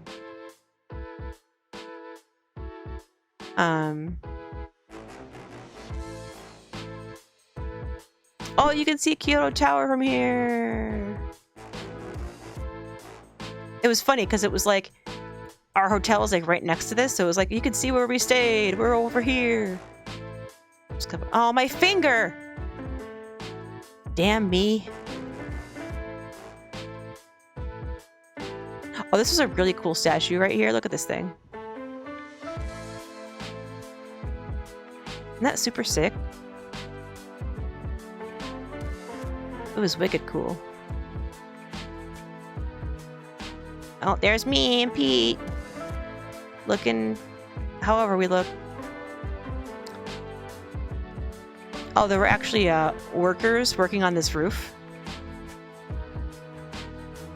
It was a hot day to be working up there, my god. It's a really pretty pagoda. I forget which temple this is. Like at this part of the trip, this is like almost the end of the trip now, and I was just like, I couldn't keep like the names of the temples straight.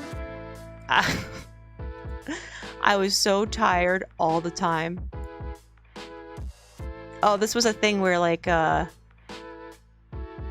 you were supposed to like lift like a Sword of the Stone kind of thing. You lift the thing, and if you can lift it, you're considered lucky. But then there was a second one that was much bigger, and a lot of people would try to lift the second one, and nobody could lift it. So I was just like taking a small video of like people trying because it, you know, it was fun.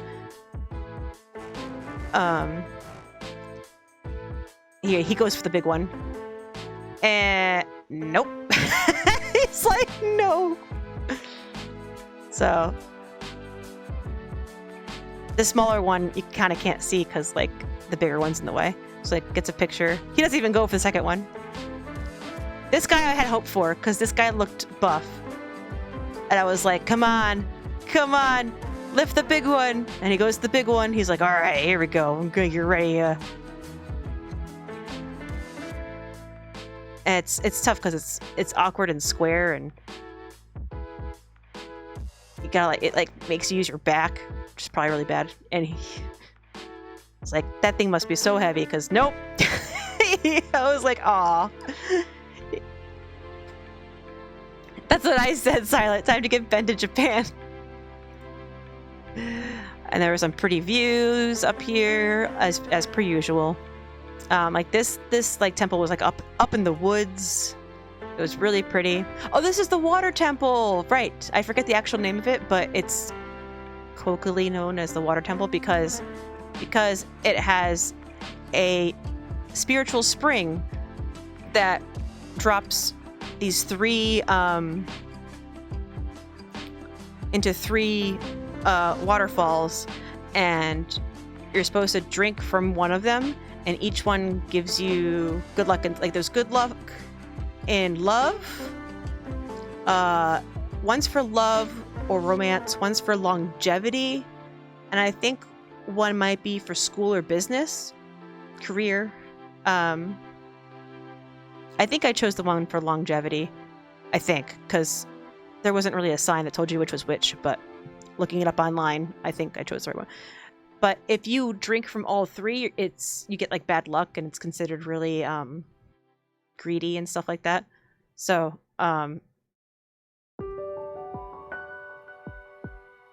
we get down there eventually. This place was really busy. It was a Sunday, I think, so it was very busy. Lots of people. Oh, just another top-down shot of the water again, and the line of people. Oh, I zoomed in on that one.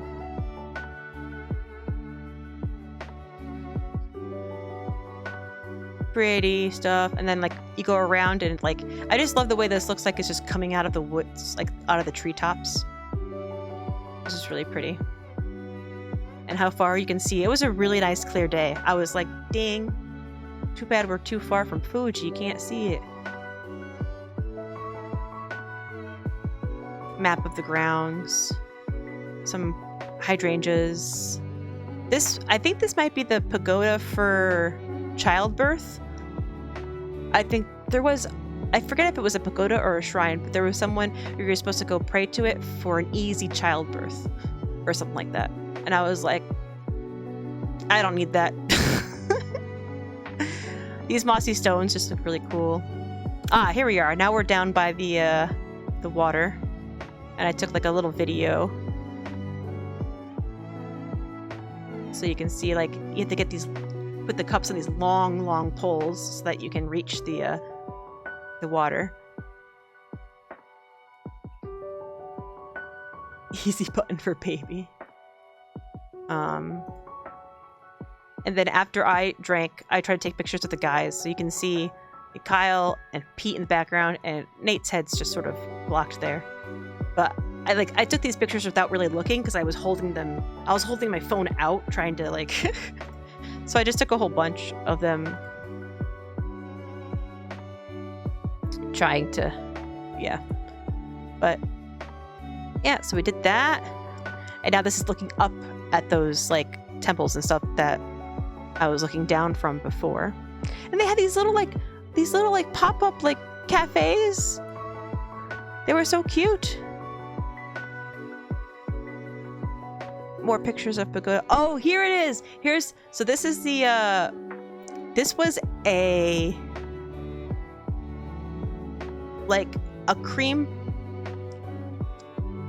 outer portion of a cream puff, but it was flavored with cinnamon, and then soft serve vanilla and matcha twist just all up in it. And it was so good. It was so fucking good.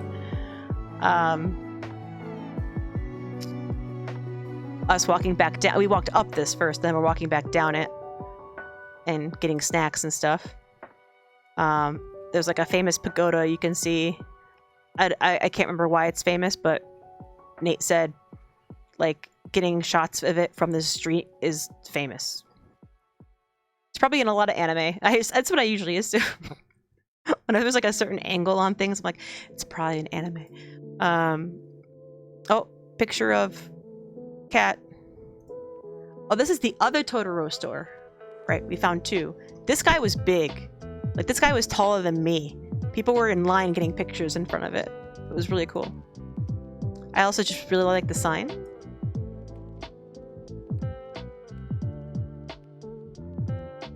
More Totoro things.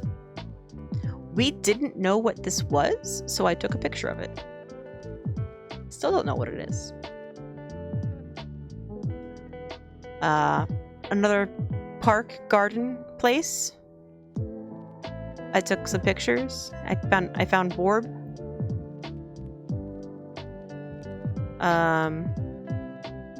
Why is this place important?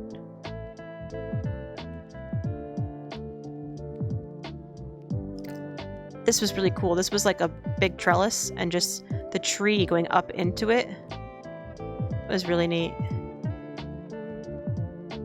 Oh, this was actually the place I got that picture done. Hang on.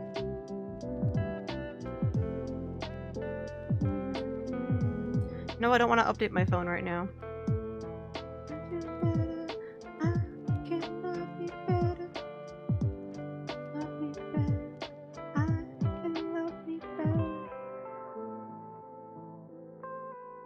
Probably download, because I had to download it from... Oh wait, Messenger. He sent it to me through Messenger.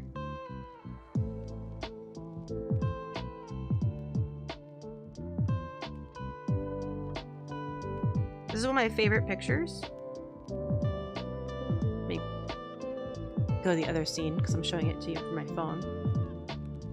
Nate took this picture of me. Oh, you really can't see it. Hang on, I'll just send it to myself. It's fine.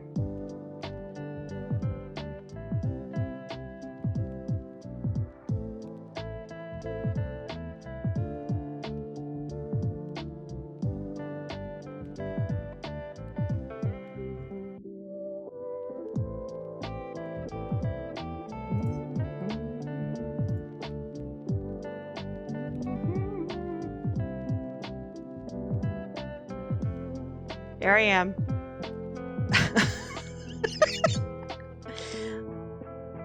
Like, I didn't realize Nate was taking a picture, and I was just like so done. I was so done. And he takes this picture and he goes, perfect. And I was like, wait, what?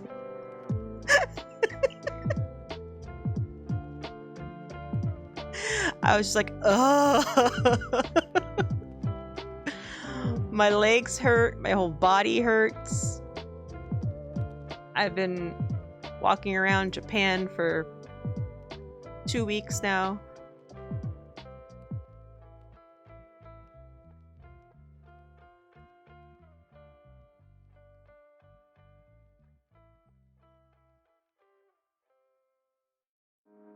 Oh. There we go.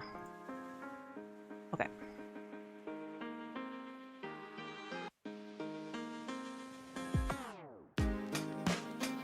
Oh, Pete sighting in that picture. There we go. Stuff and things. That looked cool. Other temple thing. Oh, where were... I forget where we were going here. Oh, big river. We walked along this big river. It was pretty. Another river walk kind of thing. Ah, sushi. This was the third place we got sushi from. This was an actual traditional conveyor belt sushi, where like all the sushi is just there and you just grab what you want. And here's all the plates. It was really good. More pictures of the river. More pictures of us walking. I took a picture of that for some reason. Oh, we got more ramen. Oh, this pork was so good. So good. More pictures of Kyoto Station because on top of the roof. Because when we got to Kyoto Station before, it was raining, so we went to the top on this day and got some better pictures. Look how pretty.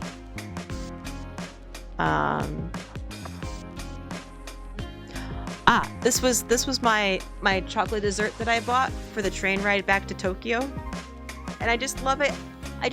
I watched her box this thing, and she just did it so beautifully, and she was just like,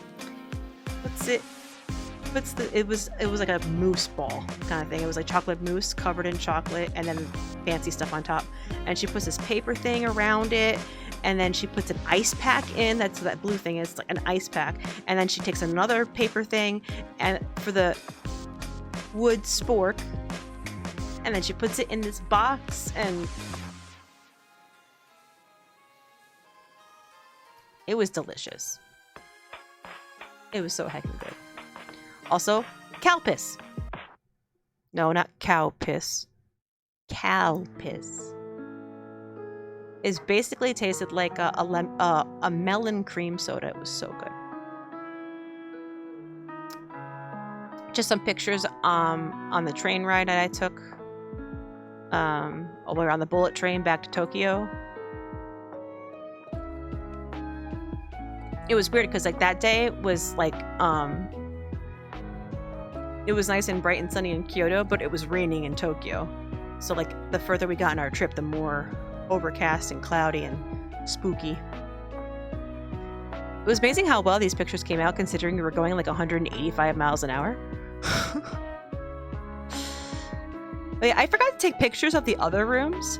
I'm hoping Pete got pictures, or the other guys, but I remember to take a picture of our last room, which I thought was really cute. There's a fridge here inside that cabinet. We actually had a view, a little desk, our bed. Each hotel I went to came with pajamas.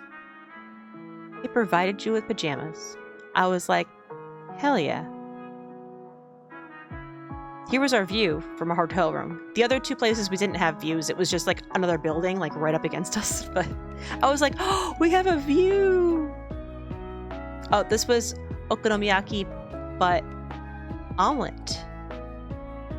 So on top, they just had this cheese omelet that they split. He would split open this omelet and it would just get melty. Ah, oh, yes, there it is. And he was like, mayo? And I was like, hell yeah. It was so good. This was what the place looked like. It was a really cute place. Oh, right. I just took a picture of this because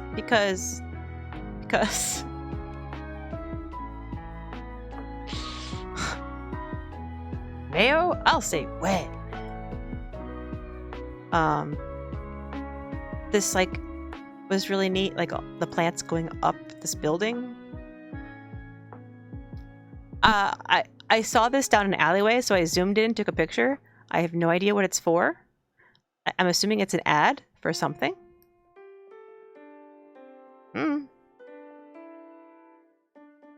Pete sighting. This building was just crazy cool.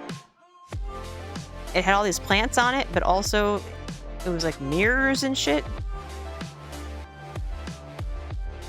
There's another picture of it.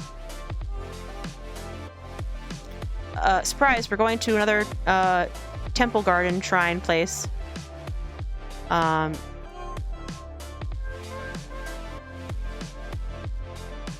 Which is also like in the middle of the woods. This long pathway and stuff. Again, I love the tree roots being like on top. Hi, Chick. Good morning.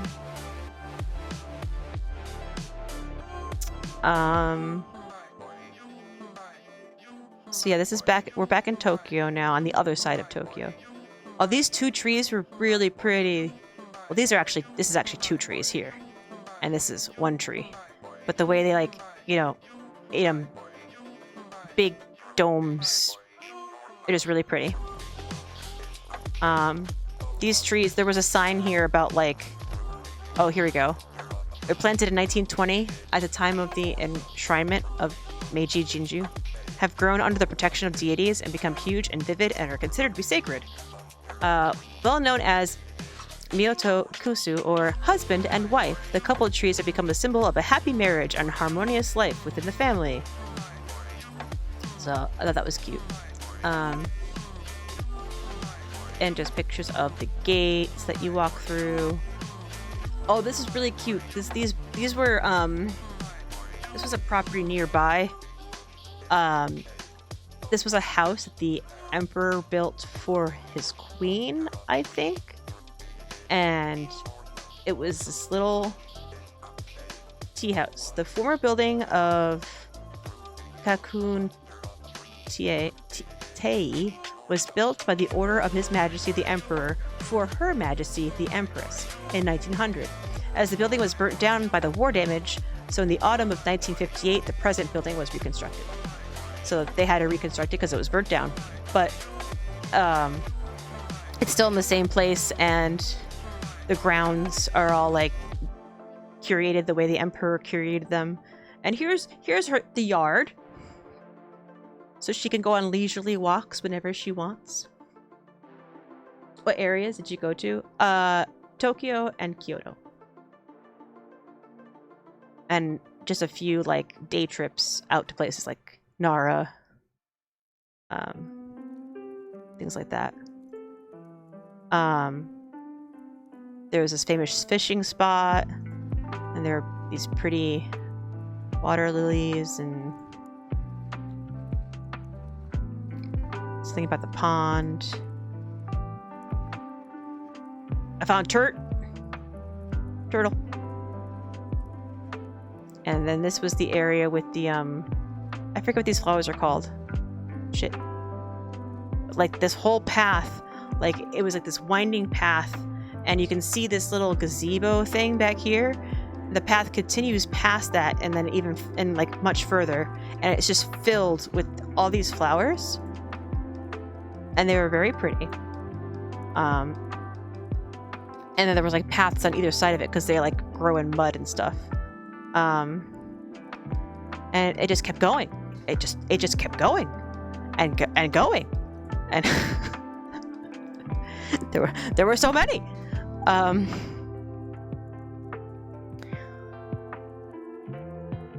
You did the same back in 2015. I went to Kyoto, or went to Tokyo and spent 4 nights in the Kansai area. Kyoto, Kobe, and Osaka. Oh, nice. Yep. Sadly, I didn't go to Nara to see the deer. Nara was so wonderful. The deer were so great. So one of the interesting things is on this property there was this well. It first belonged to Lord Kiyomasa Kato during the Edo period. This well is the fountainhead of Nanchi, or South Pond, and the pure water gushes out in a steady flow all year round. This well is famous for the ingenious way of sinking and superiority of water's quality. No drinking. There was more information in the pamphlet that we got, but basically, they're pretty sure that this well was made by a famous samurai named Kiyomasa Kato, because before this property belonged to the emperor, it belonged to it was part of some samurai property and stuff, and so it's believed that this particular samurai built this well, and it's known to always come out at the same temperature year round, which is really interesting. It's not like anything like grandiose to look at, but it's there. It's just a hole in the ground. Of course, that's what Pete's sister said when they went to the Grand Canyon. It's just a hole in the ground. Yeah, and then there was just more beautiful paths and flowers and more paths, and here's the path back. And I love the way there's moss and all these trees. How green these trees are. What the fuck?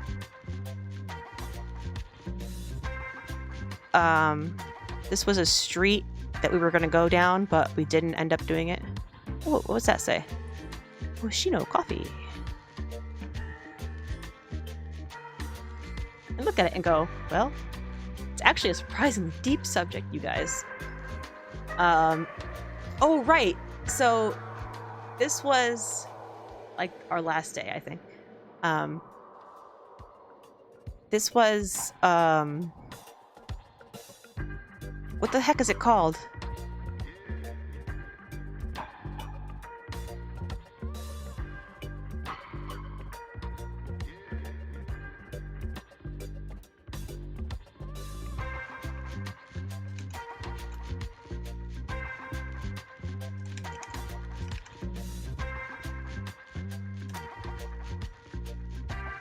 Shibuya, that's it. The Shibuya crossing. Which is a famous intersection that's often featured in movies, magazines, blogs, yada yada yada, as the busiest pedestrian crossing street.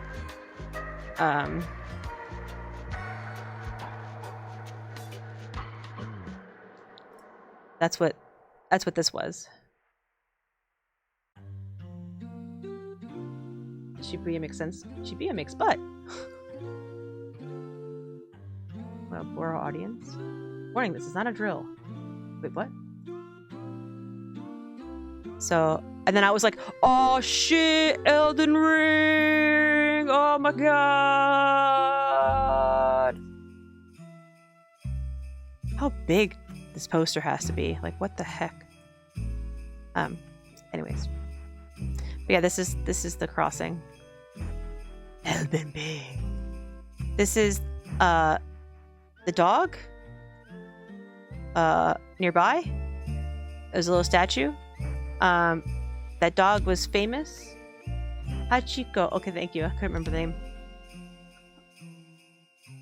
Was famous for like always being with this guy. And when the guy died, he continued to wait for him. And I was like, that sounds like Futurama. And Pete was like, that's probably what Futurama based it off of. I was like, oh. And so the dog became like a sacred animal in the area, and that's nice. Oh yeah, look. Shibuya Crossing, yay.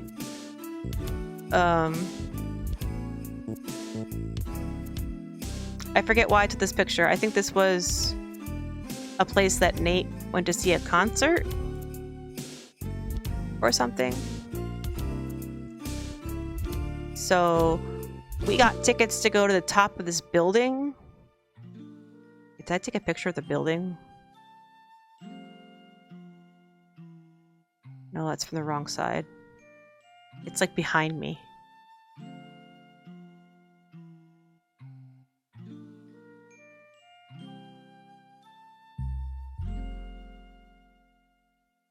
See, I forget context, and I'm like, where am I? Okay, this is definitely up top. Again, big views where, as far as the eye could see in every direction, is just Tokyo. Oh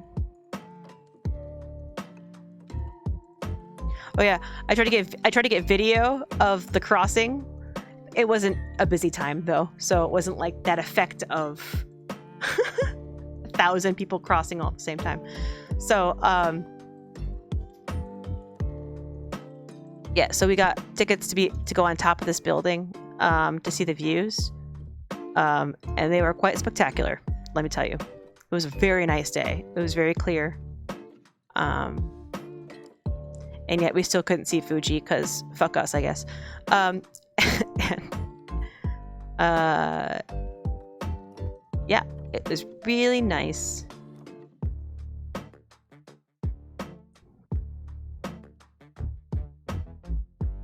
Here we go. Here's what the top of the roof looked like. It was really cool. There was these hammocks that you can chill out in. There were, all around the edge was like tall glass. Over here was like a long line because there was a photographer there taking pictures of you at the corner here where like the glass is a little bit lower. And then you can pay for the pictures when you go back downstairs. I think this is just the elevator. Yeah, that's an elevator. But yeah, I sort of just took pictures so you can kind of see. There were like some steps up to this middle green area here, which is also like a helicopter landing pad. Oh yeah, here's them taking pictures. Like people standing in the corner. Here's me and Pete at the top point. This is the highest point you can stand on the building.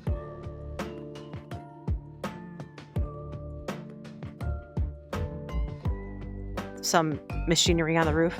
There was also a rooftop bar, which was not open. I'm sure that's for special private events and stuff. But it was like mirror finish, cool stuff. There's a picture of us in one of the other corners. Oh, I took a video, apparently. That's a vertical video. Oh, on our way down, we're inside now, but you can still see outside. And there was this little cafe area, and there were these little comfy seats. And I was like, comfy seats. Because, I mean, the whole trip I was just like desperate to sit down anywhere, right? Because my legs were dying. I was like, comfy seats. And it says, these seats are for paying customers only. And Pete's like, hey, they sell beer. And I was like, hey, they sell melon floats. So I got a melon soda with ice cream. And Pete got a beer. And we hung out. And waited for the rest of the party, because they were behind us. Waited for Nate and Kyle to catch up with us. And then as they approached, we were like, just, hello. They were like, what the hell are you guys doing? Like, enjoying ourselves. What are you doing? I don't know why this picture looks like a mistake. Again, just looking down for that vertigo effect. Food! Then was lunch. We went to Lake Kawaguchi to see Mount Fuji, but it was only a cloudy day in the whole month. Like, oh no! Every day the dog went to the station to wait for his owner. Yeah, for years. Yep. So we found this dumpling place, and so I got crab fried rice and with dumplings, and it comes with this like clear miso soup and stuff. It was really good. And then us walking places. Oh, that's right. We went to Tower Records. And so music stuff. Oh shit, it's Hololive! Ah!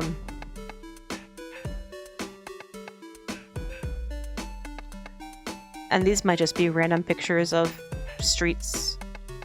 Oh, this is another Don Quixote. I just like the little penguin mascot.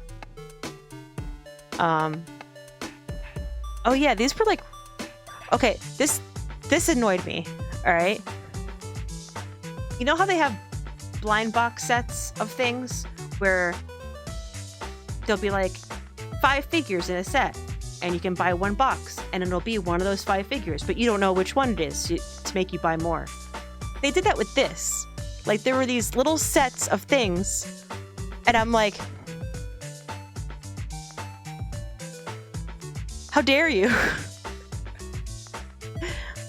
I just want to buy the whole set. What do you mean? These were very tiny, but they were very cute. Good old Don Quixote, yeah. Ah, this is the building that we were on top of before.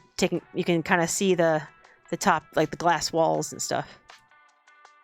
I took the picture afterwards. Here's a wall dedicated to that pup. I think that's supposed to be the puppy.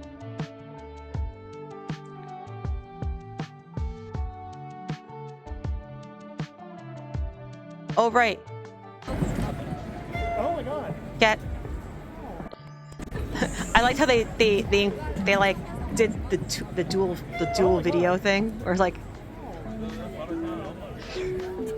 I just took a short video because it was like that 3D effect while we were waiting to cross the street.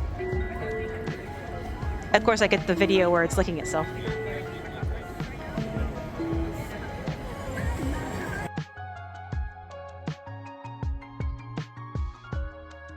Just some nighttime pictures. Don Quixote. Streets were busy. And then we found Godzilla. Actually, yeah, this is a Then we found Godzilla. And this is apparently from an anime. She's like, ah! I'm Godzilla!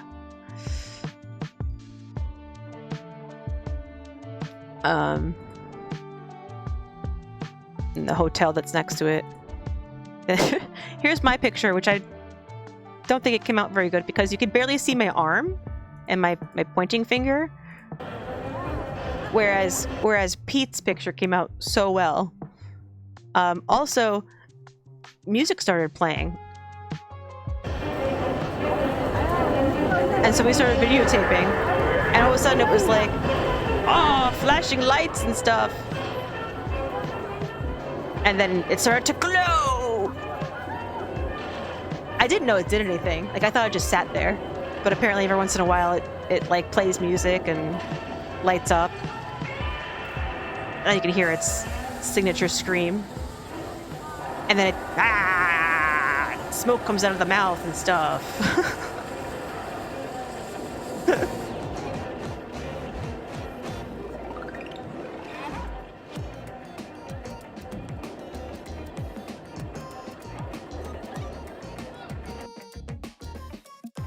With a 10,000 gates.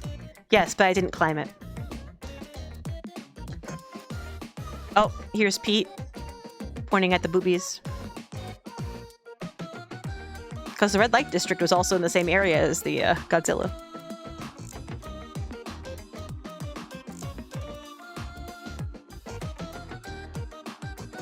Another game building. That one came out blurry. Oh, right. This was the last place we went to, was Animate. Oh, no.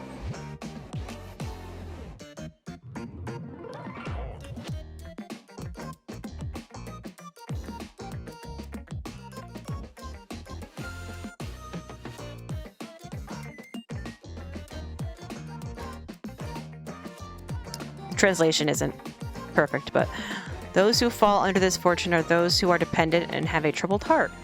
It's like the moon is shining during a lunar eclipse, and like a fish is floating in the water. It's hard for your wishes to come true, but if you wait with honesty, you'll be lucky. I can't open my mouth. I'm not happy, and I'm sick for a long time. You should live 67 out of 10. It's difficult to lose something. No one will come, and you'll lose everything. When it comes to transfers, breeding, traveling, etc., it's better to be honest first. This marriage will come true. Buying and selling. I'll regret it later. There are many things that can happen, so you should think about it carefully. Your occupation should be a civil servant or someone with a background in paperwork. Otherwise, I'm fine with the construction business. And any business is fine. This was another negative fortune that I got. Translated. And I was just like, oh my god.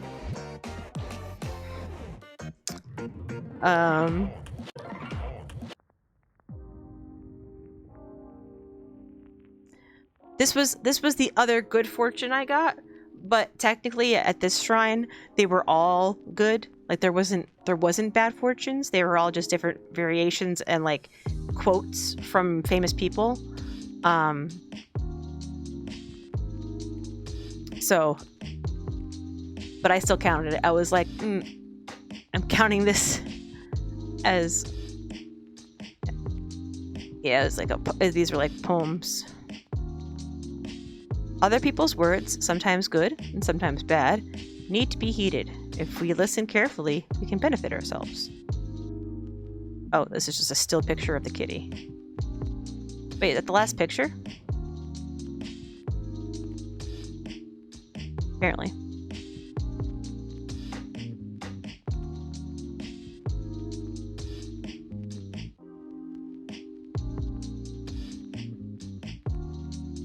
Oh, that's it. That's my Japan trip. We climbed part of it, but it started raining so hard we couldn't get to the top. Oh, that sucks. When I went to Japan, I couldn't speak any Japanese yet, so I got lost in Shinjuku, which is massive. I walked through the red light district with middle-aged men coming out of buildings pointing at me and saying, "Sex? Sex?" And I was like, no, thanks. That's scary. Yeah, the rest of my group climbed the stairs to the top, but I opted out. I just went into like the bottom area and then left because my legs were dead. All right, let me see. There's a couple more things that I bought that I didn't share with you guys. So let's see. I got these gourmet sweets. I think they're like flat almond crackers or something.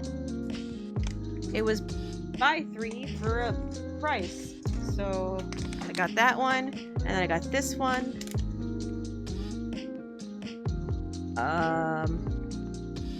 A choice selection rich in variety. In chocolates, candies, and cookies. Oh, so this is a generic description for all the different kinds. So I don't know what these are. And then these ones. They look like chocolates. But I figured, you know, if nothing else, they'll be good gifts.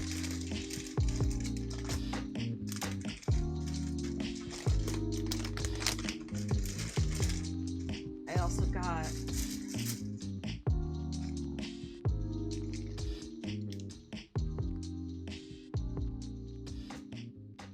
Yatsu Masha, I think it says. Mango flavor. They're like little triangles of rice pastry with like mango. I don't know if they use red bean paste and then put mango flavoring in it.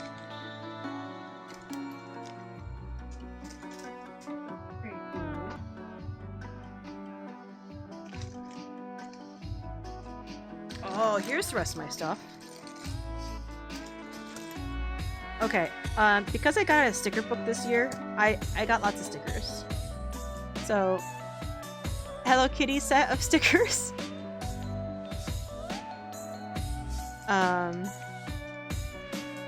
Cinnamon roll stickers.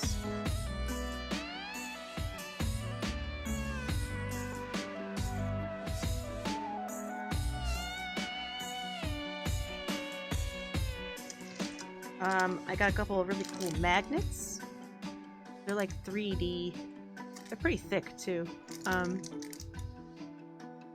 Tokyo with a kitty and a torii gate and stuff.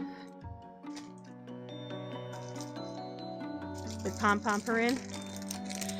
There's another one with kitties and it says Japan in the top corner. Oh my god, the lighting is ruining everything.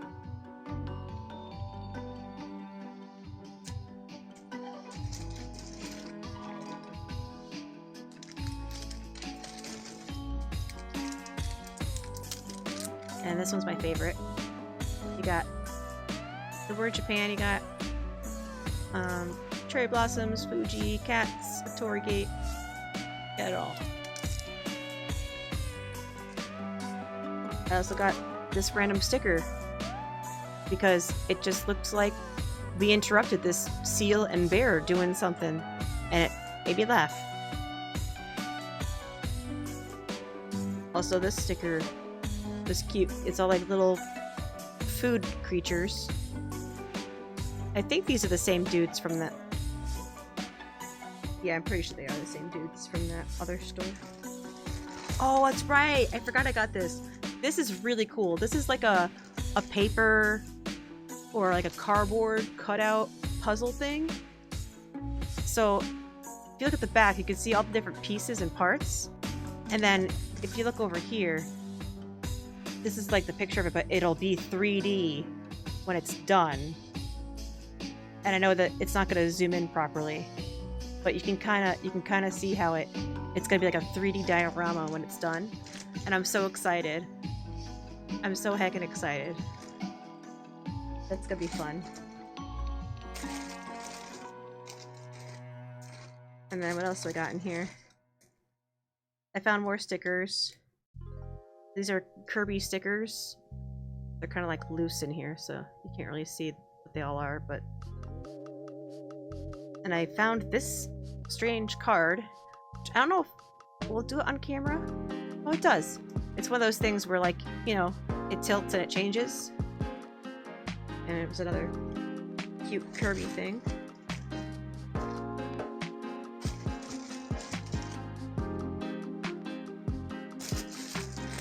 I got a t-shirt.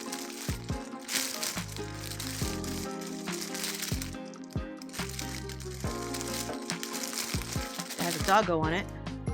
Doggo. I think the text says, "I love."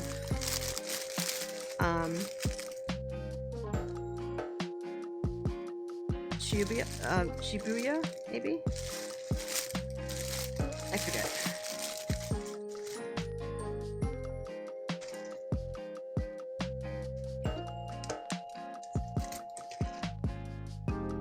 More stickers. This time, Pokemon. Random assortment of Pokemon stickers.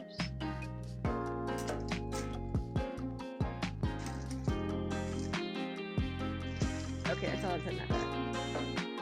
I also got some like blind boxes, so and I haven't opened them yet. So this one is a set of praying cats. So you can see the little cats that are praying. So there's like 5 in total. So we're gonna open it and see which one I got. Warning! This is not food. Thanks. Oh, is it taped? Oh, that's taped, yeah.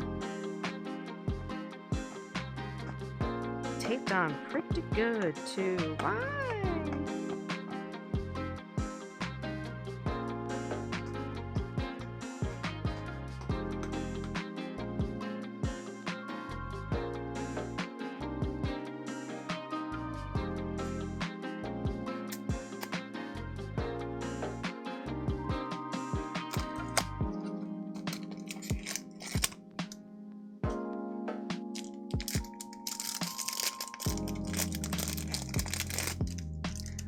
Oh, cute! I got this one. Like a long-haired cat. And he's praying. But he's cute. Cute. Then this other blind box set I got, they're more praying figures, but in this set there's a penguin, a seal, an otter, a cat, and a fox, I think. Yeah. So I was hoping to see if I can get... Watch me get the cat. I was like, oh, I want to get a different animal since I'm getting the cat one. I was kind of hoping for the fox. But let's see what we get.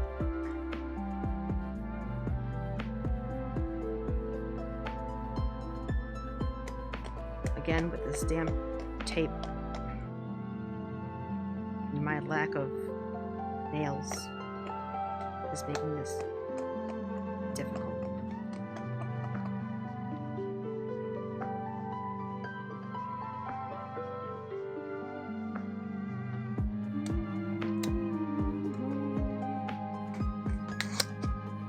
I got the cat! I knew it. I knew it.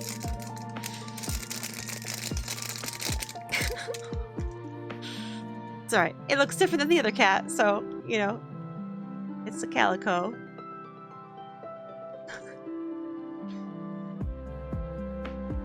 He's very cute. And now I got my 2 little praying cats. And then I had this whole idea that I was gonna bring home like a shit ton of like gotcha balls and open them all up on stream. I only ended up coming home with 3. But hey, we're gonna open them now.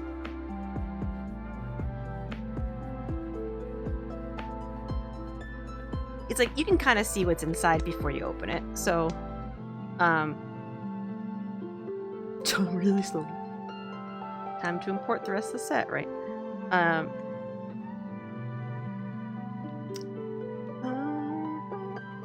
Again with the tape.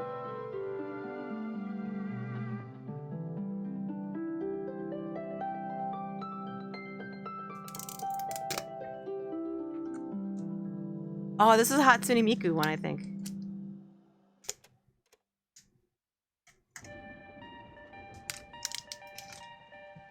So it has this little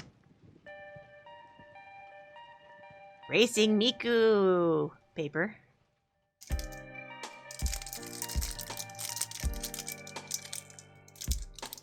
Let me just get this out of the plastic.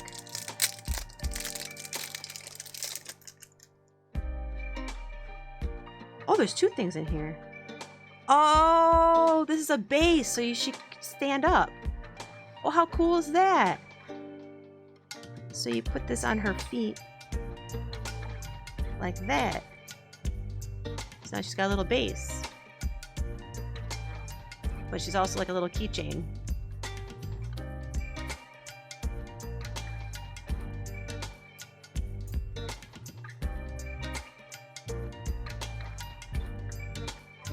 I don't like if the colors she's wearing or, you know, tell something.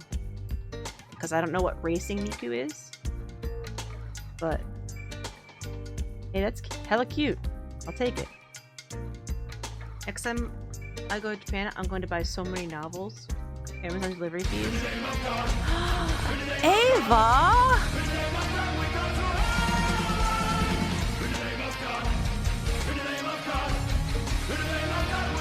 I forgot the picture on the cat licking itself. Ava, thank you so much for that raid. How was your stream?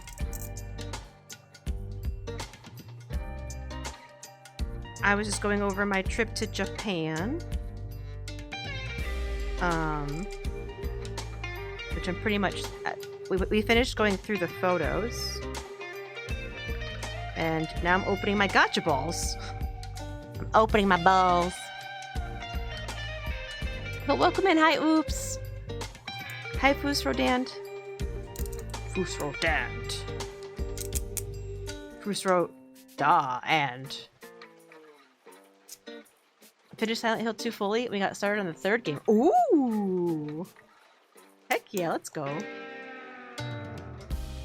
Gachapon, let's go! So yeah, the first one I opened was a Miku like keychain, and it says, it came with this little base so that she could stand up, and it says Miku Racing, and my camera won't focus because I have focus turned off, but that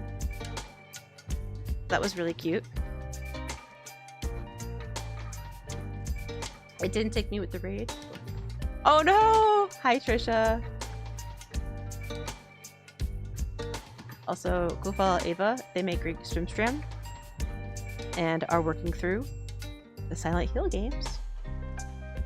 How are you liking Silent Hill 3 so far in comparison to 2?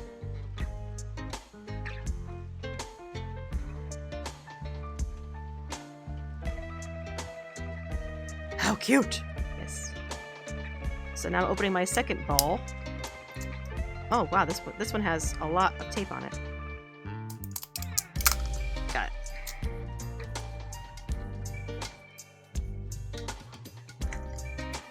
Oh yes, I remember which one this is now.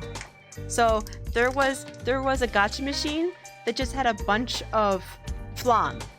If you don't know what flan is, it's like this custard dessert, and it was just different positions it was in, and they were all like slouching and being sleepy and stuff.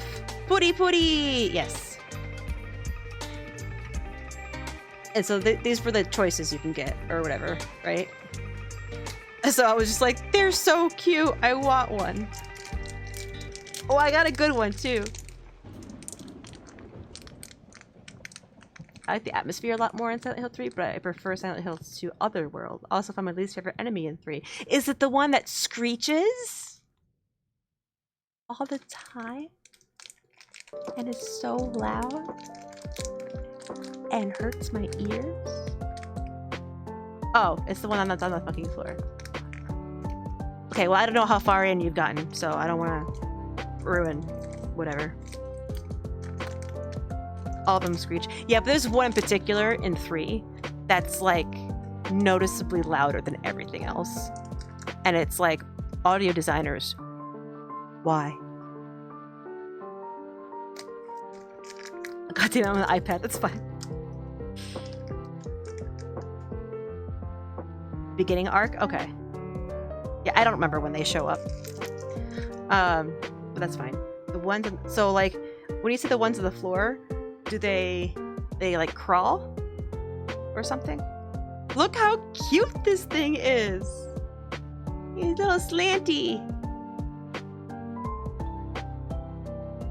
Look how cute it is. It's got a cherry on top. a little pudding on a plate.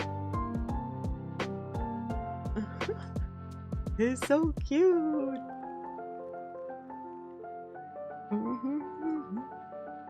Stupid sexy flag. Oh, let me also show you, since you guys are here now, I also got this. I got this from the 10,000 Torii Gate shrine. It's the fox shrine. I got this from the little shop at the base of it. It's a little fox. And it's super cute. And it's got a little bell. And I really like it.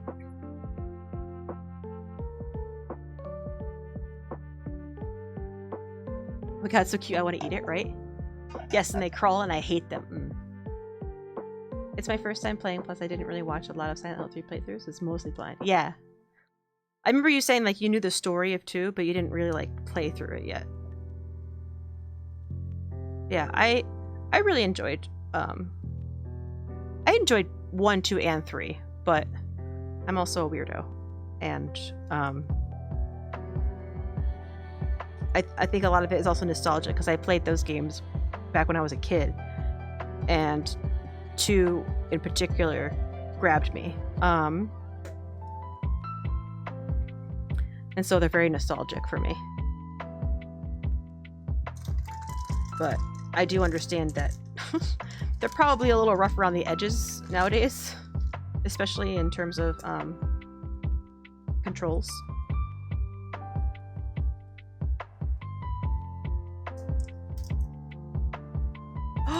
Oh shit, this was a deer one?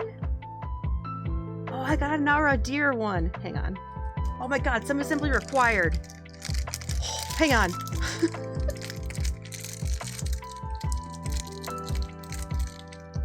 Oh no, your fox gives up. Hang on, there's some assembly required with this one, which is also exciting. Did you get it from Nara? I might have. I don't remember when I got these. I just, you know, out of the 2 weeks, I ended up buying 3 gacha and throwing them in my bag. So I probably got this from Nara. You ever get like so overwhelmed with choices you just have like decision paralysis? That's what it felt like, because every time there was gacha machines, there were so many. There were so many. Alright, are there like instructions?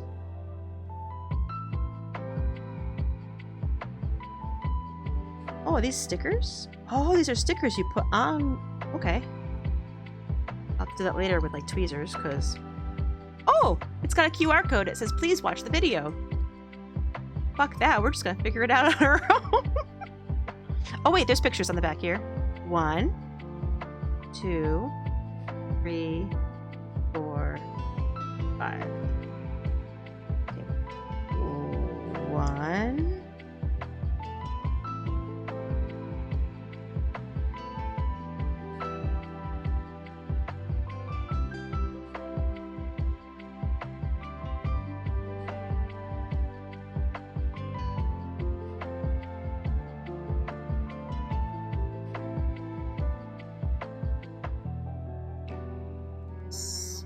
Slide on, right?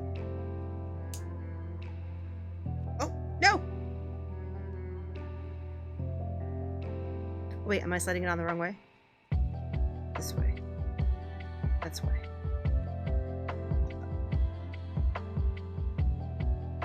One!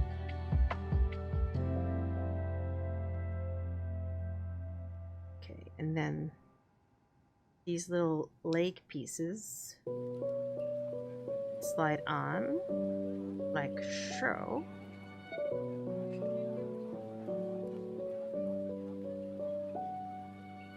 Two. Now you can see the Torii Gate coming together. And then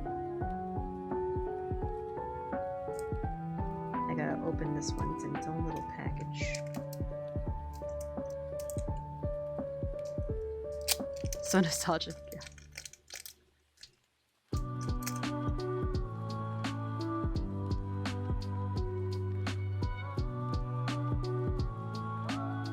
Oh, right. It's not going to zoom.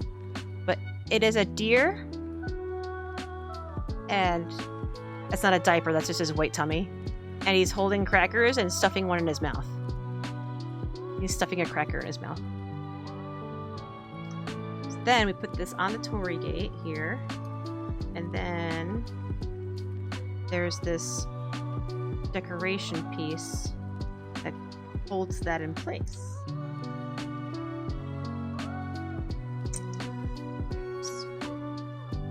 And snaps on there and there. Oh wait, that's not working. Oh, because I put the... no. You gotta line up the holes better.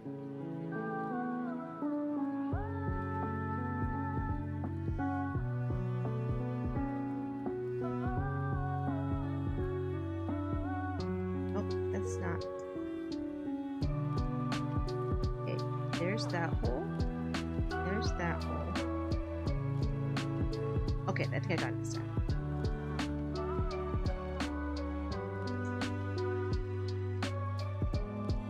Ta-da!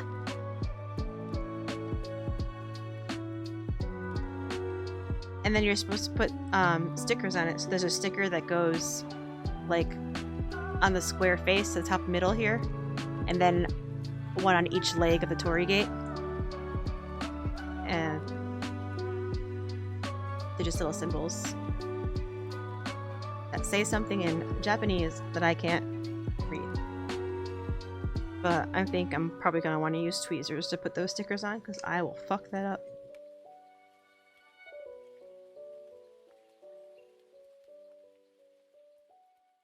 The persona is always heavy.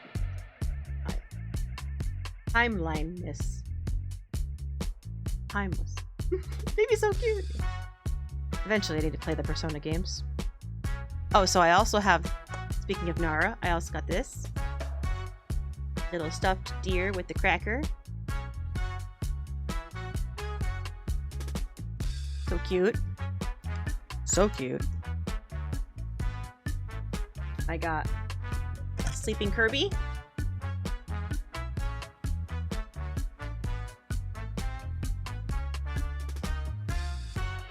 I got some snacks. I got this really cool build cardboard cutout build that's gonna like be 3D when it's done. It's hard, I don't know, it's probably hard to see, but you can kind of see how that lower image is like 3D, like a diorama, and it comes in all these pieces and stuff. I'm excited. I also got a bunch of stickers.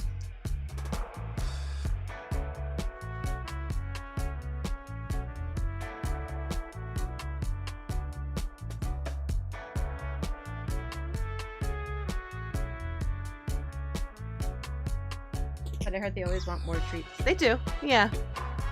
But, I mean,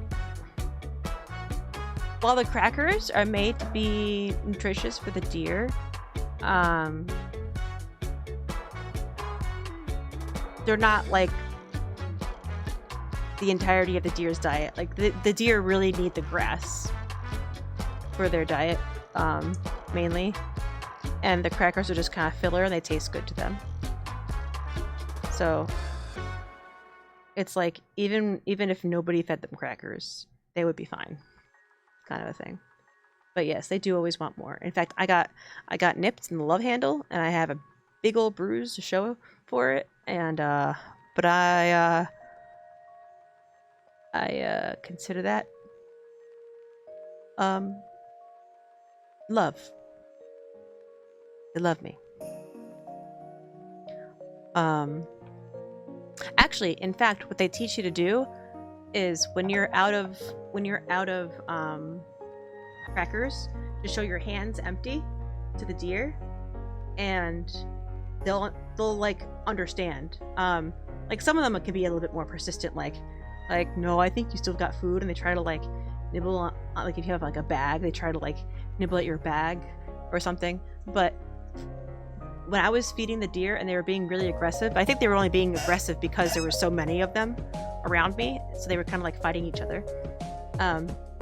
When I ran out and put my hands out, they like immediately stopped, like in place, and all put their heads down and started eating the grass again, like on a dime. It was the funniest thing.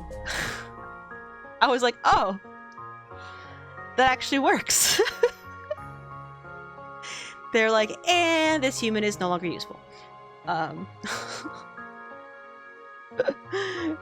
It was pretty great. Yeah, anyway, grass. Hi, Ella-chan, how are you? Cat? Did you see a cat?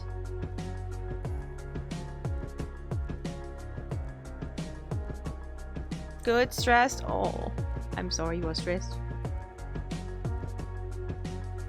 Oh, the picture on stream is a cat. Yes, it is. I also got matcha Kit Kats.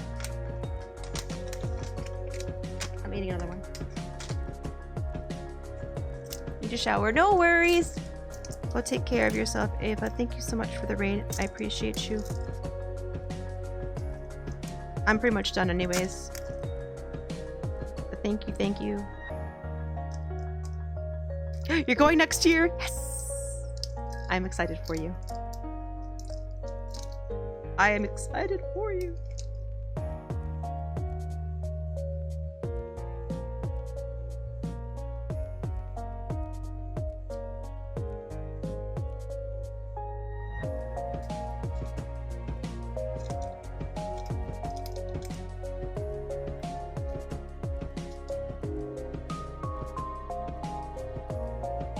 I actually wasn't sure how much I was gonna like matcha before going to Japan. Because the only form I've ever had it in was like as green tea, as hot tea. I've never tried any of the flavored things here. But my god. They work wonders with it. I don't know how to do it. The ice cream was phenomenal.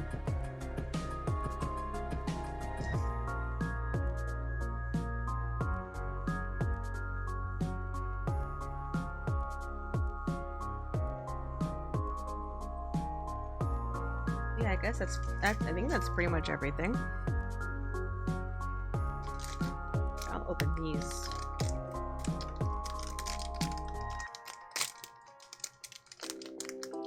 Oh wow, as soon as I cracked open the plastic, the mango. Just mango.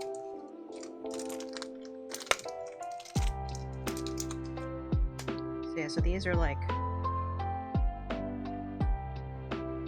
triangles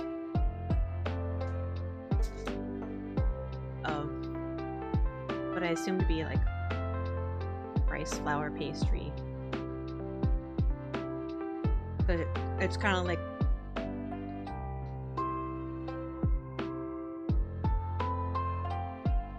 yeah, it's just like why can't I think of the word?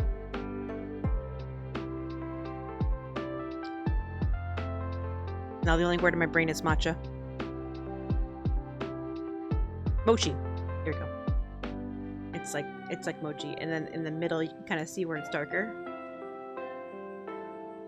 It's like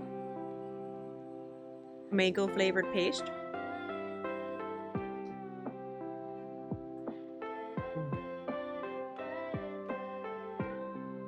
Paste kind of reminds me of the consistency of red bean, so I wonder if the base is red bean and they flavor it, the red bean with mango, or if it's just a paste made out of mango. I don't know.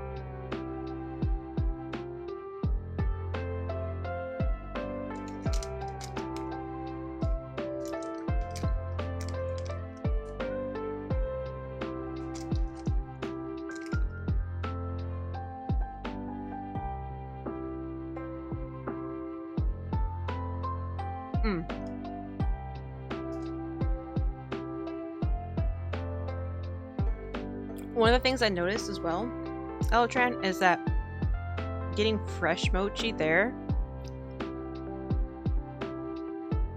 is a huge, maybe not huge, but a noticeable difference in texture from getting not so fresh mochi here.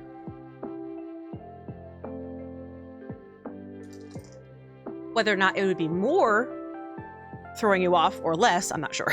I'm not sure which direction it would go in for you, but yeah, like super fresh mochi. Like we got, I found this little shop on one of the random streets we were walking down that had like fruit-filled mochi.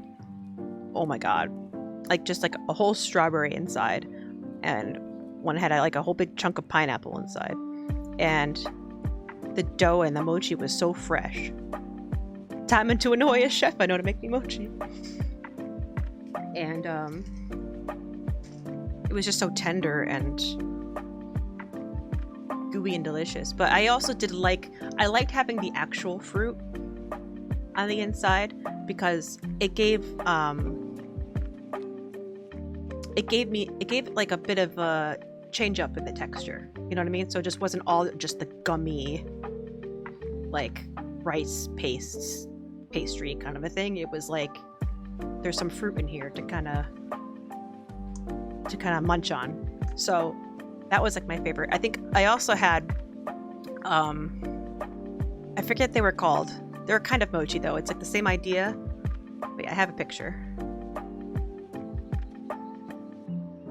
gonna go back to this scene. I just have to find the picture. Went through them all already, but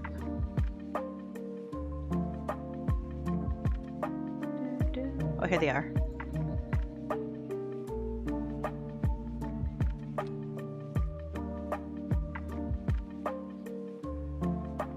Oh, too big and blurry. There's Pete. There you go. So, mine is the one on the left, and it's like a mochi ball.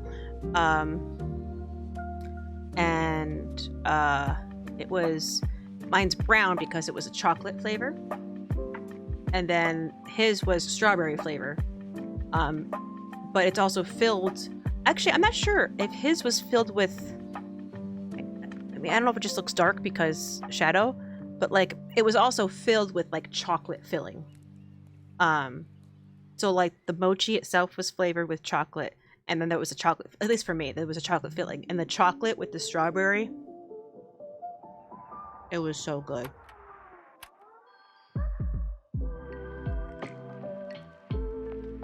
It was just so good. It was so tasty. Oh, I took a picture of like the whole.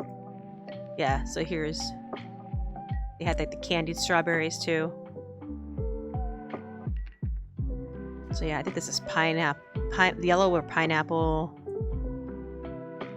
Oh, the green are probably matcha, maybe.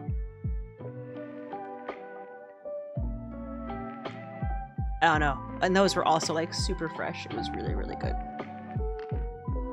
Real good. Basically, just about everything I ate in Japan was delicious. I was a little sad because it turns out I'm not as big of a fan of miso soup as I thought. Because in Japan, as you can imagine, it's much fresher, and thus the fish flavor comes out more. And while it's nice fish flavor, it's just not the type of fish flavor that I enjoy. Just gonna be hungry. Sorry. So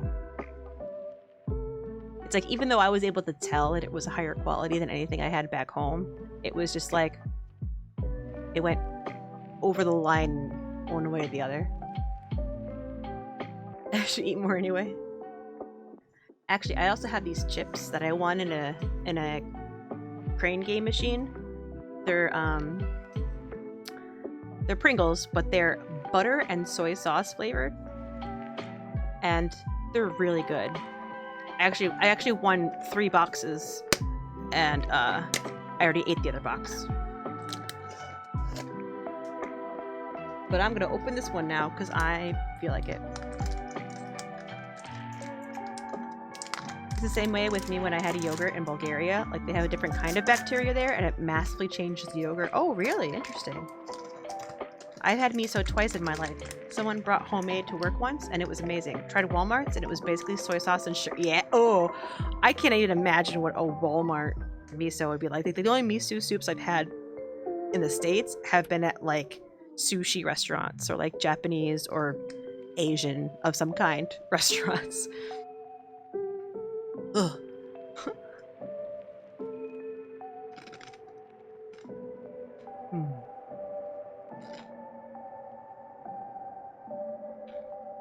Friends from Bulgaria are actually kind of chill. Friends from Butt. Why are people from Bulgaria not usually chill?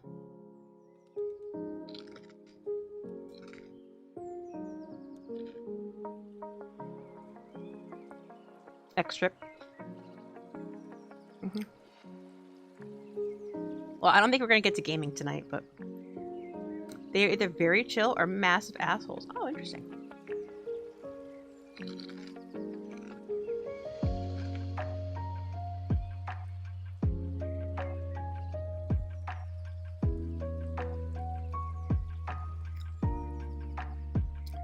Yeah, here's the fox train with the Torii gates.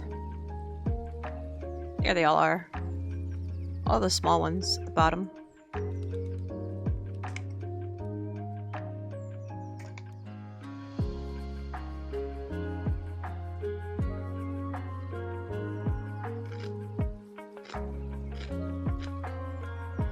Made your own miso once.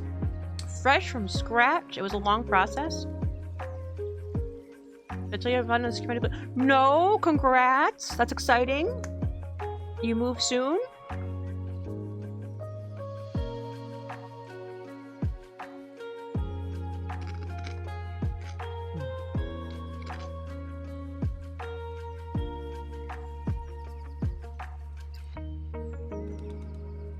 I was just getting so snacky, like looking at all the pictures of food that I had. End of July. Nice. Nice, nice. Happy for you.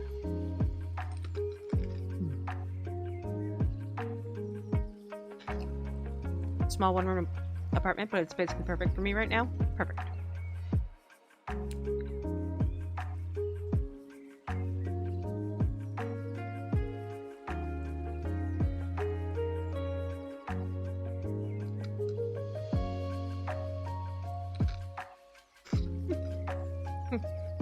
Yep, that's me.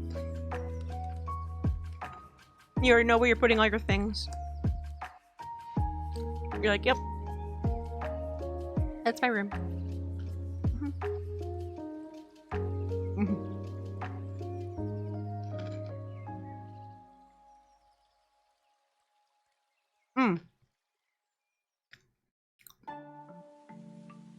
Let me show you my favorite picture.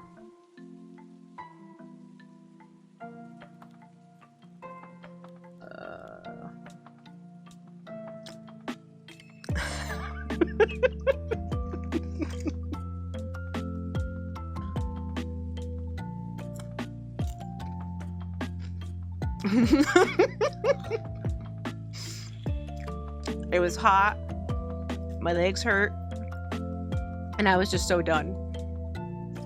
And my poor friend Nate was trying to take a nice picture of this tree, and I just happened to be in the way, and he was like, I just got the best picture. It's literally me whenever I wake up. Ugh.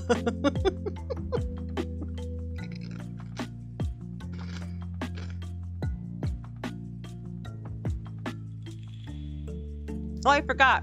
I also bought a pin that went on my fanny pack. You can kind of see it, but I don't know where that is right now. And I also bought a handkerchief too, which is in my fanny pack.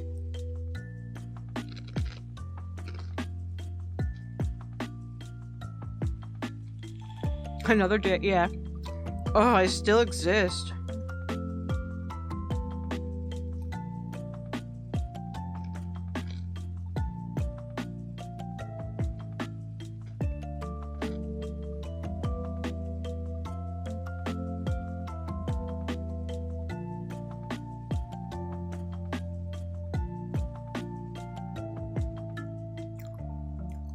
Oh, my picture's gone.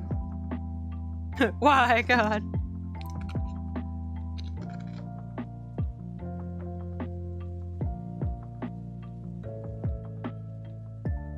Yeah, I mean, the blisters on my feet didn't help. Well, I did buy, like, really nice new walking shoes before the trip.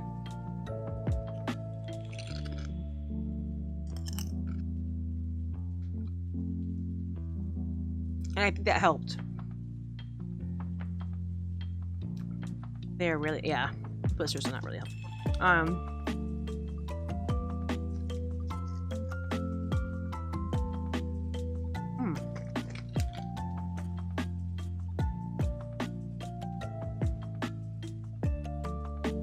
Wow. So I've been home for about a week, and the blister on my pinky toe is still healing. Even though I've pretty much been off my feet all week and sleeping at weird hours and napping. I'm doing a lot of sleeping this week. I didn't have as much time as I wanted to break them in, but the important thing is that they felt good the moment they were on. You know what I mean? They were already comfortable. So I walked in them a few times before Japan. And like the first time I walked in them, like, you know, certain parts of my foot would feel kind of weird. But because it wasn't used to having support, because I just had Skechers slip-ons, which has no ankle support. So of course it's gonna feel weird.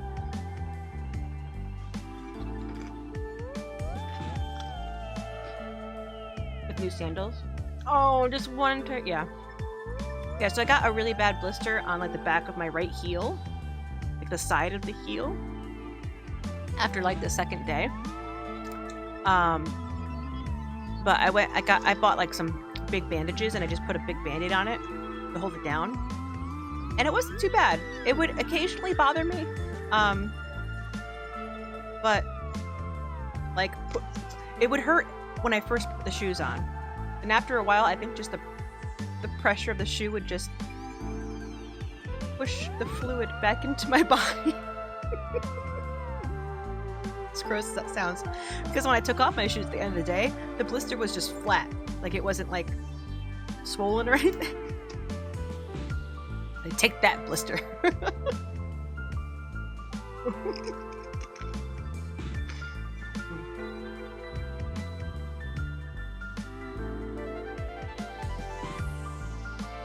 I didn't really wear my compression socks during the trip. I just wore them on the plane.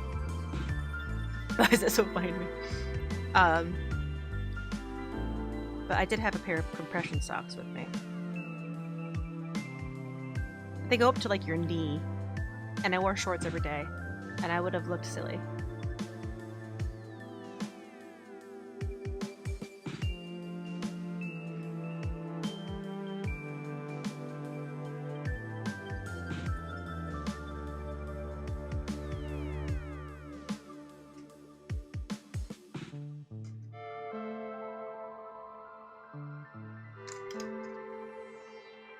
I thought I would sleep on the plane ride, especially on the plane ride home.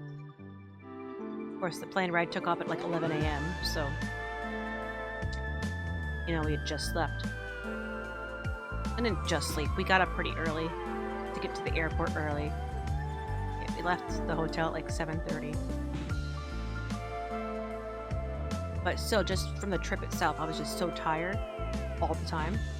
I thought I would sleep pretty good on the plane. So.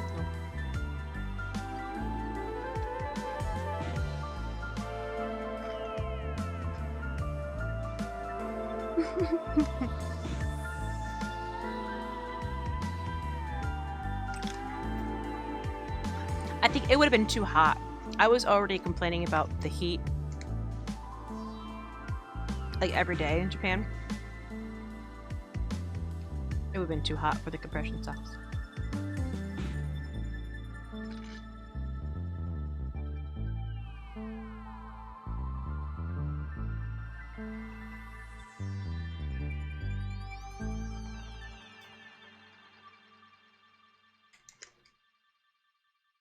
I'm out of drink. I'm out of beverage.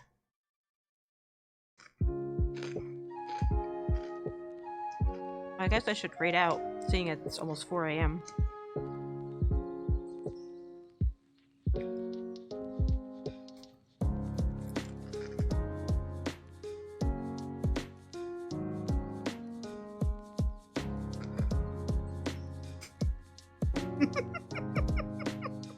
That's great.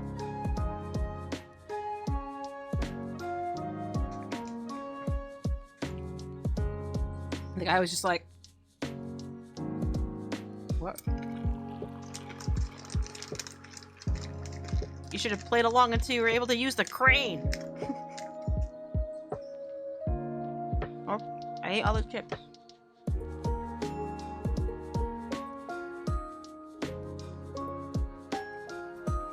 How I knew how to do the electrician stuff. Oh.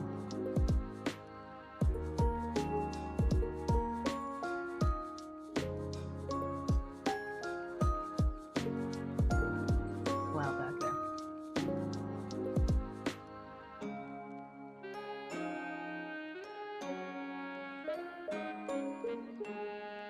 I can't believe I'm about to say this, but my feet are cold. It's been really warm here. So I'm just like, what is this feeling of being cold? Developmental psychology, Seer.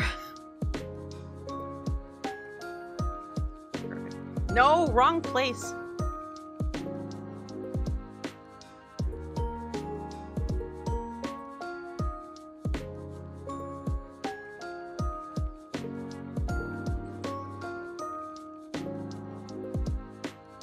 You may be a bad man. Why?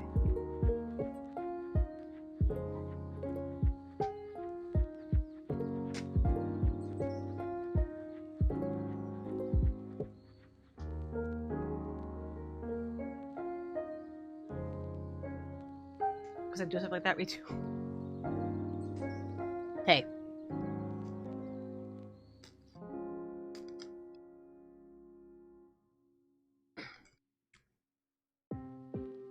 You had fun, and that's what counts. Pardon me.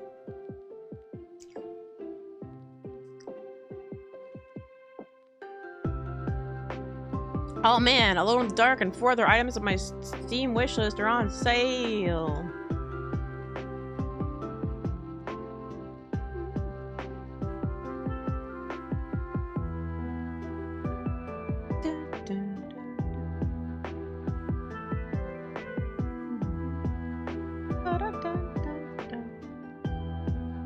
I mean, I am certified to do electrical work. Hey, that's good.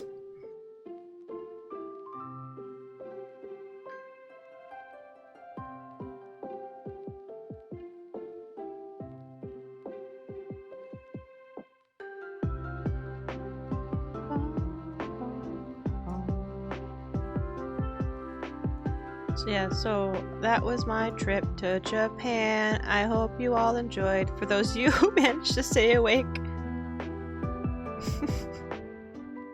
late into the evening of my Japan recap. And I already miss it. Mess people in the city? Yeah.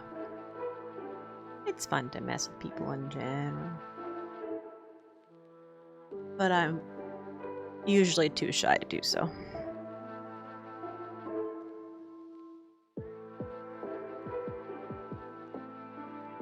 The end. Yeah, no worries. Check the VOD if you want to see other stuff.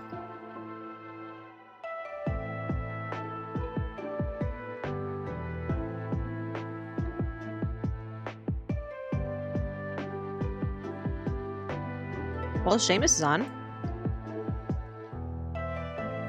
And he's playing The Quarry. Let's go raid him. In another 3 hours, we'll reach the time I fell asleep last night. Oh my goodness. Time to raid Seamus. And then time for me to go pee. Because I really need to pee.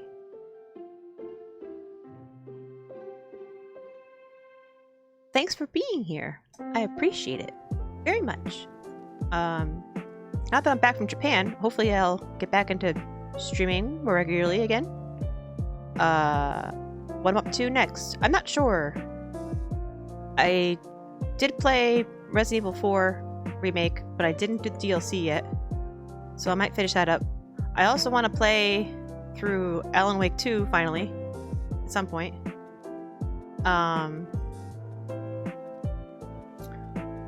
But yeah, I don't know. We'll see. We shall see.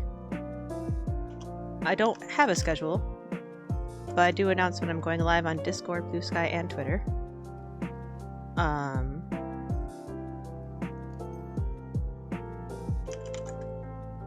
Here is a raid messages. Feel free to grab one to throw at Seamus's chat.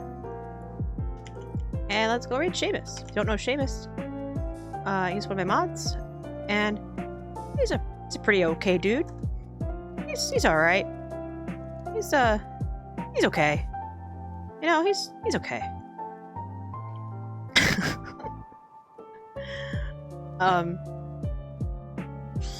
He's playing The Quarry. So, spoilers for The Quarry if you don't want spoilers for The Quarry.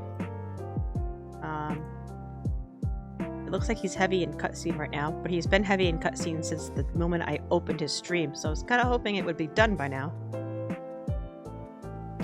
Perhaps let this raid.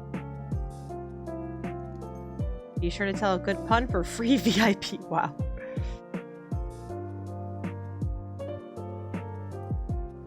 Oh, he just had to do a controller input. Not technically a cutscene anymore. It's still really a cutscene.